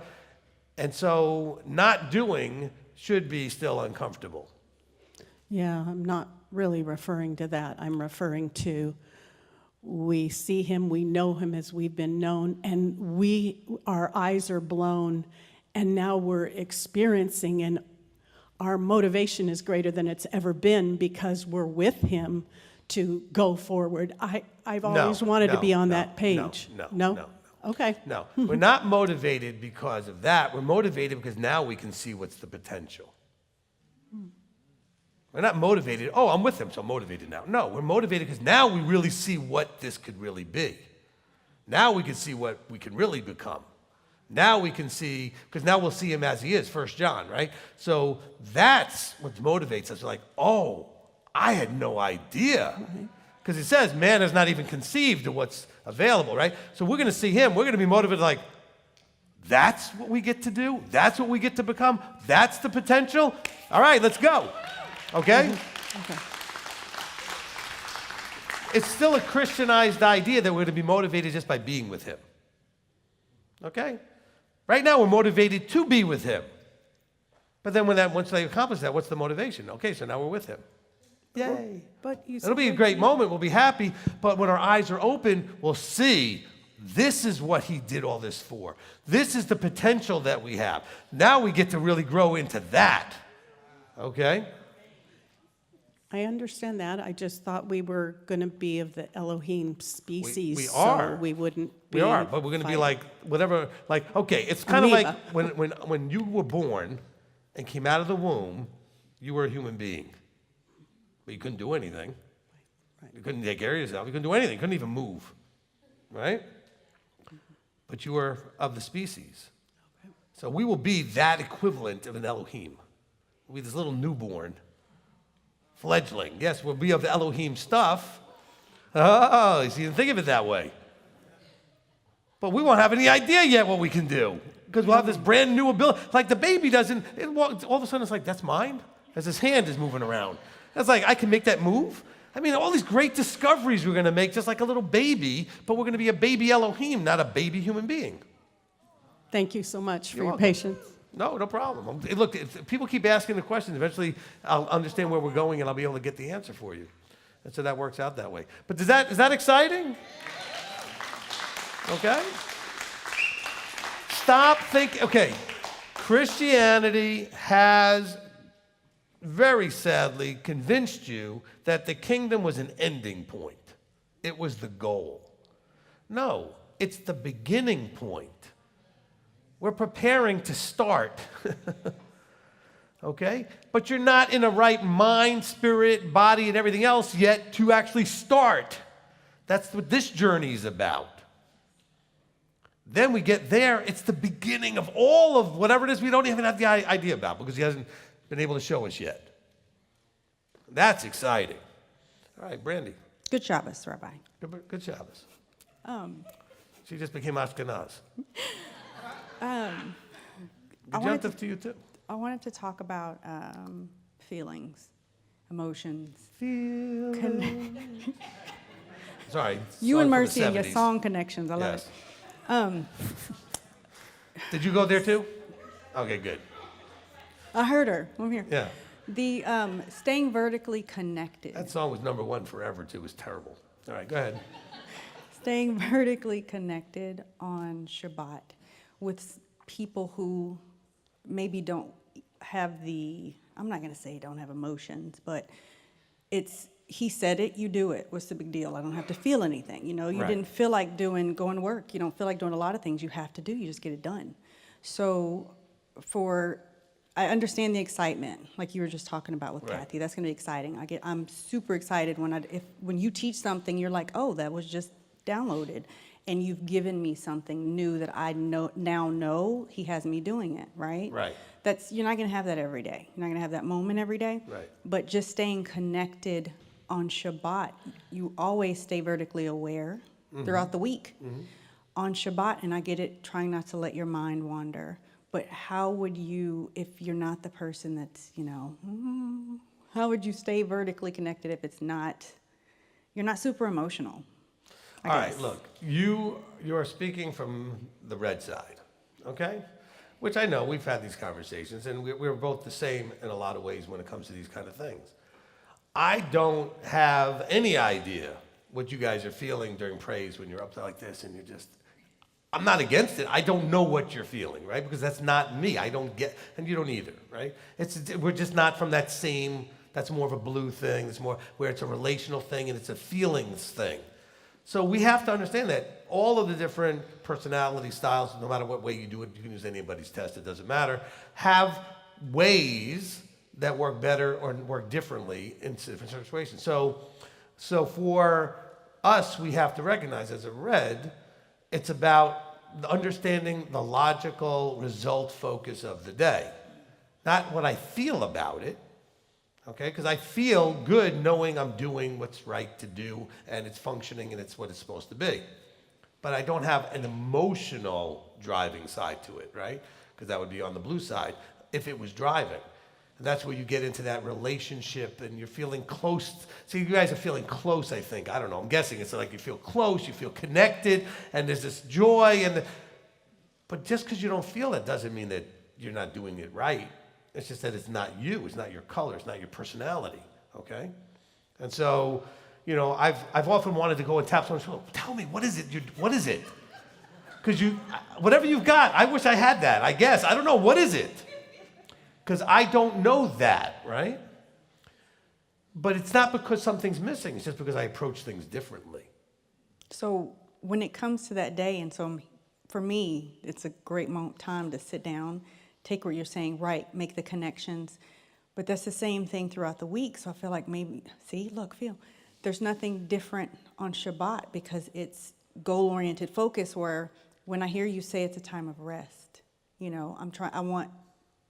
should it be a rest so that you're not thinking, even though I constantly want to make those connections throughout the week, even on Shabbat, where I feel like I'm on in that sense? All right, so what you need to do is give yourself specific things that you do uniquely, more or differently on Shabbat. So either you do something, you don't do it all except on Shabbat, as far as certain ways you're studying or whatever you're doing, accomplishing something as a red, or you do more of it on Shabbat than you would do on other days, or you do it in some different way, right? So you're making it special and different because it's today, as opposed to the other days, all right? Because I know a lot of you study all week long. So if I study on Shabbat, what's the difference? Okay, well, because on Shabbat you're not doing other things other than just doing Shabbat things. Where on another day, you may work, you go to job, you do things, other things, and you study. So it's the totality of the day is different. Plus, you're here. You're not here all the rest of the days of the week. So this is a Shabbat thing. As a matter of fact, our Torah study now, and this is all Shabbat, right? Because it starts Friday night, and we get everything still on the same day. And so what you have to do then is make choices. It's like when we talk about success training, we talk about having routines, right? And those routines help bring meaning to certain things and get certain things accomplished. Well, you should have a Shabbat routine. You know this is Shabbat, and this is what brings it more meaning. Because I do certain things with my husband on Shabbat that I don't do other days of the week. We have maybe a special meal, or we do something as far as what we, my wife will often like to take out a Bible movie and watch or something, so I'll sit with her and watch a Bible movie if we want to do that. Of course, those are always funny and frustrating because they're always so bad. But and lately we've been watching Chosen because that's the newest thing that's out to look at, right? And at least some of it's kind of all right in a lot of ways, okay? If they would just stop the name thing, it would make me less nuts. But because I start watching going, oh, this is good. Oh, there we go again, But those are things we only do. We could do it other days. We do it just because that's a Shabbat thing, right? Okay. And I can't really compare me to the rest of you because I also do other things that I'm teaching and doing other things. This is a busy day for me versus a day of rest the way you guys get. It's a little bit different, right? But you have to get the things that you normally do 6 days a week, you're not doing today. So take some of those things, make sure you're resting from them, you're not focused on them. It's all about this. Okay. And then my second... But you can do that in a red way, it'd be fine. Okay. I feel better. The second question is, earlier you talked about those of us that don't have the connection when you pray and say Father. And I know at least 4 women that I know who don't have that. And so you're saying Father, okay, but we know him as the Creator. I'm going to be obedient, and he can zap us at any moment, right? Will you just give some examples of how we can fix that wiring, since that word might not mean anything? Okay, so, all right. First of all, let me give you the freedom to use, different ways to refer to him. It may be simplest just to call him Yahweh, all right? Or just talking to the Creator in whatever ways you want to do it. Instead of saying, Father this or Father that. I mean, if Hebrew works better for you because it doesn't just saying Father, and Father's a hard word for you, I say Avinu Malkeinu, like I say our Father, our King, okay? And so that would be, a way to at least deal with that part of it. Now, as far as how do you fix it, how do you adjust it, you really need to find some real good men in your life that you can look at in a fatherly way, a mentoring, protective, guidance sort of way, so that you can reestablish what that looks like. I mean, we read about what it looks like with him, but unless you actually experience it, which you do, but it's hard to always know it's him that you're experiencing, it's hard to reconnect that association.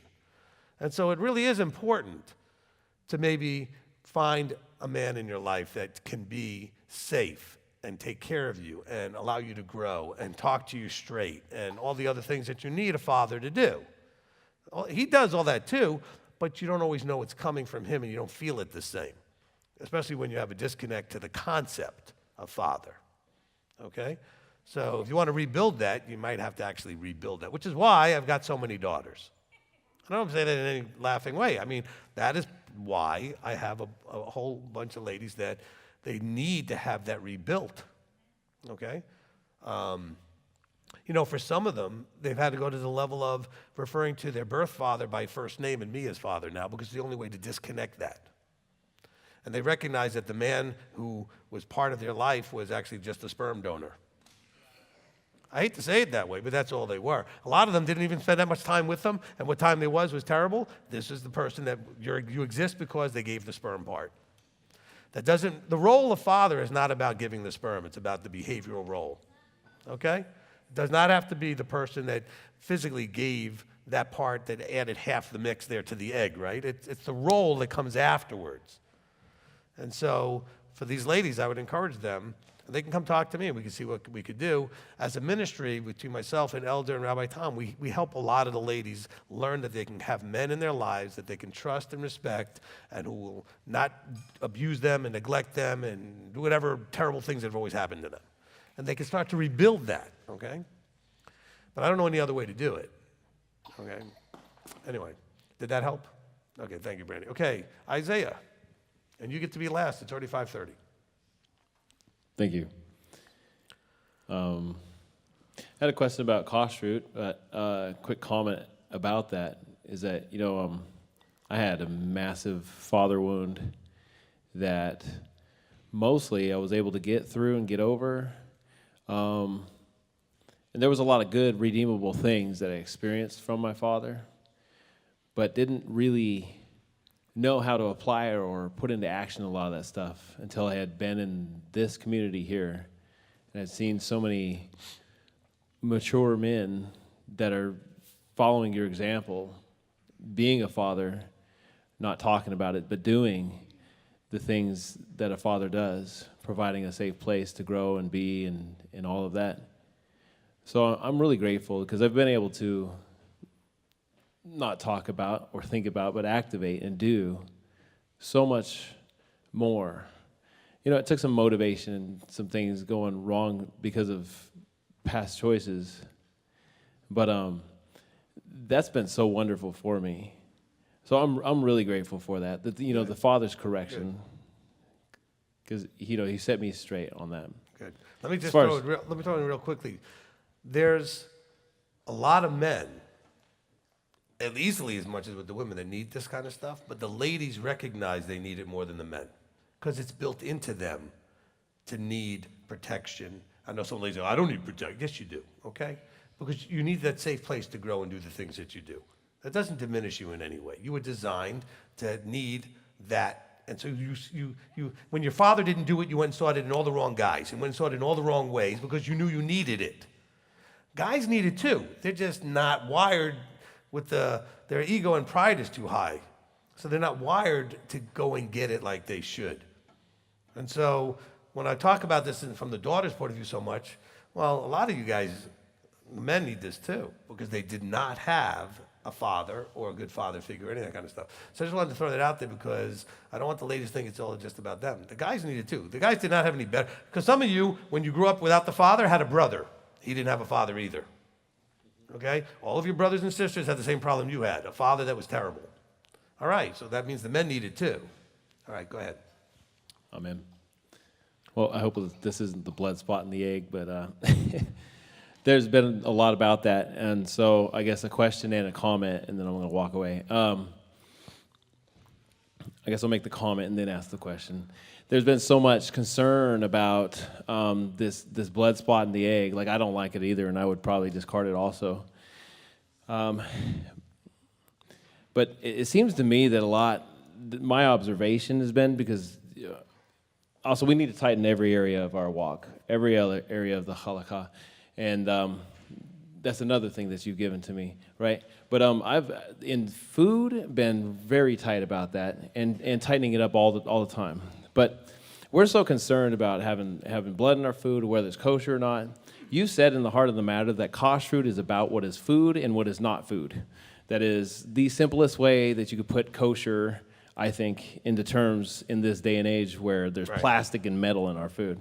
Right. So I think that we should be a lot more concerned about those things. That's my comment, is that we should be concerned about knowing what flavor enhancers are and metals and plastics in the food, whether or not a blood spot should be in our diet or not, because if we're going to be breaking Torah seriously. Right. And the question is about donating blood, because I had somebody, I talked about donating blood, and somebody was like, no, you can't do that. That's not kashrut. You're breaking it because the commandment is that you should not drink blood. And I'm like, that's witchcraft. You're talking about witchcraft, not helping life. So I don't know. You can donate blood. All right, you can donate blood.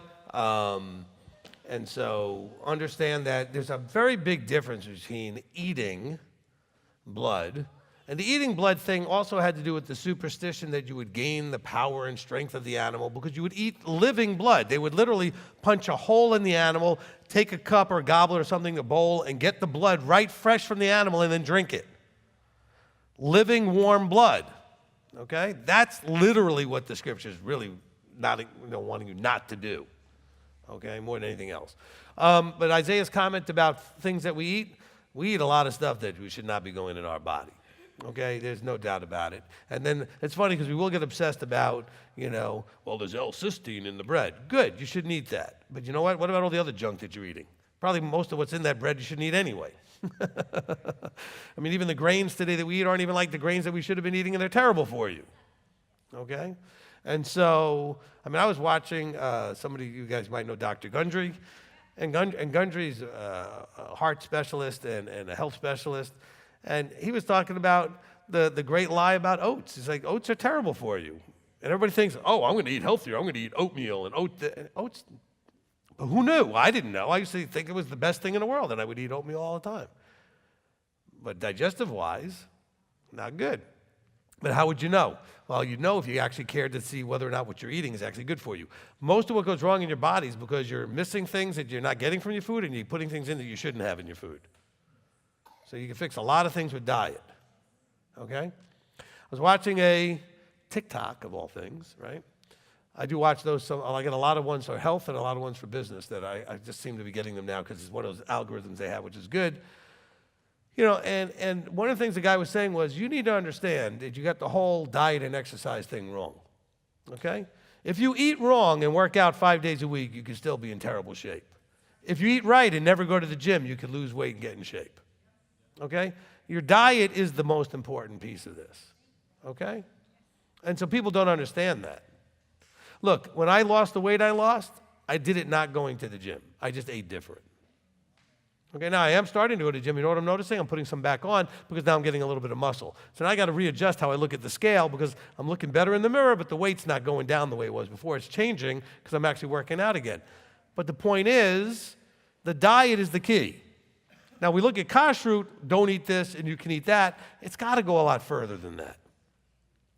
Okay? Some of you are actually more picky about what gas you put in your car. Well, I never put that brand in my car. It's junk. What do you eat? What do you drink? You sit there popping open a Diet Coke and drinking that? That's like straight toxic waste poison. But you'll drink it. Look, when they use something to clean the battery connections on my car, and it's something I'm also drinking, that's a bad idea. Okay? You take a Coke, and they'll pour that and scrape, and it'll eat that stuff right off. All right, so it's going to take battery corrosion right off a battery, and I'm going to pour that in my body. Probably something wrong with that picture. All right, well, that's zone one for everybody.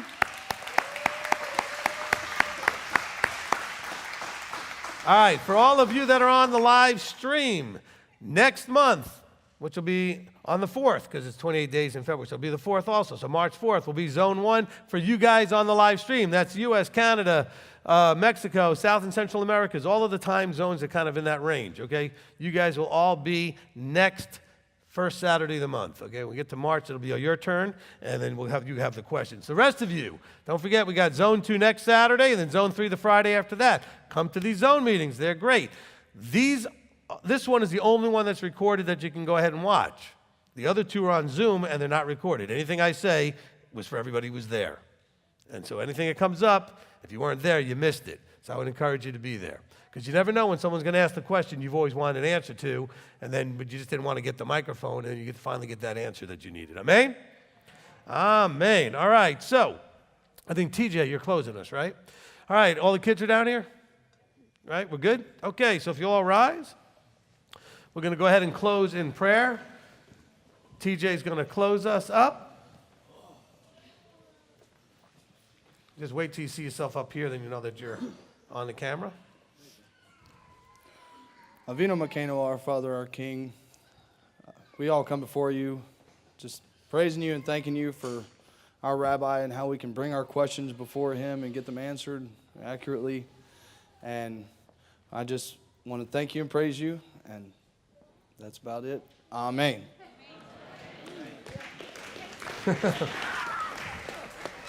Here they come. My lip. It's hug time. Oh, somebody hurt my lip. Oops. That happens because you got there first, so you got crushed by everybody. All right, children. Awesome. Up, here comes another one. Hi, Amara. Okay, good. Okay, shh. You guys know how this works. We're going to look over here. Let's look at the camera. We want everybody out there to know how much we love them and appreciate them. because they're here part of the congregation, even though they're not here with us here in the building, but they're here with us every week, and we do love them and appreciate them. So we're going to wish them all a Shabbat Shalom, a Shavua Tov, a good week, and we're going to tell them that we love them on 3. 1, 2, 3.